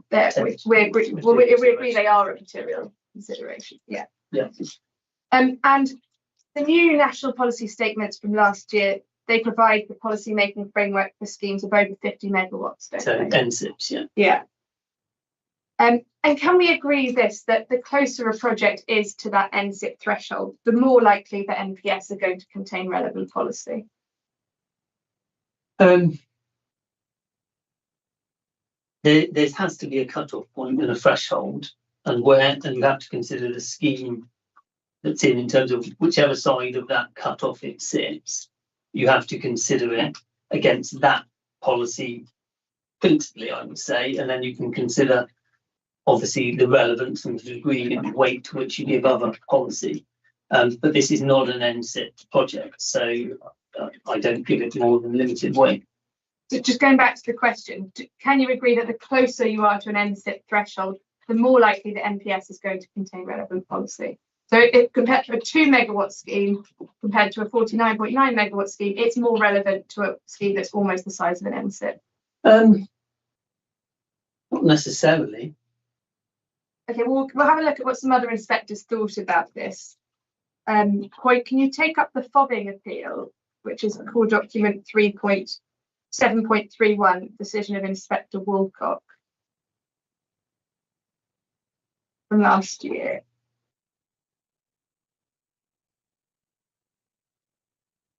Can you just give you that message? Sorry, core document 7.31. I have it, yeah. And you see Inspector Burcot there in the middle of that paragraph says, given that the capacity... 39, sorry, paragraph 39, I thought. So he says there, EN1 notes that we're not talking about landscape, but it's the principle. EN1 notes that virtually all nationally significant energy infrastructure projects will have adverse effects on the landscape. All energy infrastructure is likely to have visual effects for many receptors. Given the capacity of the appeal scheme falls just below the NSIP threshold, I believe EN1's a material consideration. And in fact, he goes on to say its underlying aims for energy development should be given more weight in this case than conflict with the development plan. You see that? I see that. And that's a reasonable approach to take.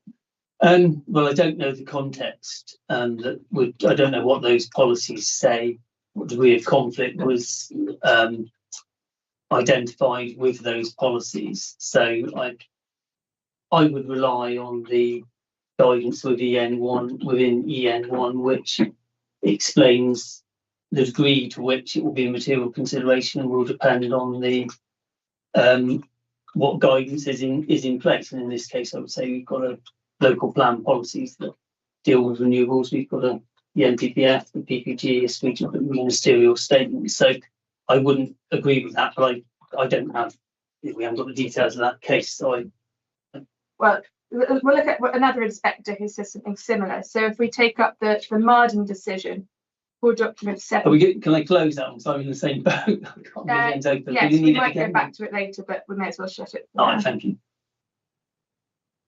So for document 7.29,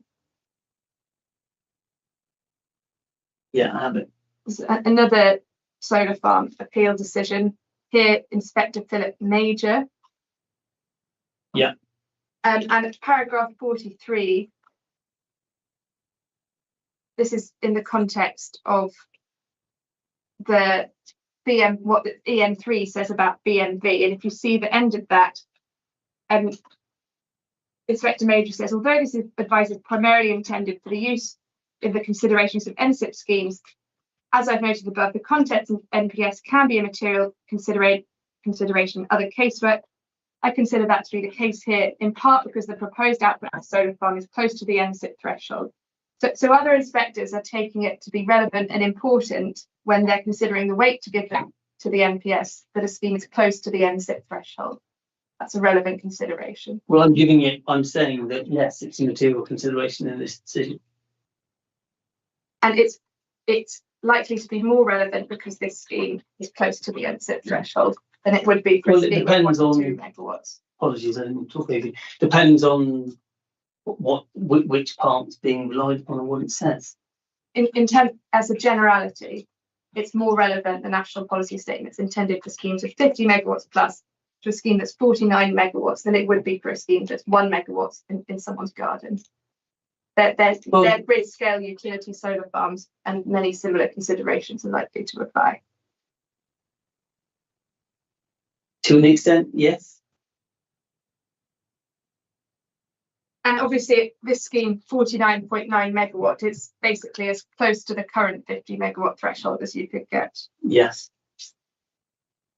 So if we could take up EN1, and the point I think you want to make here about the extent to which it's material or not, is that paragraphs 1.2.1 to 1. Sorry, EN, which number it's called off is EN1? CD 8.15. My core docs, I think you have to click through on some of the national, at least on EN3, to a website, but I don't know if yours is the same. I will try and go in a different way. So. Mine just goes straight there. Oh, does it? Lucky you. Oh no, it doesn't. Maybe. Was it EN1? EN1. Oh, I see, yeah. What was the CD reference? CD 8.15.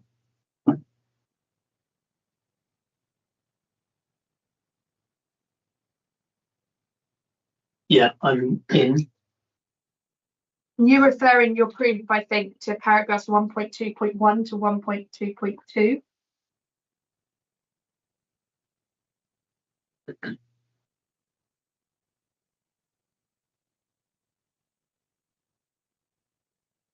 Yes. And what it says there is that the NPSs can be a material consideration, to what extent judged on a case-by-case basis, and will depend upon the extent to which the matter is already covered by applicable planning policy.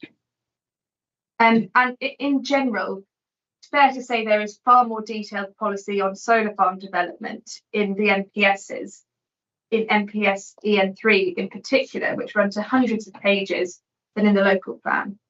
Well, the local plan doesn't include, it's got policies obviously in relation to renewable energy deployment, but we do have detailed policies in terms of the PPG that looks at the factors to consider, etc. We've been there earlier, obviously, and we have the NPPF as well. So there may be more documentation in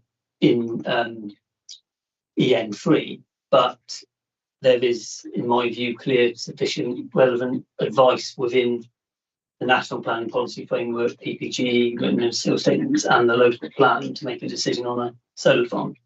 Understood entirely, but there are significant areas that EN3 covers that are not covered anywhere. EN3 itself is an extremely long document, far longer than the couple of paragraphs in the PPG the NPPF, which doesn't refer to solar, and the local plan, which doesn't refer to solar. There's far more detailed policy in EN3 than in either of those. Well, there's more pages, there's more policy, but of course it relates to much bigger proposals. So the guidance is specifically designed in relation to NSIP proposals. I don't think there's been anything below 100 megawatts go through the NSIP regime yet, as far as I'm aware. So there is more guidance, but it is geared towards larger proposals. Well, we're just looking at paragraph 1.2.2. We've agreed already it can be material. Yeah. And the point I'm making is with regards to solar specifically, and EN3 covers a far wider range of matters and has far more detailed policy than the PPG, the NPPF, or the local plan as regards solar development. Well, it does, but the question is the extent to which the matters are already covered by applicable planning policy. That's the test, and I'm saying we have applicable planning policy to determine it under the Town and Country Planning. Well, there's applicable planning policy in some respects, but not in others, because we've just agreed that EN3 covers far. Well, I said it covers more. Said it covers more pages. I think is what I said, but it will cover a wider range of things because it's designed specifically for NSIPs. And it's more. These are the government's energy policies. There isn't the specific energy policy statement. The Town and Country Planning Act scheme. This is the most detailed energy. Well, policy. the National Planning Policy Framework is the government's expression of planning policy for applications dealt with under the Town and Country Planning Act. It's not And that's what specific to PPG energy schemes, is it? It's for all. Well, it has types of specific endeavours. guidance about dealing with climate change and renewable energy. So yes, I'm saying We'll get that. It has a few paragraphs, but I think that there's some common ground between us there. The EN3 has more detailed policy on solar farms than the local plan, which doesn't have anything, or the short chapter in the NPPF. Can we go next to 3.3.20 of this document, which sets out the role of wind and solar? So have you got a page reference? Page 28. Thank you. Are we still on at EN3? Yes. Yeah. Yeah, so did you say 3.3.20? Yeah. Yeah.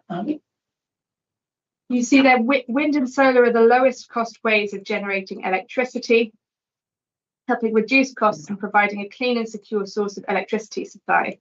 And our analysis shows that a secure, reliable, affordable, net zero consistent system in 2050 is likely to be composed predominantly of wind and solar. You see that? I see that, yeah. So we can agree solar is a key building block of the future energy mix. Yes. And it's a technology upon which this government places significant emphasis as the foundation of the net zero system. Yes. And while we're in EN1, and the reason I've come here specifically is what's particularly novel about EN1 compared to the draft that was in circulation in 2023 is the new concept of critical national priority infrastructure. And you're aware of that. It's been a while since I've looked at the previous version of EN1. So but you're aware of the flag new particular elements, then take me to them, I'll have a look. Yeah, well, let's take up section 4.2, which starts on page 52.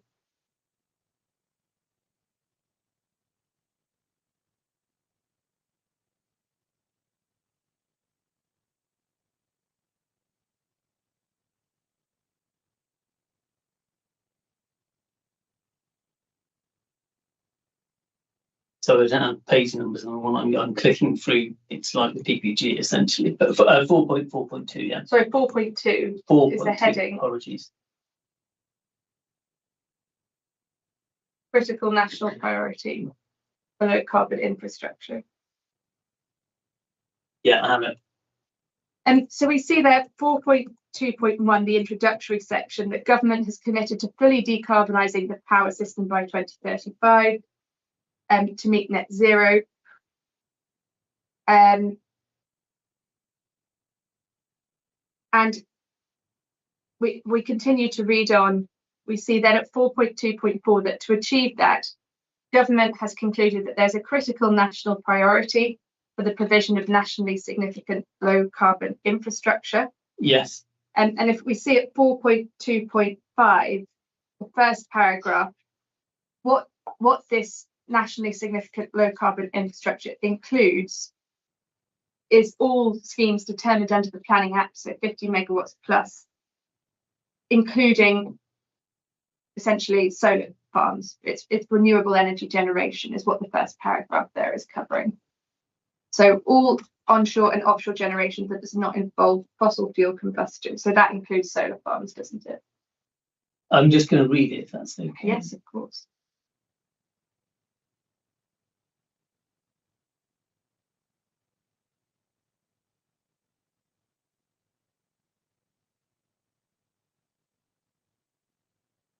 Yes. Yeah.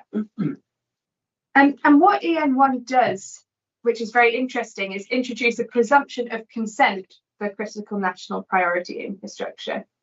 And we see how that works if you go down to paragraph 4.2.15.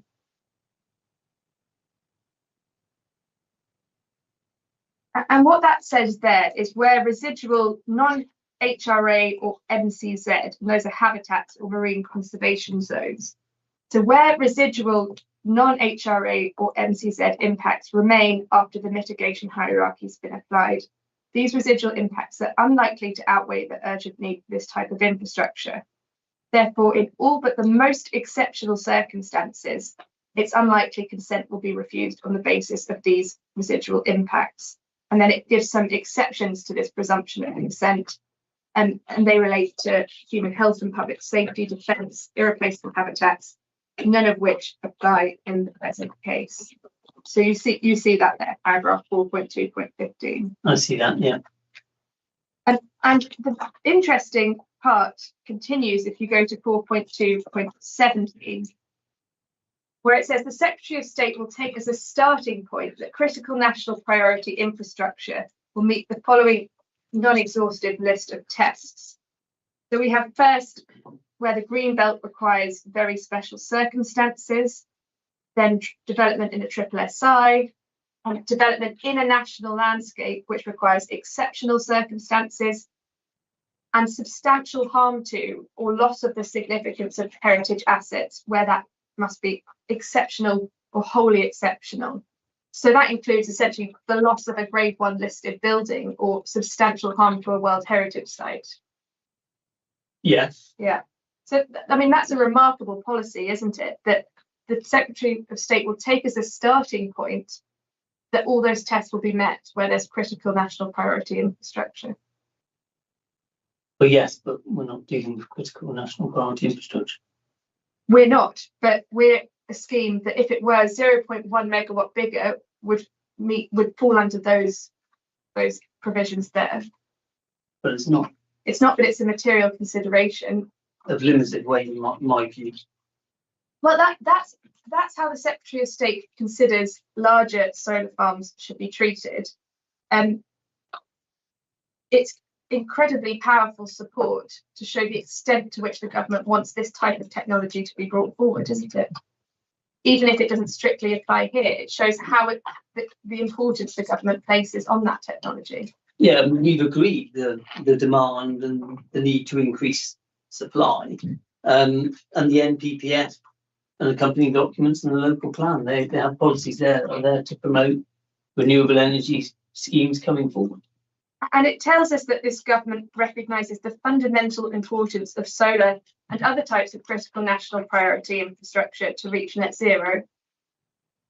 Well, it does, but this document predates the NPPF, which is the government's most recent policy definition of how we're to deal with renewable energy proposals that fall under the Town and Country Planning Act. So this is an earlier document, obviously a recent document, but it is an earlier document. So if the intention was that the government's policy had changed and we were to deal with applications under the Town and Country Planning Act as in this way, then the NPPF would have changed to do that, but it hasn't. Well, it might have done, except we've already gone through the parts of the NPS that say that it can be a material consideration in Town and Country Planning Act applications. So there's no need for the NPPF to repeat the hundreds of pages of policy in the NPS when it can be a material consideration in any event.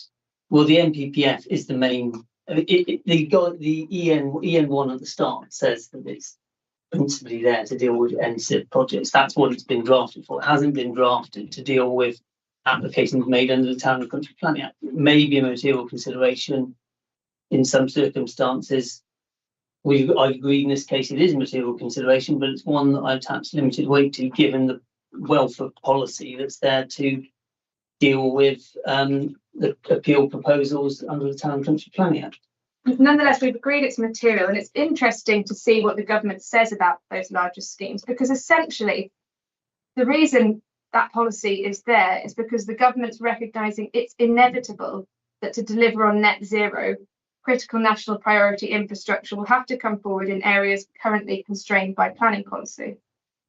In terms of dealing with NSIP proposals, yes, there's an acknowledgement of that. And it expects such schemes will get a consent in most cases. Yes. And we've already looked at the fobbing appeal. The inspector there considered the MPS was a material consideration that attracted more weight than development plan policy even. I saw that, but as I said, I have no indication of what those development plan policies said, what the nature of the alleged breach of them was, or how the inspector weighed them up. So I appreciate what's said there. I didn't say it is a material consideration, but it's one of limited weight in my view. So those new MPSs were designated at the start of last year. And if we want to bring ourselves right up to date to the very end of last year, there were 3 important new documents published. We've talked about MPPF. There was also the NISO 2030 Clean Power Advice to Government and the Action Plan. We'll go through each of those. Start with the MPPF, because we know there were a number of changes to the MPPF with respect to both renewables and green belts in December of last year. That's right. Correct, yeah. And starting with the changes as regards renewables, I read your proof as saying that you consider those changes reduced the support for renewable energy. Is that right? Well, I say very slightly, I think is what I say, slightly. And you appear to justify reducing the weight to clean energy here from substantial to significant on that basis. Well, on the basis that the MPPF now gives us a clear indication of the weight that's to be afforded to it, where previously there didn't say substantial previously, but now that it says significant, that's, in my view, is the appropriate weight to give it. That's what the government is saying we should give to that particular benefit, in the same way that the MPPF does in terms of harms and benefits in respect of other proposals. And you've seen Mr. Cusson's rebuttal on this point, which clearly explains that the stated aim of the MPPF changes was to get more schemes consented, not less. You've seen that. I've seen that, yeah. And I mean, having read that, do you still maintain that the weight should be reduced on the basis of the new MPPF? I only say slightly. I appreciate what the accompanying guide to the changes to the MPPF says it was doing. I'm just that my interpretation of what actually happened is different from what the stated aim was. So that's why I say it's reduced slightly. The requirement to approve applications, that was removed in the latest MPPF. There were changes and the weight to be afforded is significant. Well, in terms of the weightings that the MPPF gives to considerations, you have kind of great weight at the top, and then substantial, and then significant. It's just my interpretation, but it still gives significant weight to the benefits. I'm not trying to say. I mean, it's a contrived interpretation of the document to say it reduces the weight to renewable energy. I mean, I think we have to take up the references to what the government said.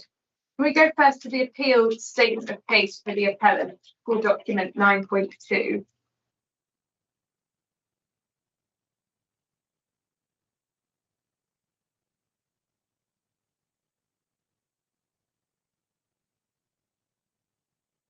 We go there.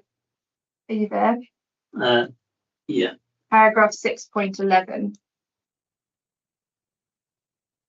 And so this was issued before the changes to the MPPF were carried out. Apologies, I'm not there yet. Which page is it? Page 17, internal 18 of the PDF. Thank you.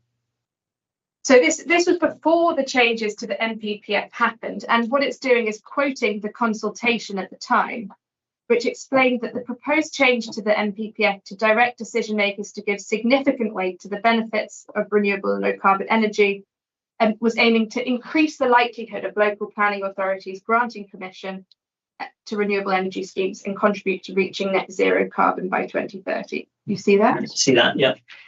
And then if we take up Mr. Cusson's rebuttal proof.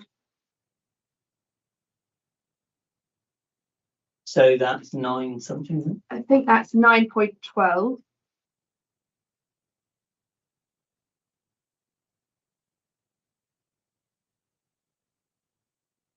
And this comes after the changes to the NPPF have been carried out. The government issued a response to the consultation, you'll remember. Yeah. If we look at paragraph 3.11, and the government asked, do you agree with the proposed changes to the NPPF during the consultation? And the way it phrased the question was, do you agree with the proposed change to give greater support to renewable and low carbon energy? So again, the clear intention of the government with the changes to the NPPF was to increase delivery of solar, wasn't it? Well, they're saying, yeah, do you agree with the proposed changes to the NPPF to give greater support? And then they said yes or no. So it doesn't say, do you agree they did it? It just says, do you agree with what we say is this? But we just looked at what they said they were going to do, which was to change the weight to specify significant. Yeah, I'm not contesting what they said they would do. I'm saying in terms of the wording of the NPPF in its current format, I don't see that it's strengthened the weight to be given to renewable energy. But I do still consider significant weight to be given as per the NPPF. Okay, so the government's been extremely clear what it was doing with the new NPPF was encouraging more renewable energy schemes to come through. It's extremely clear from the documents. And what you say is the new NPPF requires significant weight to be given to all forms of renewables. And so that's even to a 1 megawatt scheme, isn't it? Correct. But clearly more weight, as we've already agreed, can be ascribed the bigger the contribution to meeting a need. Yes, yeah, in terms of the weighting, yes, the more of whatever it is, the greater the weight. And so there's nothing in the supporting materials to indicate that this significant weight's meant to be a ceiling, or that in an appropriate case, inspectors or the Secretary of State shouldn't continue to give substantial weight.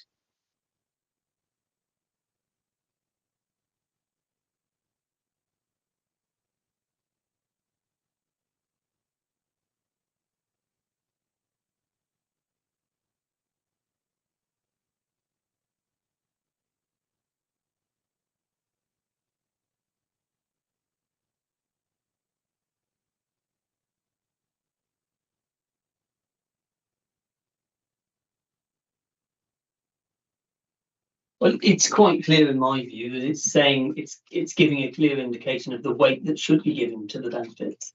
It's saying give significant weight. It's an instruction for the decision maker to give significant weight to the benefits. It's not so.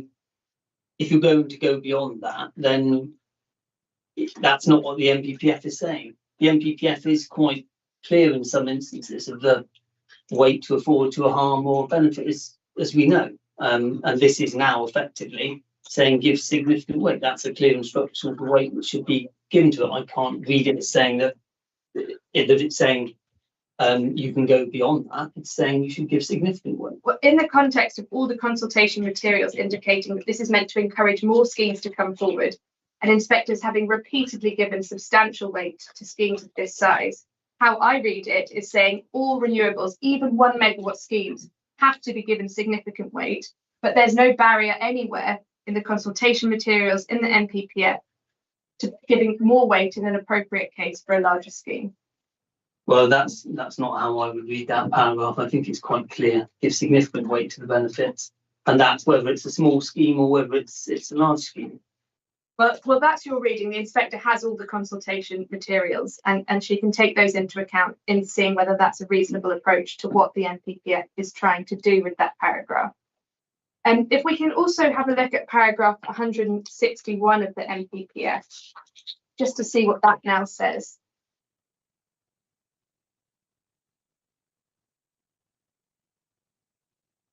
So we see that the planning system should support the transition to net zero by 2050 and take full account of all climate change impacts.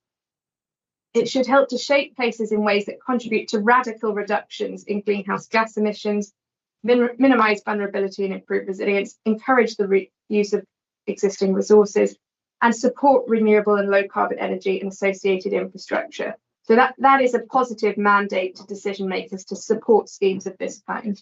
Yes, and the previous NPPF supported schemes of this kind and are not seeking to advance an argument that the NPPF doesn't support the rollout of renewable energy. It clearly does. That is the manifestation of the policy, and that's my point going back to the relevance of EN1. But the NPPF is clear, the guidance is in there. You see why we have to go there, because you are saying that the weight has gone down. Yeah, well, I'll explain. But what I said is it's slightly reduced. Yeah. And that's on the basis that there was a requirement to approve applications if the impacts are or could be made acceptable under the NPPF 2023. Yeah.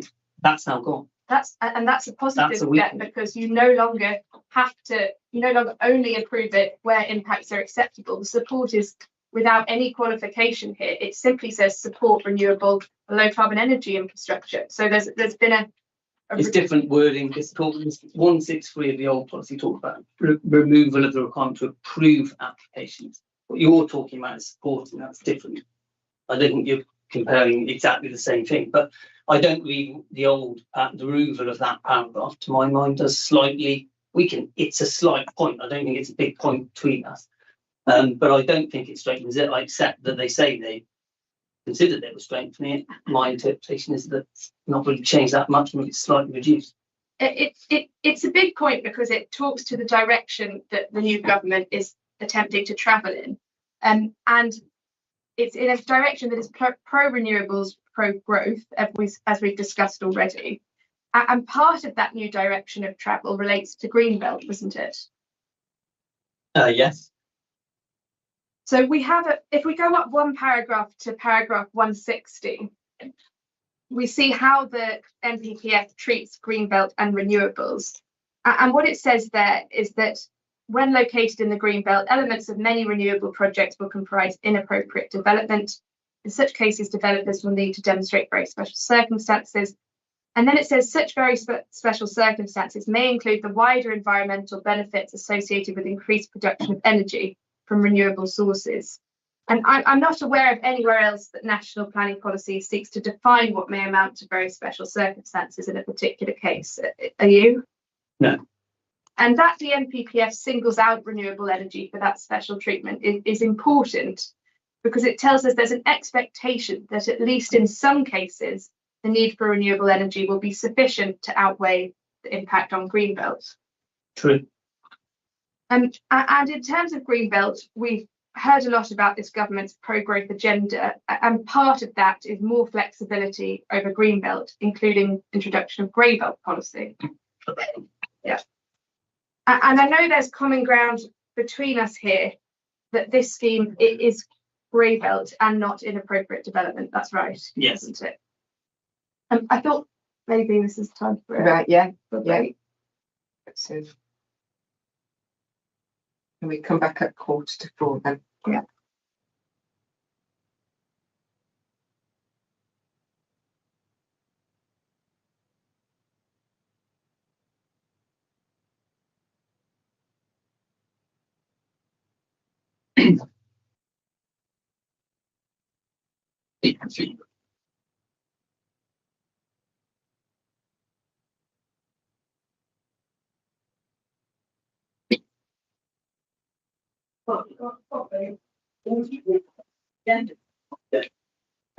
What's wrong? I'm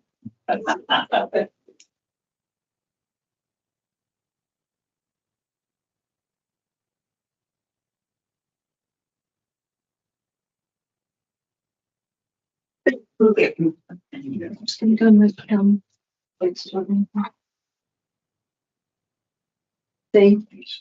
no, sugar. Just one, it's great. Thank you.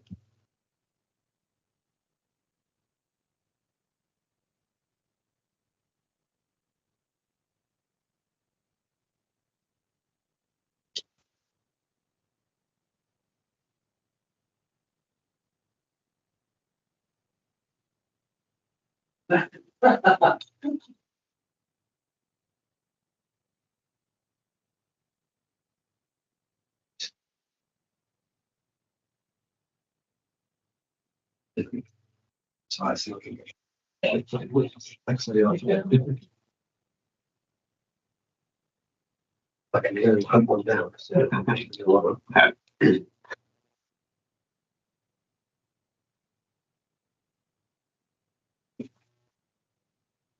yeah, close.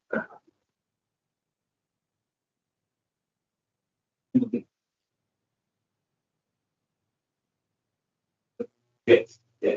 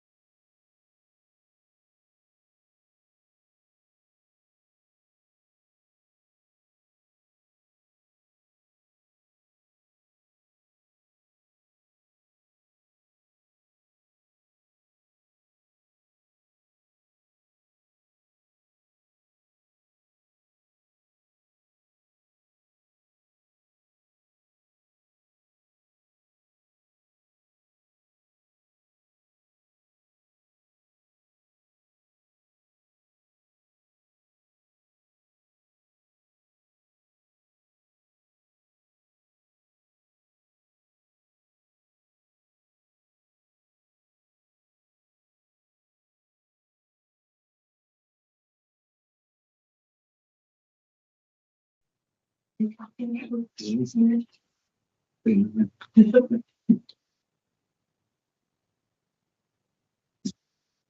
but up looking at bigger still. I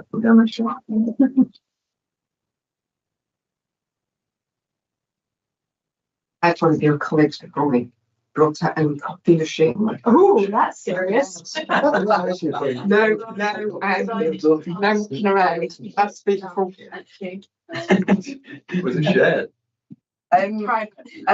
She did share it, yes, and but I think only with the team. And the opposing barrister was from the same chamber, so she did up one as well. Yeah, no, I can't now everyone has it. I was offered one. Oh, you were offered one. Okay, yes. thank you very much. Yes, that's right.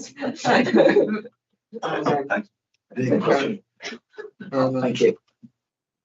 Yeah, I was just saying one of your colleagues used to bring her own coffee machine to What, an espresso or a proper? Proper, Oh. proper, yeah. And she wasn't having any kind of like cheapo coffee from Right, okay. I'm afraid I'm not anywhere near as discerning. I'm not that desperate for coffee, so I mean, I don't love coffee, but not to the extent I'm bringing my own coffee machine. But No. I bring enough junk with me when I travel. Yeah, same. Right, Chalabi, would you like to continue? So we've just been looking at the new NPPF, and I want to have a look now for two other documents published at the back end of last year under the new administration. The first one I want to take up is CD 5.6.51, which has a heading Clean Power 2030, advice on achieving clean power for Great Britain by 2030. Thank you. And this report provides the technical basis for what's probably the more important document, which is the new government's flagship energy strategy. And to see what this document is, if we just go to the foreword at page 3, and the first paragraph there, we can see that this is the National Energy System Operator, so that's NESO, their advice on how to achieve clean power by 2030. And we see there that this is NESO's first report since its establishment in its capacity as a strategic advisor to the government and Ofgem. You see that there? Yeah, I see that. Thank you. And if we go down to the third paragraph, and that says monumental shifts can be made by doing things differently. However, our advice to the government indicates that to achieve clean power by 2030, a once-in-a-generation shift in approach and in the pace of delivery is required. You see that? Yeah. It says without that once-in-a-generation shift, we risk failing to help consumers, society and the economy navigate a transition to clean energy that's secure, reliable, affordable and fair for all. There's no doubt that the challenges ahead on the journey are great, but if the scale of those challenges is matched with bold, sustained actions that are outlined in this report, the benefits could be even greater. So that is setting out there that what's required is something really quite different to what's gone before. Yes. Bold actions and a once-in-a-generation shift in approach to the pace of delivery. Oh gosh, don't like that. And if we go into some of the depth of the technical advice that NESO is giving to the government, we go first to page 8, which is has a title Clean Power Pathways. Yeah, that's it. The point I just want to pick up here, if you see in the third paragraph, it's advising government that our clean power pathways see a 4 to 5-fold increase in demand flexibility, an increase in grid connected battery storage from 5 gigawatts to over 22 gigawatts, and more pump storage and solar from 15 gigawatts to 47 gigawatts. You see that? I see that, yeah. And then the final place I want to go in this document is page 60. This is talking about planning, consenting and communities, and talking about how we're going to get to clean power by 2030. And if we see where are we now, and then where do we need to get to, is the second section. And it says unprecedented volumes of clean energy infrastructure projects are needed to meet the government's energy ambitions. And construction for many of these projects needs to begin in the next 6 to 24 months. And you'll be aware from Mr. Cusson's rebuttal evidence that this scheme has a grid connection that would allow it to start exporting within 2 years of any consent. Yeah, that's my understanding, yeah. And again, this suggests an urgent challenge to deploy unprecedented volumes of new clean energy in the next 5 years. Yes. And the government has essentially taken up the recommendations of that report. And if we turn now to CD 8.27, not sure why these are in separate CD folders, but they are. And that's the Clean Power 2030 Action Plan, a new era of electricity. Yeah, I have it. So the clues in the name, the target for clean power, that's been brought forward from 2035 to 2030. Yeah. And if we see on page 6, so this is the Secretary of State's forward. See a nice picture of him there. But it says that delivering clean power by 2030, at the second paragraph towards the bottom of the page, is at the heart of one of the Prime Minister's 5 missions and the plan for change. I see that. So this is a very important issue for the new government. Yes. And then we see the new targets for solar and battery storage set out at page 10 of that document. And the bottom right-hand corner, we see a high ambition of 43 to 50 gigawatts of offshore wind, 27 to 29 gigawatts onshore, 45 to 47 gigawatts of solar, and complemented by flexible capacity, including 23 to 27 gigawatts of battery capacity. You see that? Yes. And I just want to think a little bit about what that target would mean in practice for solar delivery. So even if we take the lower end of that target, so 47 gigawatts by 2030, and we just looked at the NESO document that says there's 15 gigawatts of current capacity. That's 30 gigawatts to go in 5 years, essentially. Yeah. So if you do 30 gigawatts divided by 5, I think you get 6 gigawatts a year. On my maths, yeah. Then we have to do 6 gigawatts a year divided by 52 weeks in a year. Yeah. And I get 115 megawatts per week of solar needs to be delivered to meet that target.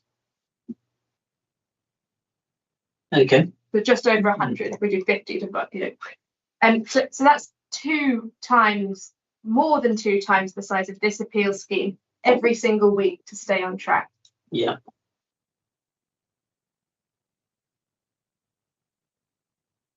And that is compelling evidence of a need for rapid deployment of new solar to meet those targets, isn't it? It's evidence of a really substantial need, yes. Yeah.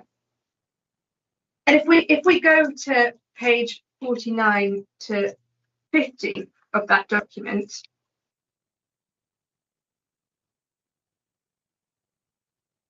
we have some discussion of what are called the barriers, removing roadblocks, lowering barriers to investment and deployment. And on page 50, we can see here planning and consenting is seen as one of those barriers.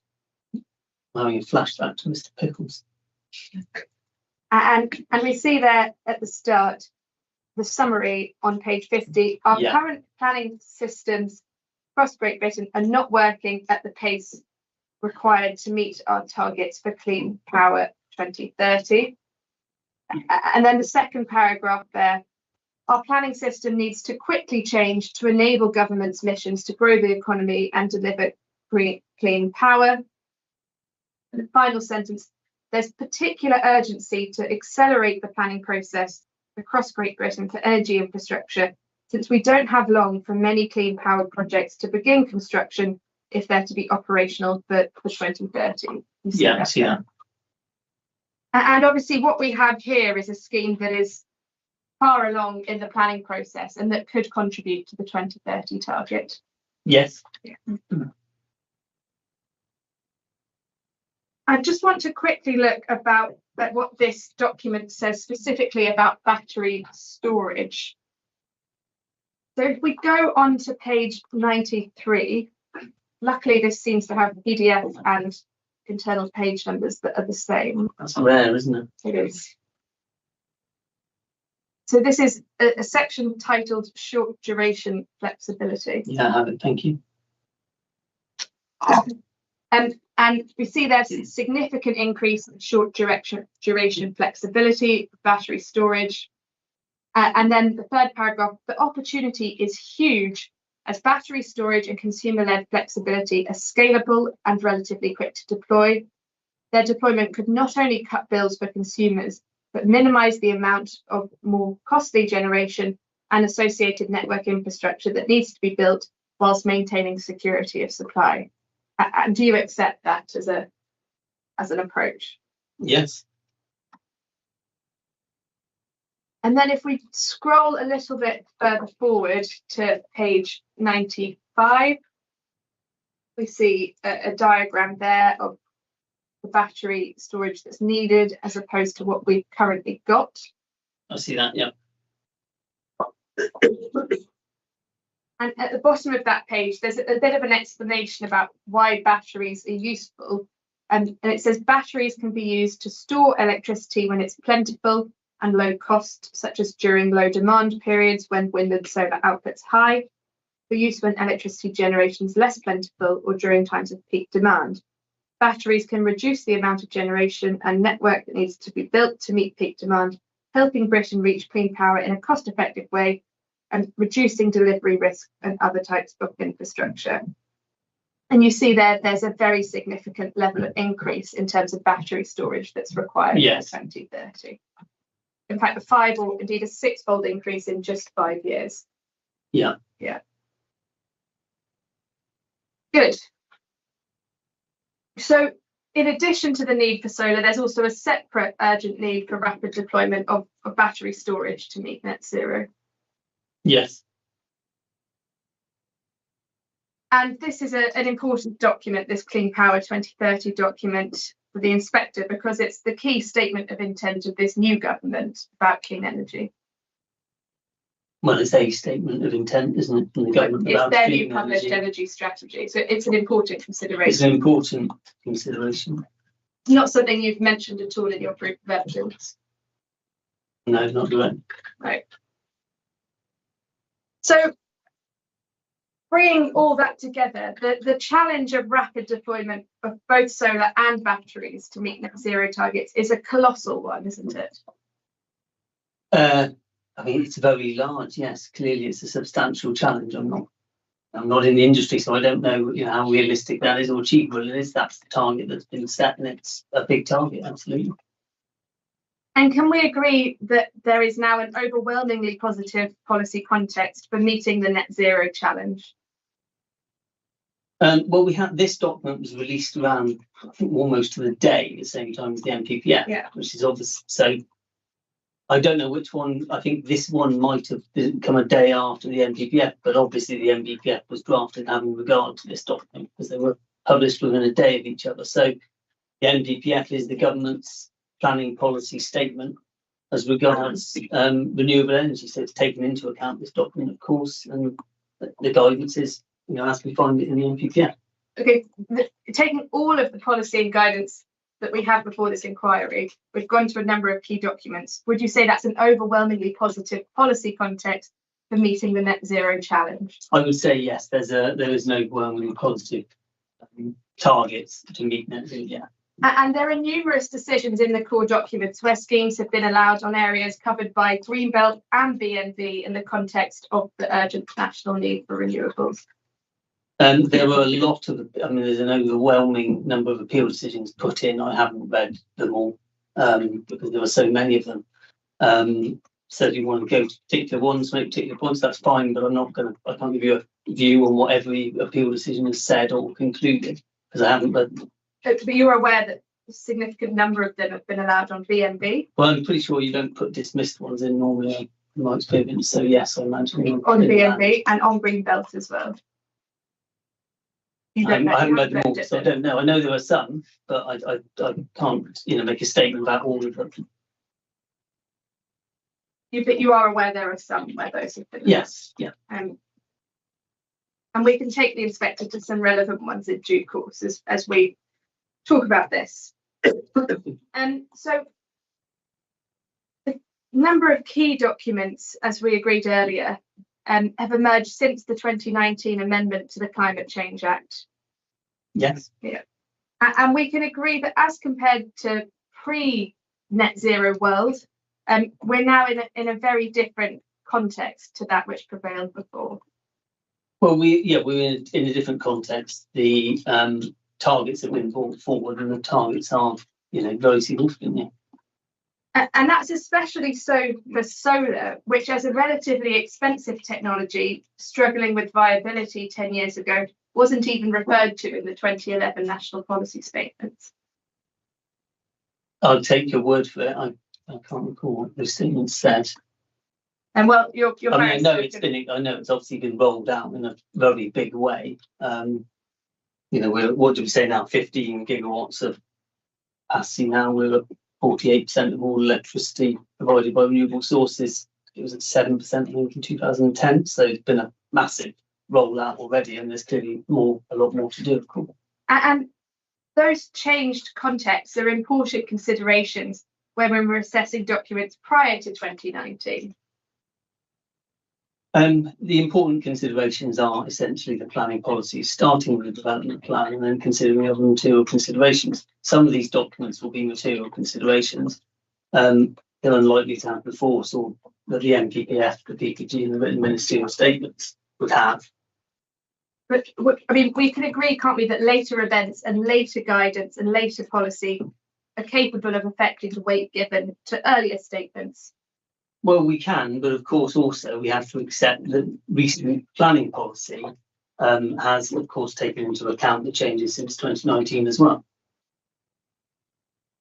And older guidance has to be read in light of what's happened since. You can't just take it out of context from a particular period of time. Well, you need to consider whether it's still in force and its relevance. Yes, that's true of any old document.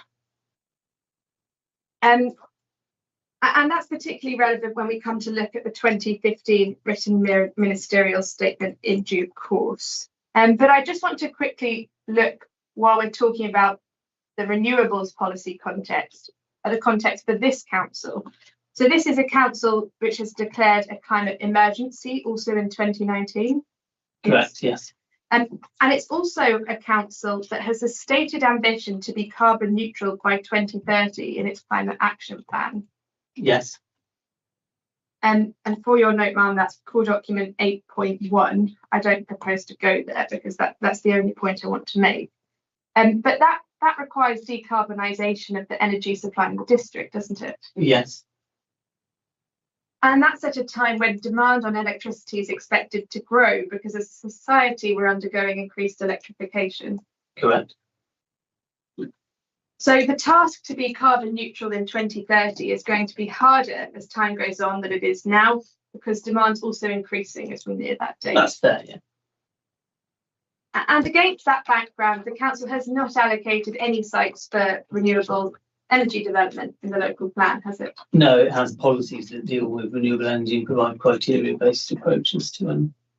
And it's also a district covered by extensive protective policy designations. Mr. Cusson sets out in his proof that it's 70% greenbelt or AONB. Yes, and what the greenbelt means, obviously, is has to be considered in light of the new NPPF. But yes, it is obviously covered with areas that are protected designations.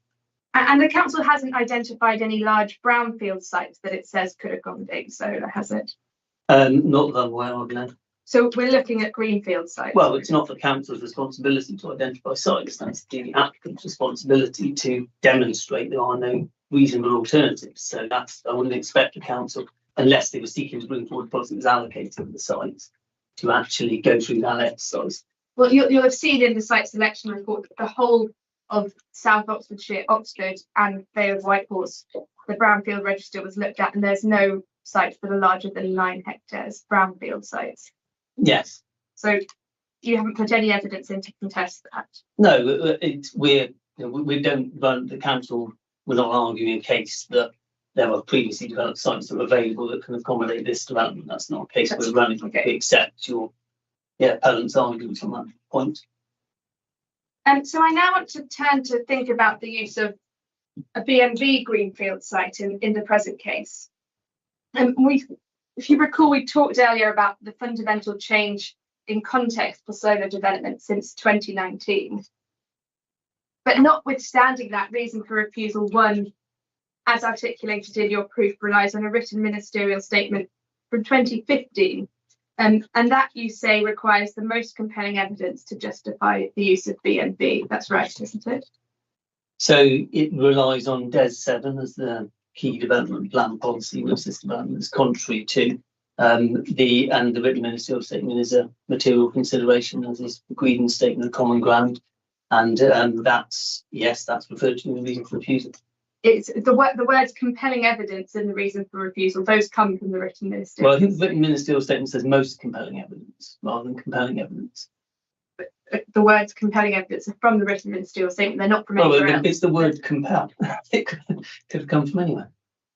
It could have done, but the way the reason for refusal is articulated is that it says compelling evidence is required. Yes. And the words compelling evidence are not in any other policy or guidance anywhere. No, it's not in DES 7. No. So it's come from the written ministerial. Well, I didn't write the reason, so I can't be certain. It could have done, but I didn't write the reason.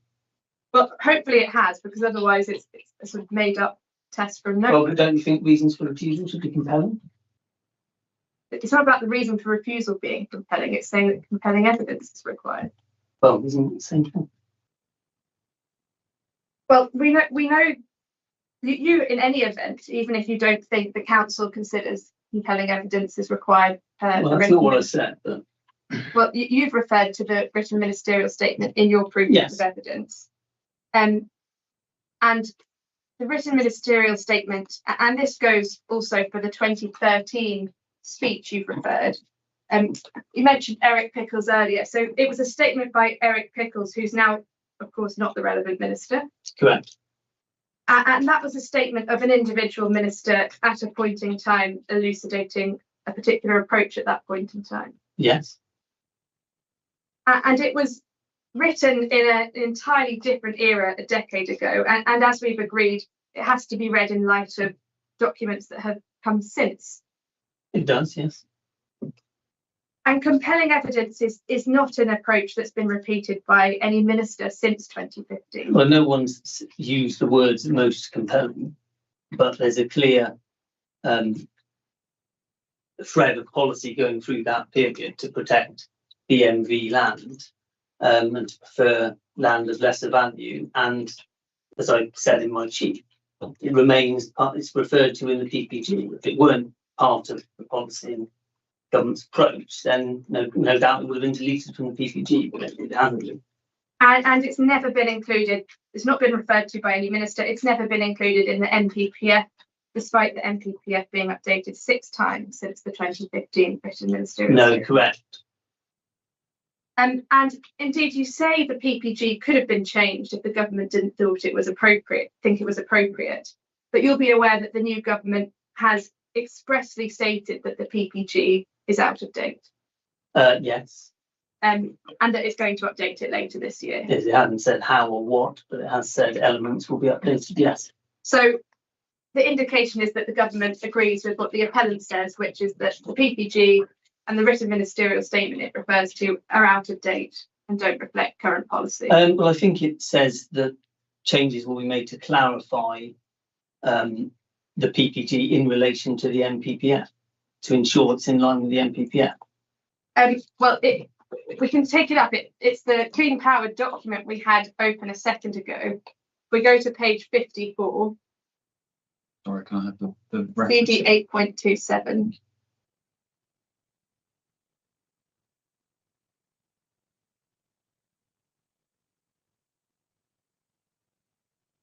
And do you have that listed? I do, yeah, I've still got it open. Do you see the bottom of the first paragraph that's titled, "For locally consented energy infrastructure, decisive reform is urgently needed to deliver clean power." And it says at the bottom there, the planning practice guidance for renewable energy, which adds further detail to the policy contained within the NPPF, contains outdated guidance which requires updating. Yeah, I see that.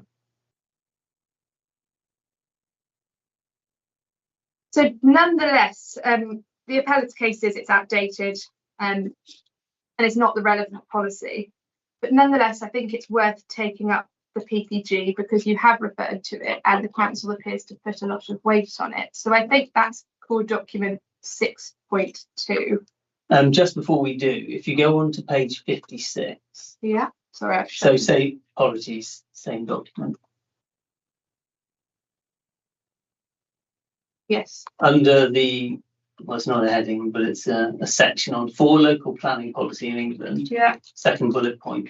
We will update the planning practice guidance in 2025 to provide clarity on the application of planning policy for renewable and low carbon development to support the updates to NPPF in practice. Mm-hmm. So I'm reading it as an update to, where necessary, bring the PPG in line with the NPPF that was issued in December. Yeah. Which we know the intention was to support further delivery of renewable. So it's about clarifying. We've seen what the government was intending to do with the NPPF. Well, the government has issued the NPPF. We don't need to, we've got it in front of us. We've looked at it. Yeah. Thank you. If we take up the PPG now, 6.2.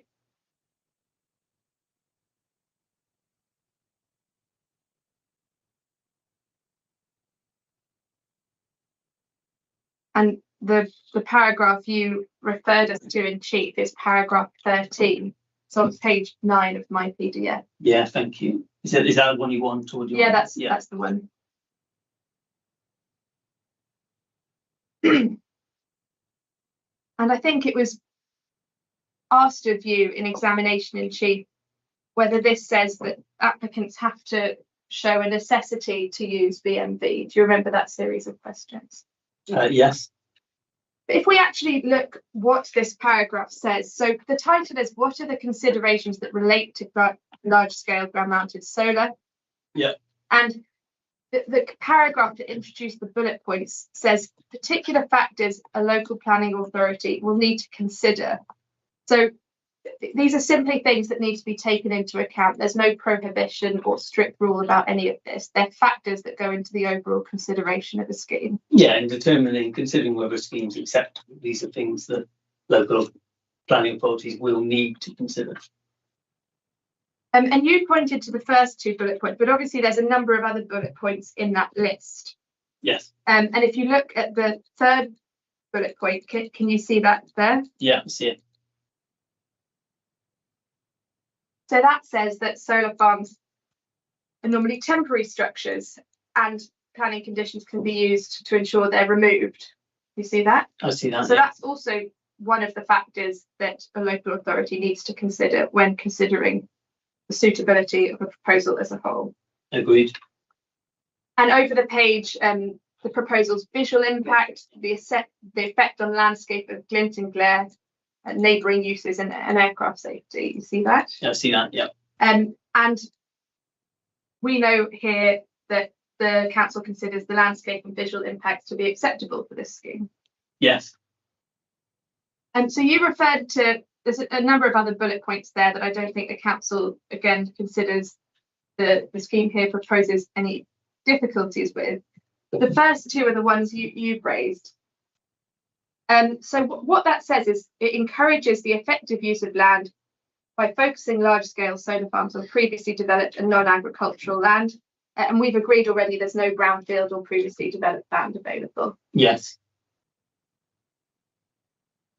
The second bullet point then, where a proposal involves greenfield land, the proposed use of any agricultural land is shown to be necessary and poorer quality land in preference to higher quality land, and the proposal allows for continued agricultural use where applicable and or encourages biodiversity improvements. So on the first point is what it actually says is the proposed use of any agricultural land has been shown to be necessary.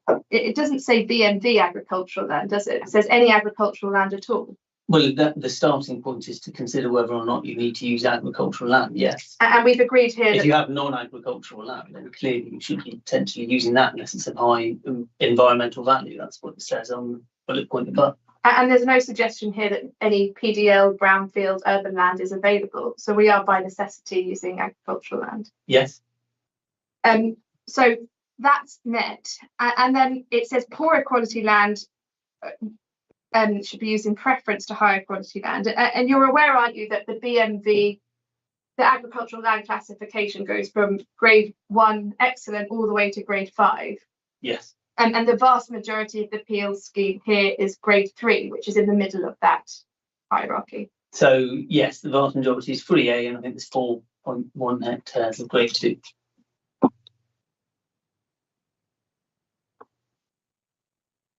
And then the second point there, the proposal allows for continued agricultural use where applicable and or encourages biodiversity improvements. And you accept there's a very large biodiversity net gain here of 80+%. Yes. And there's the potential for continued agricultural use by way of sheep grazing as well. It's possible, yes. Good. At so certain times of the year. Yeah, good. So that's the PPG.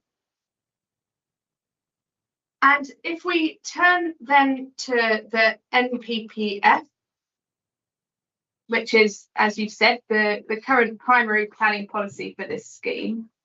And the paragraph there is 187B. Yeah.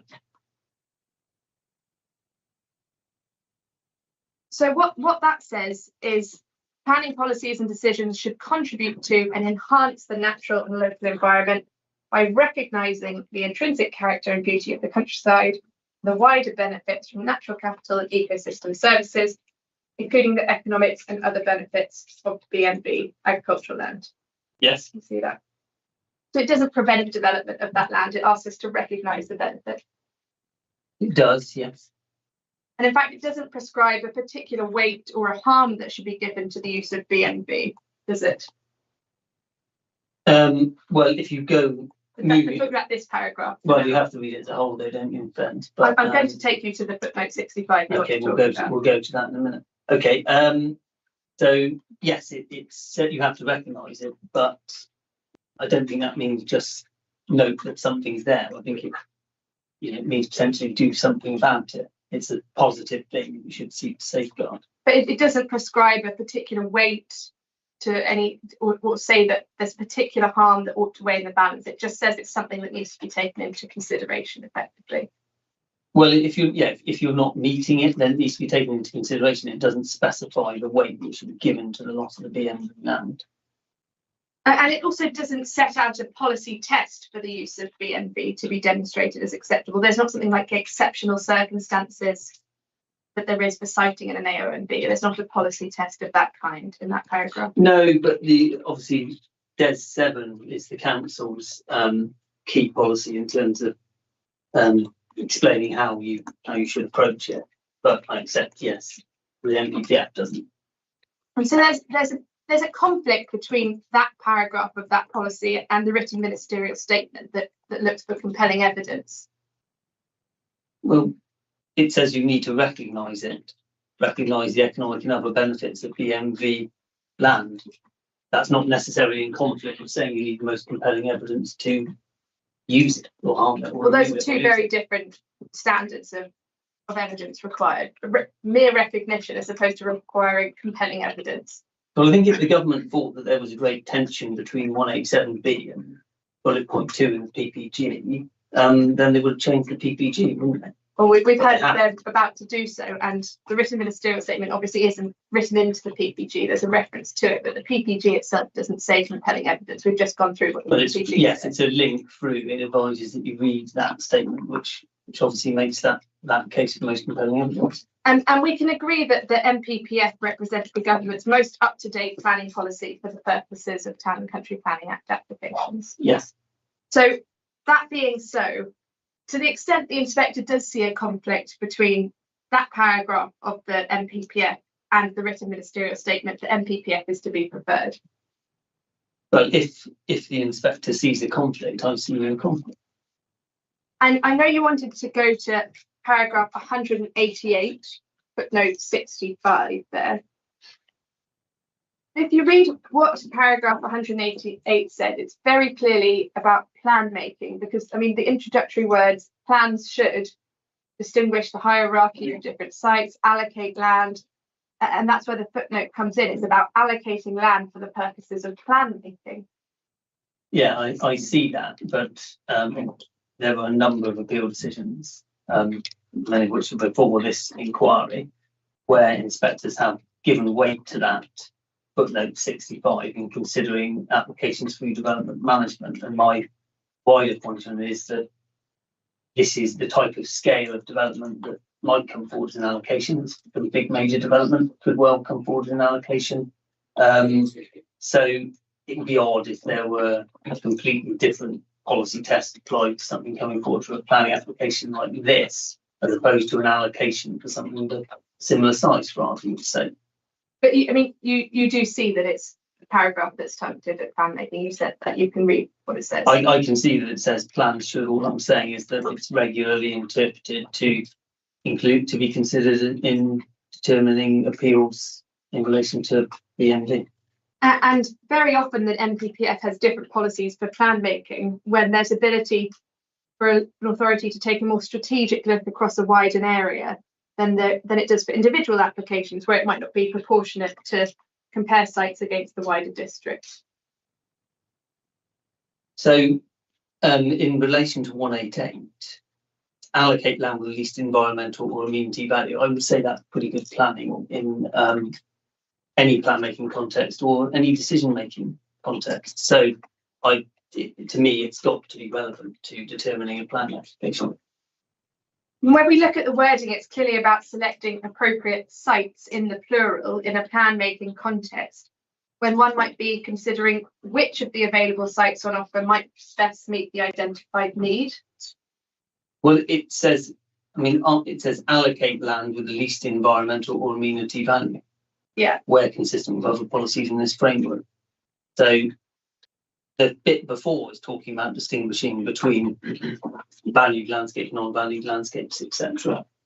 So what it's clearly seeking to do is, when you're looking at a strategic level, there's an ability to take that wider perspective and compare sites for allocation across the district as a whole. Yeah, I mean, it's basic good planning, isn't it? You look to allocate sites with the least environmental impact. That's what all plan makers should be doing. And you don't go through that entire plan making process on individual planning applications. Only if they're allocated sites, then obviously you go through the plan making process to make the allocations. If they're not, then they're to be dealt with through the development management policies of the plan. And here there's no sites allocated, but so no sites allocated, no. And I know you say that inspectors regularly take this into account, but I just want to take up a very recent decision, which is that of George Baird in the Walsall Battery Energy Storage Appeal, Greybelt one, that I referred to in my opening, which is core document 7.60.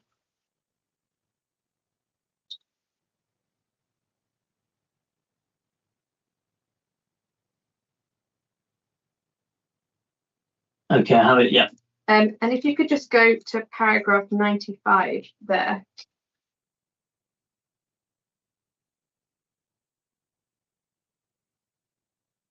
You have that? Yeah, I have it. So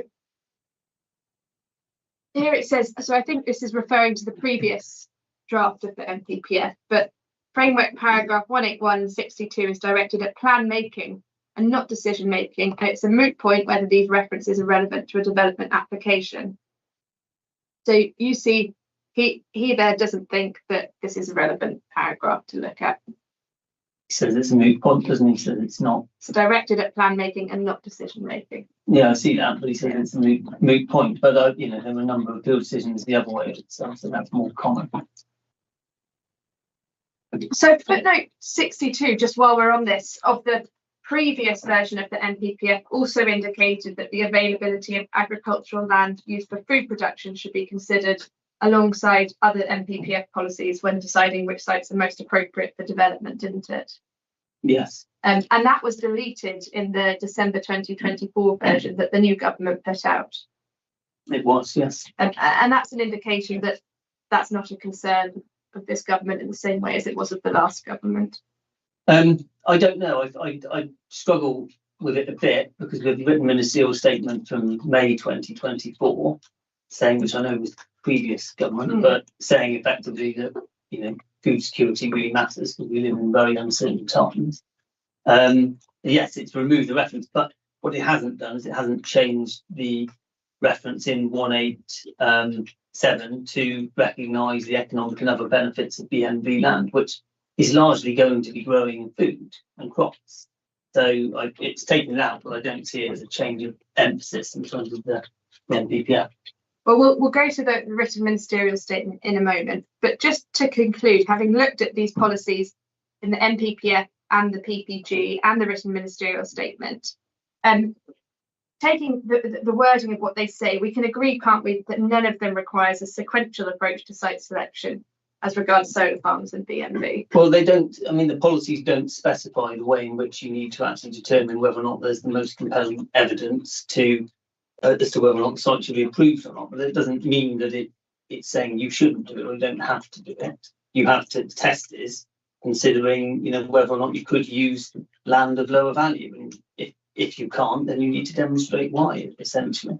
So if you just answer with a yes or a no, so the NPPF and the PPG do not require a sequential approach to site selection. No, I don't know if it's helpful. We agreed that this morning. I've already asked him that. I mean, his proof specifically says that the NPPF requires a sequential approach. So it's something we have to just make sure we're clear on. We are. I asked him a question. Answer it. And that's important. So there's no sequential approach in the NPPF or the PPG. That's common ground. And that was the finding in the Bramley High Court case, which you'll be aware of. I think maybe, given the importance of this point, it's worth taking that up too. So that's core document 7.11.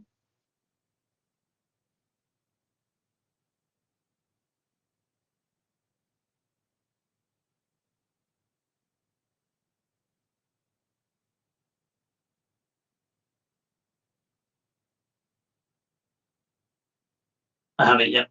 And if we go then to paragraphs 179 to paragraph 180.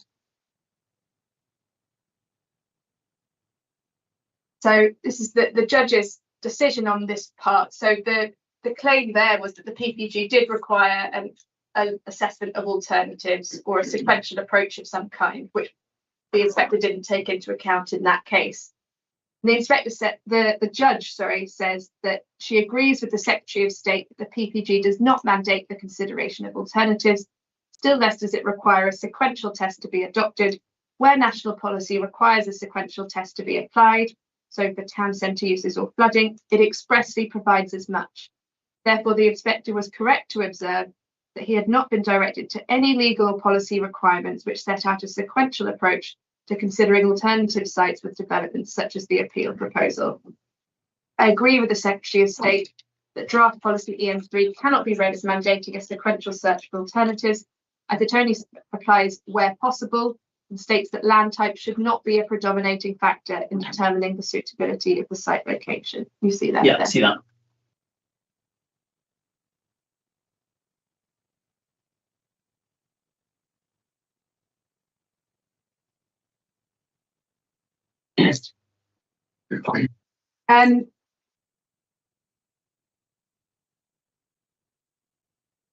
So you've also referred, I think, to the May 2024 written ministerial statement from the previous government. So perhaps we should just take that up and have a look at what that says. So that's core document 6.33. Just before we do, can I just say in respect of the Bramley case, Yes. that there was no local policy either that was seeking a sequential approach to site selection. And in this case, we have DES 7 in terms of the local plan, which we'll sure will come on. Yeah, we'll come on to DES 7. In a short moment, we're just finishing off with the national policy context for now. So there's only two other national policy documents I think I want to go to. So the first is the 2024 May written ministerial statement CD 6.33.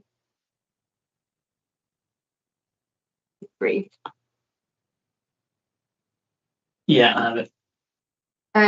So this was issued by the previous government, and as you've noted, it says to start, food security is an essential part of national security. This government's fully committed to delivering robust UK food security and commits to maintaining the current level of food we produce domestically. You see that? I see that, yeah. And then the second paragraph, it also points to the energy security issue, referring to Putin's illegal invasion of Ukraine. And then it goes on to say, we're combating this by racing ahead with the deployment of renewable energy. You see that? I see that, yeah. And it says nearly half our energy is produced from renewables, and solar is a key part of the government strategy for energy security, net zero and clean growth. You see that? See that, yeah. So this isn't saying that food security is something that should replace energy security as an important consideration. No, they're both important considerations, yeah. And in terms of the approach advocated to BMV, this doesn't set out any kind of new policy test. It just sort of repeats what's said in the NPS and the NPPF. Yes. And there's another point you raise in this document, which is that it says, let me just find the right, under the title addressing cumulative impacts on the second page, you've pointed out in your proof that it says, while the total area of agricultural land for solar is very small, and even in the most ambitious scenarios would still occupy less than 1% of the UK's agricultural land. You see that? So sorry, are you in my proof now? No, I'm in this. You're still on the the second page. Yeah, I've got that. So even in the most ambitious scenario for solar, only 1% of the country's entire agricultural land would be occupied. You see that? Yeah, I see that. Yeah. That's a very small amount of agricultural land. As a percentage, yeah. yes. And even less BMV is going to be taken up with solar. Yeah, it won't all be on BMV. No. And so solar doesn't pose a significant risk to this resource at a national level. That's what the government's emphasising there. The point it's trying to make. They're still expressing concern about, I think to be careful about reductive arguments as to the significance of one appeal site. Are you for or against development? I've set to cut both ways. But so even taking into account that yes, it would be less than 1%, of course the counter argument is, well, stick it all on non-BMV because you've got 57% flavour on top of your 1%. But the government is still saying that they're reinforcing and reiterating this requirement to seek to avoid BMV, and saying then they go on and talk about clustering in Lincolnshire. And so that was the old written ministerial statement of the previous government. And if we want the latest statement of the new government on this issue, the place to go is core document 6.44.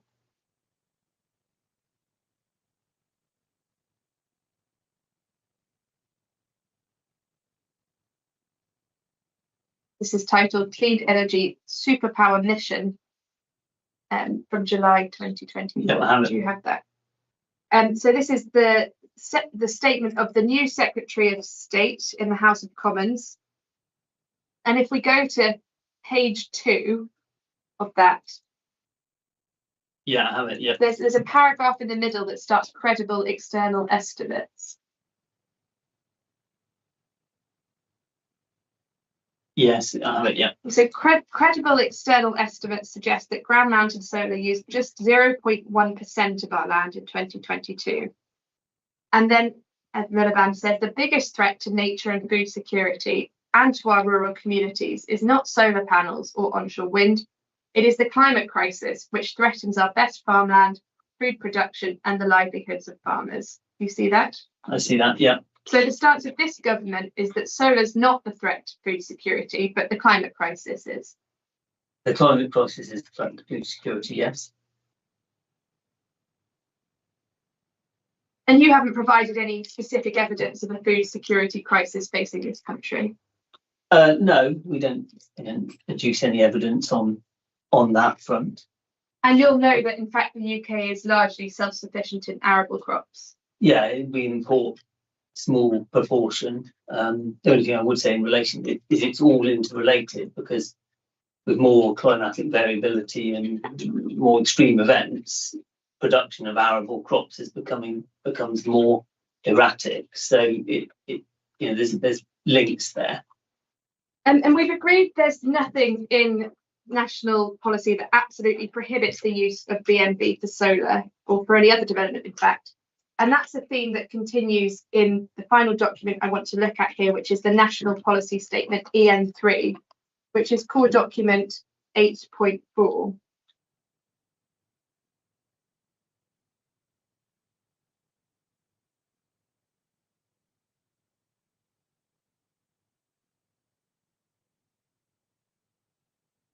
Do you have that? I do now, yeah. So the first place I want to go is paragraph 2.3.9, which is for me on page 11. Yeah, same for me. So there it says, as most renewable energy resources can only be developed where the resource exists and where economically feasible, and because there's no limits on the need, Secretary of State should not use a consecutive approach in the consideration of renewable energy projects, for example, by giving priority to reuse of previously developed land. You see that? I see that. So it explicitly tells against adopting a sequential approach in this context. It does in relation to NSIPs. And then if we go down to the section on solar farms specifically, which starts at paragraph 2.10.29, so solar and BMB, agricultural land classification and land type. So we see that while Sorry, that, can you give me a page reference? Page 91. Thank you.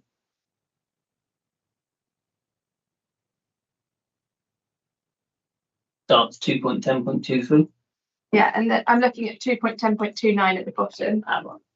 So it says land type should not be a predominating factor in determining the suitability of site location, but applicants should, where possible, utilise suitably previously developed land, brownfields, and industrial land. You see that? I see that, yeah. And where any proposed use of poorer quality of agricultural land is necessary, poorer quality should be preferred to higher quality, avoiding the use of BMB where possible. I see that. And if we continue to go on to paragraph 2.10.31, this is for NSIP schemes, and we're just on the cusp. It's recognised that at this scale, it's likely applicants' developments will use some agricultural land. And again, it's expressing a preference for brownfield, industrial, and low and medium grade agricultural land. I see that. And 10.32, where cited on agricultural land, consideration may be given as to whether the proposal allows for continued agricultural use and or co-located with other functions such as onshore wind, storage, hydrogen to maximise efficiency. And in this case, the solar farm is proposed to be co-located with storage, isn't it? Yes.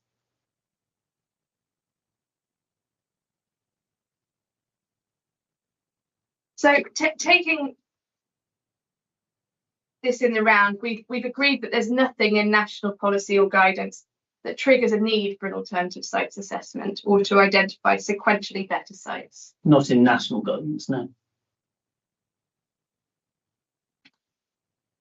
So that's national policy on BMV. I now want to look at the local policy. And the local plan policy is core document. Well, the local plan is CD 5.1. Yeah. And I want to go first to policy DES 9 on page 206.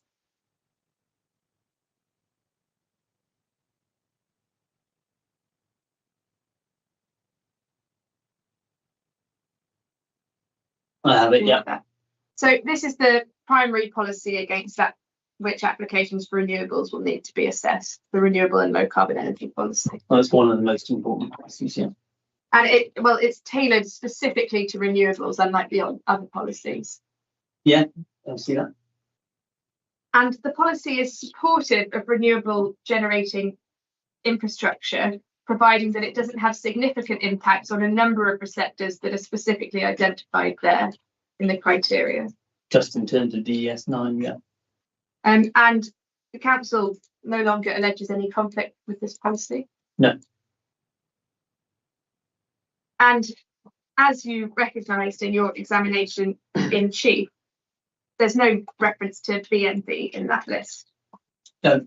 And you say you said in chief it doesn't need to include it because DES 7 exists already. But you'll see there that DES 9 does refer to matters covered by other policies like heritage and landscape. Well, it does in part. It refers to some considerations that are relevant for a solar farm, but I don't think I don't think it's exhaustive in terms of listing all the things that might be relevant. Some of those are dealt with under other policies, DES 7 and other ones. And it's taken a different approach to BMV than it has to those other issues like landscape, greenbelt and heritage. And as all of our team read that, that's an indication that BMV is not considered by the local plan to be a barrier to renewable energy development. Well, I appreciate that's the opponent's case, and it's not my position. Well, let's have a look at the policy you do rely on, which is DES 7 on page 202 of the plan. Internal page 202. Yeah. Mine seemed to match with the PDF numbers, but I know Mr. Claps didn't, so I'll stick to the internal page numbers. Yeah, thank you. So we can see there the introduction to the policy, which you drew our attention to in chief, is that new development is required to make provision for the effective use and protection of natural resources where applicable. You see that? Yes. So it doesn't apply in all cases, does it? It's only where applicable. Yes. And as you also pointed out in chief, you go to the bottom of the main box of the policy, you can see that the policy contributes towards achieving a number of objectives of the plan. You see that? Yeah. And one of those, objective 8, is all about tackling climate change. Yeah. And if we go down to, I think you went here earlier, just over the page 8.21, the supporting paragraph. And again, the reference there that the policy is a key element of delivering sustainable development as this contributes to tackling climate change. Yes. And I think it's just worth having a look at what objective 8 of the local plan says. So we'll have to go back and forward, but that's on page 17. We have objective 8.1, climate change.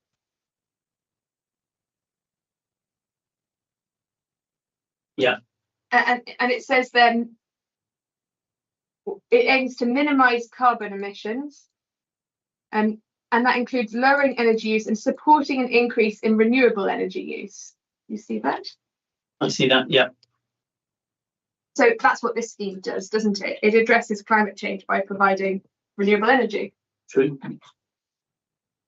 And that tackling climate change is a key aim of the policy, is a good indication that it's not intended to block renewable schemes that directly tackle climate change. So, sorry, can you repeat that question? So going back to DES 7, so I think it's page 202. Yeah. So that it aims to tackle climate change. That's one of its purposes. Yeah. That's a good indication that what it's not trying to do is block renewable energy schemes.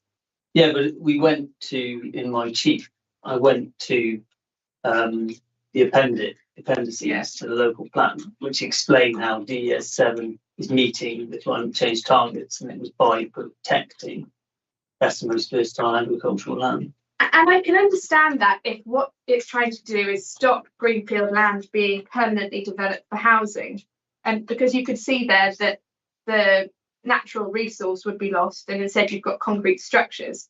But that's not what's happening here. Instead, what we've got is not any loss of the greenfield resource, but conversion to pasture from arable. So that doesn't have a negative climate impact in the same way as removing the greenfield resource entirely, does it? Well, it's required, yeah, so new developments required to make provision for the effective use and protection of natural resources. So it's not just about protecting things in perpetuity, it's about how making effective use of the facilities, the resources that are there. BMV is a valuable resource for South Oxfordshire in terms of producing crops. So sorry, I'm talking about the climate change point here, and about how DES 7 contributes to tackling climate change. So you said the reason that the way DES 7 contributes to tackling climate change is protecting the BMV from development. And what I'm saying is I can understand that if what you're doing is protecting greenfield land from permanent housing. But when what you're doing in the renewable energy solar farm case is simply converting the BMV resource to pasture, you don't have that negative climate change impact, do you? In fact, that's a positive for climate change. Well, it doesn't make a distinction. Yes or no? No, it doesn't make a distinction. The Appendix 16 I'm not discussion, asking it treats DES 7 as a policy, and it explains that protection of BMV is part of meeting the challenge of climate change. So that's how the plan works. I understand that, but I'm talking about practical realities here. What I'm saying in reality is that when you develop a greenfield site for housing, you can see there's lots of greenfield land and a potential climate impact. That doesn't happen in the present case. You're not developing the greenfield land, you're not covering it over. Instead, it's just being converted from arable to pasture. Well, you're losing the ability to actually use the BMV land to achieve economic and other benefits. Because pasture land, you can use any grade of land for pasture land. I'm talking about climate change. The climate change implications of this scheme. There's not a negative climate change implication from changing the arable to pasture. There is, because there's a reduction in the level of BMV that can be used for crop production. So that's why it's protected. But it's not a climate change impact. Well, it is a climate change impact. It's in Appendix 16. Okay, well, Appendix 16 says the policy is intended to be good for climate change. And we're saying the reason it works is because it doesn't include renewable energy schemes. It specifically refers to BMV. And there's a number of factual documents before the inquiry that tell in extensive detail about the climate change benefits of conversion of arable to pasture with solar farms. You're asking me about the plan. I'm giving you my interpretation about the plan. That is what the plan says. Whether you agree with it, that's another question. I'm asking you about the reality of whether this conversion from arable to pasture would have a positive or a negative impact for climate change. Well, I'm dealing with the planning application based on considering it against the development plan and other material considerations. I'm not dealing in reality or however you want to describe it. I'm judging it against the policies, and that's what the policy says. That's how that policy contributes towards protecting against climate change and food resilience. We've seen it in the written ministerial statement. I know you say it's no longer the government's policy, but in May 2024, it was the government's policy, and that it was important to ensure food security. We see on this farm, I understand from the evidence of Mr. Field, that in the last several years there have been variable crop returns as a result of poor weather. These are all factors that feed into the need to ensure that you do actually maintain and use BMV in a way that realises its economic and other benefit. You're really not answering any of the questions at the moment and just going off an entirely different track. We're going to take a long time unless we answer them. And the question here is whether you say the conversion from arable to pasture here would be good or bad for climate change. I just want an answer. What do you think? Is it a positive or a negative for climate change? Well, it's a positive for climate change, yes. Yeah. And I don't need to go there, but there's in with the application core document 1.27, which explains the increase in carbon that the soil would store when you convert it from arable to pasture, and provide some figures in that regard. And there's also in Mr. Field's proof, perhaps if we take that up to understand this point.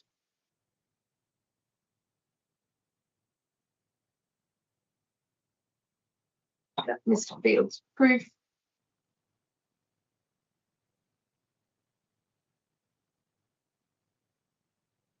Yeah, I have it.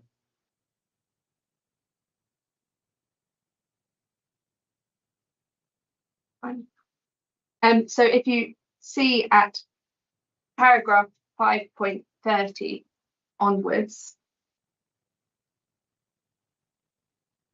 it says it's well established that soil health will improve when arable lands are converted to permanent pasture, with increases in soil organic matter, soil carbon, and soil moisture. Notes the farmers are encouraged by the sustainable farming incentive to convert arable to grassland. And then it talks about the soil organic matter levels and this study of 25,000 soil samples. And at 5.34, the soil summary concludes that grassland soils are healthier and more resilient, benefiting from reduced disturbance. And grassland soils act as significant carbon sinks due to their high soil organic matter content. And it quotes the conclusion there about carbon sequestration. Do you see that? I see that, yeah. Thank you. So on that basis, this scheme is obviously a good thing for climate change. Well, in one respect, yes, in that it's going to obviously generate renewable energy. And in other ways, not so, in that it's going to use DMV land, which might be avoided. But we've just gone through the change from arable to pasture in the present proposal has a carbon benefit in and of itself. Yes, and that's not, as you know, the council don't contest that. And what the appellant says is that's why renewable energy generation is not included in DES 7, because it's not developing greenfield land in the same way as permanent development, like housing. In fact, it's a positive in terms of carbon. Where does it say that in DES 7 on supporting text? I don't see that. Well, that's one interpretation, but it's not a logical interpretation of my view. Well, what it doesn't do is refer anywhere to renewables, does it? No, but it applies to all development. That's agreed, isn't it? Well, it's not agreed, because that's what we're saying. It doesn't apply in this case. And it doesn't mention renewables. But if we go there, it does repeatedly refer to built development like housing. I mean, indent 1 there refers to the efficient use of land with densities in accordance with the residential densities policy. And if we go on to look at the supporting text, 8.21 again talks about housing density should be optimized in strategic allocations. 8.25 talking about land efficient, using land efficiently with density and form appropriate to the site and surroundings, taking into account local character and accessibility to services and facilities. So it is very specifically mentioning the relevance of residential development for that policy, isn't it? That's not part of the policy, that's part of the supporting text. So the policy applies to all forms of new development where applicable. It's very clear what it applies to, and it can apply to a solar farm, and it applies to lots of development. It doesn't say new residential development. I can't read it that way. Well, we don't say it says new residential development. We says new development where applicable, and we think renewable energy is clearly a carve out from that, for all the reasons that we've just gone through. And if you look at the paragraph with which you're concerned, 7. So again, it's about avoiding the development of B&B agricultural land. And it doesn't say avoid the temporary use of such land, does it? Yes, but this is development. There's a planning application because this is development. It applies to development. But proposals for solar farms don't develop the BMV resource in the sense of causing any permanent loss, do they? They develop agricultural land. Of course they do. They don't develop the land in the way that causes a permanent loss. It can be entirely reversed on decommission. Yeah, well, that's a different question, which I would say yes, but the policy applies to all forms of development. Can't read it in any other way.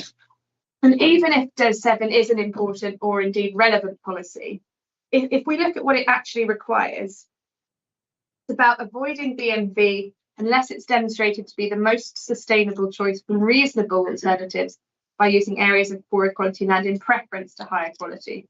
So it's about making sustainable choices. Yes? Yes, from reasonable alternatives. Yeah, and looking at reasonable alternatives, not any possible alternative, reasonable alternatives. Yes, agreed. And those two phrases call for a balanced judgment, don't they?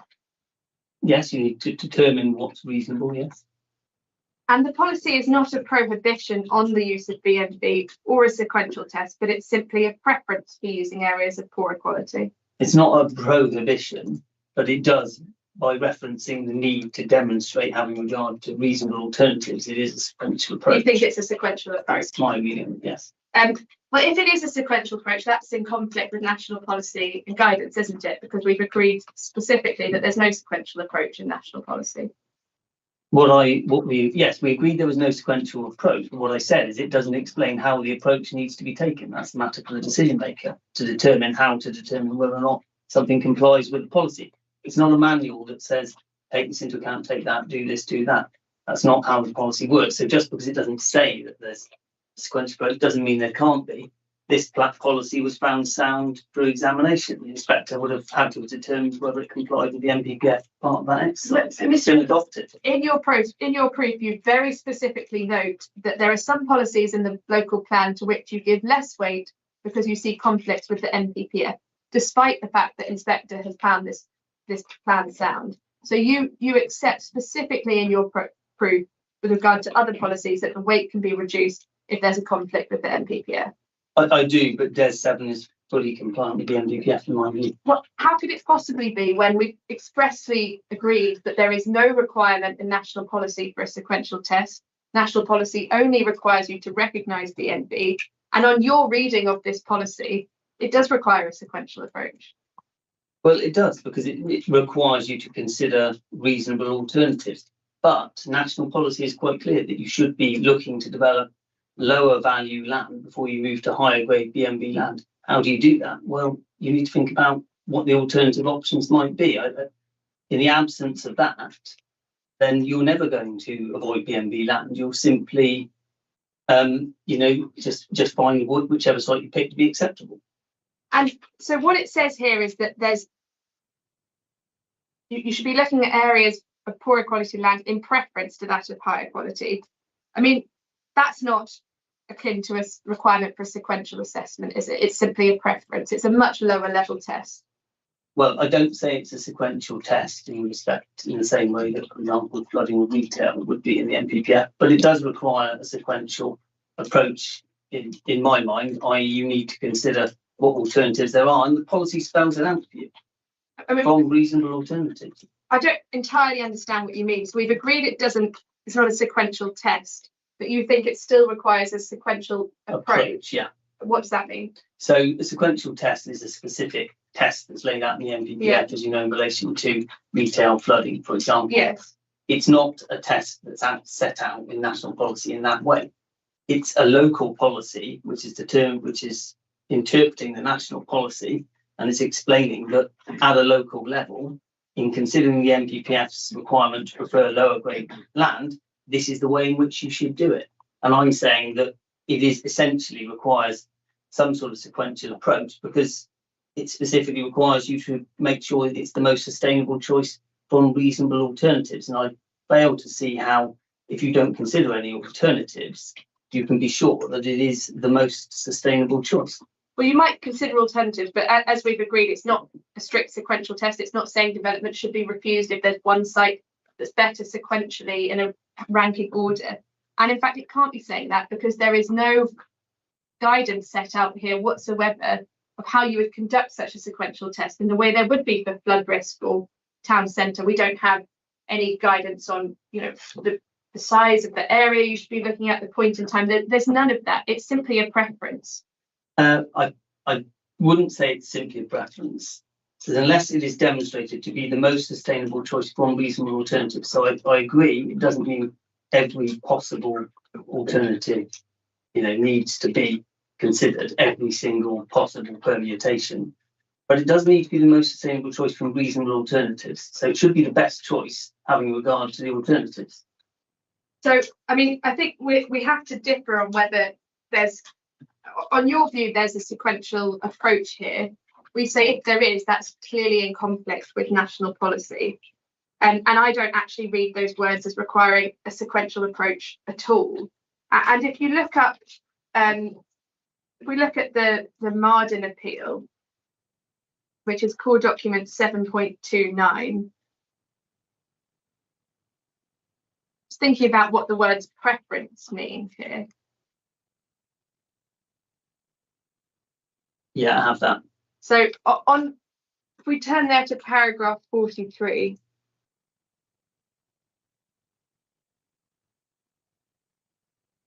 Do you have that?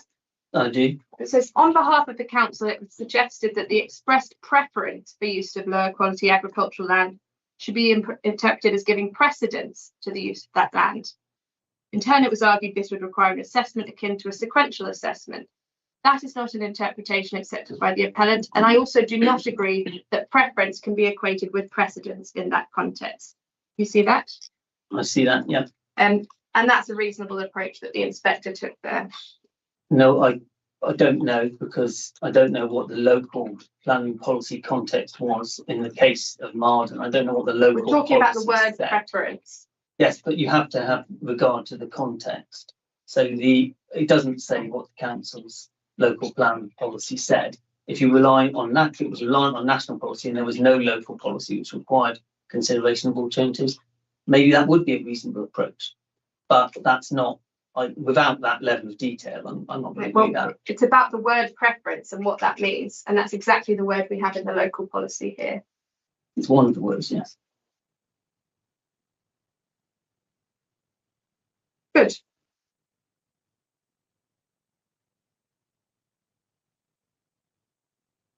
It's 5 o'clock. Yeah. So I don't know whether you've got an actual break coming up. Yeah. So maybe just one more question. Yeah, that's fine. I'm not saying you've got to stop immediately. Just like we're looking for an actual break, relatively shortly. Yeah. So I think just while we're here, talking about the conflict with national policy and the weight that should be given to that. So I just want to look at one other appeal decision. Yeah.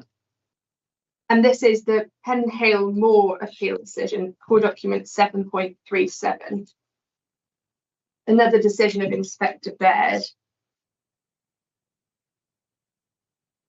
And I appreciate from your proof, you do understand that where there's a conflict with national policy, reduced weight has to be given.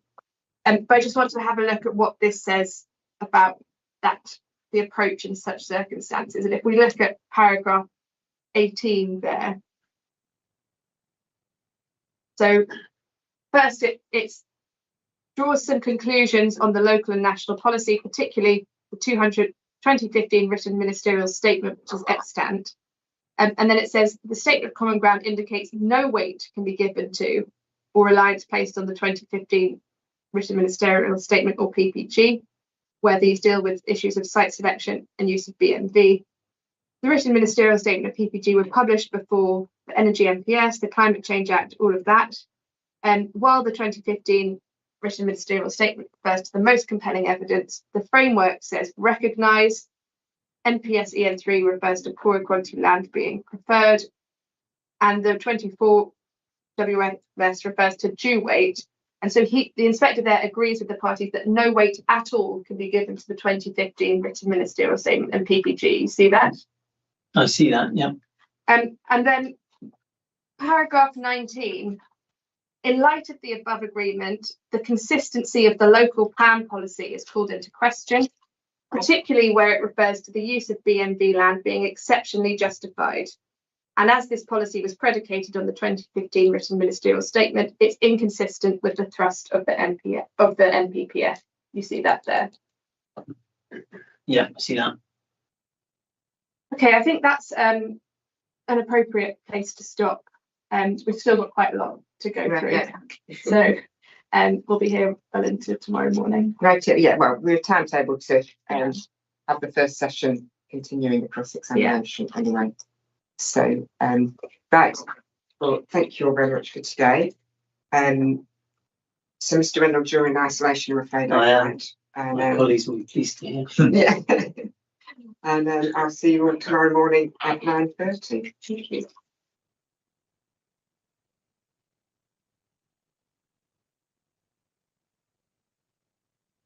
Yes, I'm so sorry. I was one housekeeping matter. All right, yeah. There are two appeal decision court cases that I'd like to refer to. I've already sent them in, discussed them, and their friends are aware of them. They relate to two discrete points that I want to make in closing, and points that I want to put in cross-examination.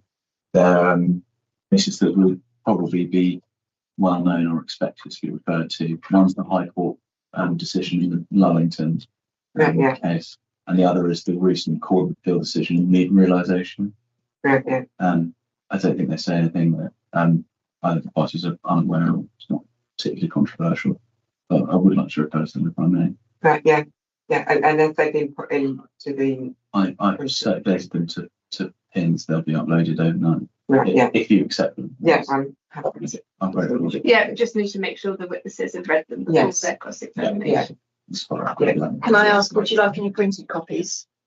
No, I just I'm happy to, if as long as they're put up on with core documents. I'll do that now. Yeah. Sorry, I did mean to do that this morning, but I just don't like filling in late. I just had to put it off, but yeah, that's it. Yeah. Thank you. Can I just say, when you're ready to leave, if you could return your visitor badges to reception, the doors will be closed, but they're not locked, so you can go through. I've had one where we were locked in. I have double checked. We don't lock the building until 6, so we've got plenty of time. Okay.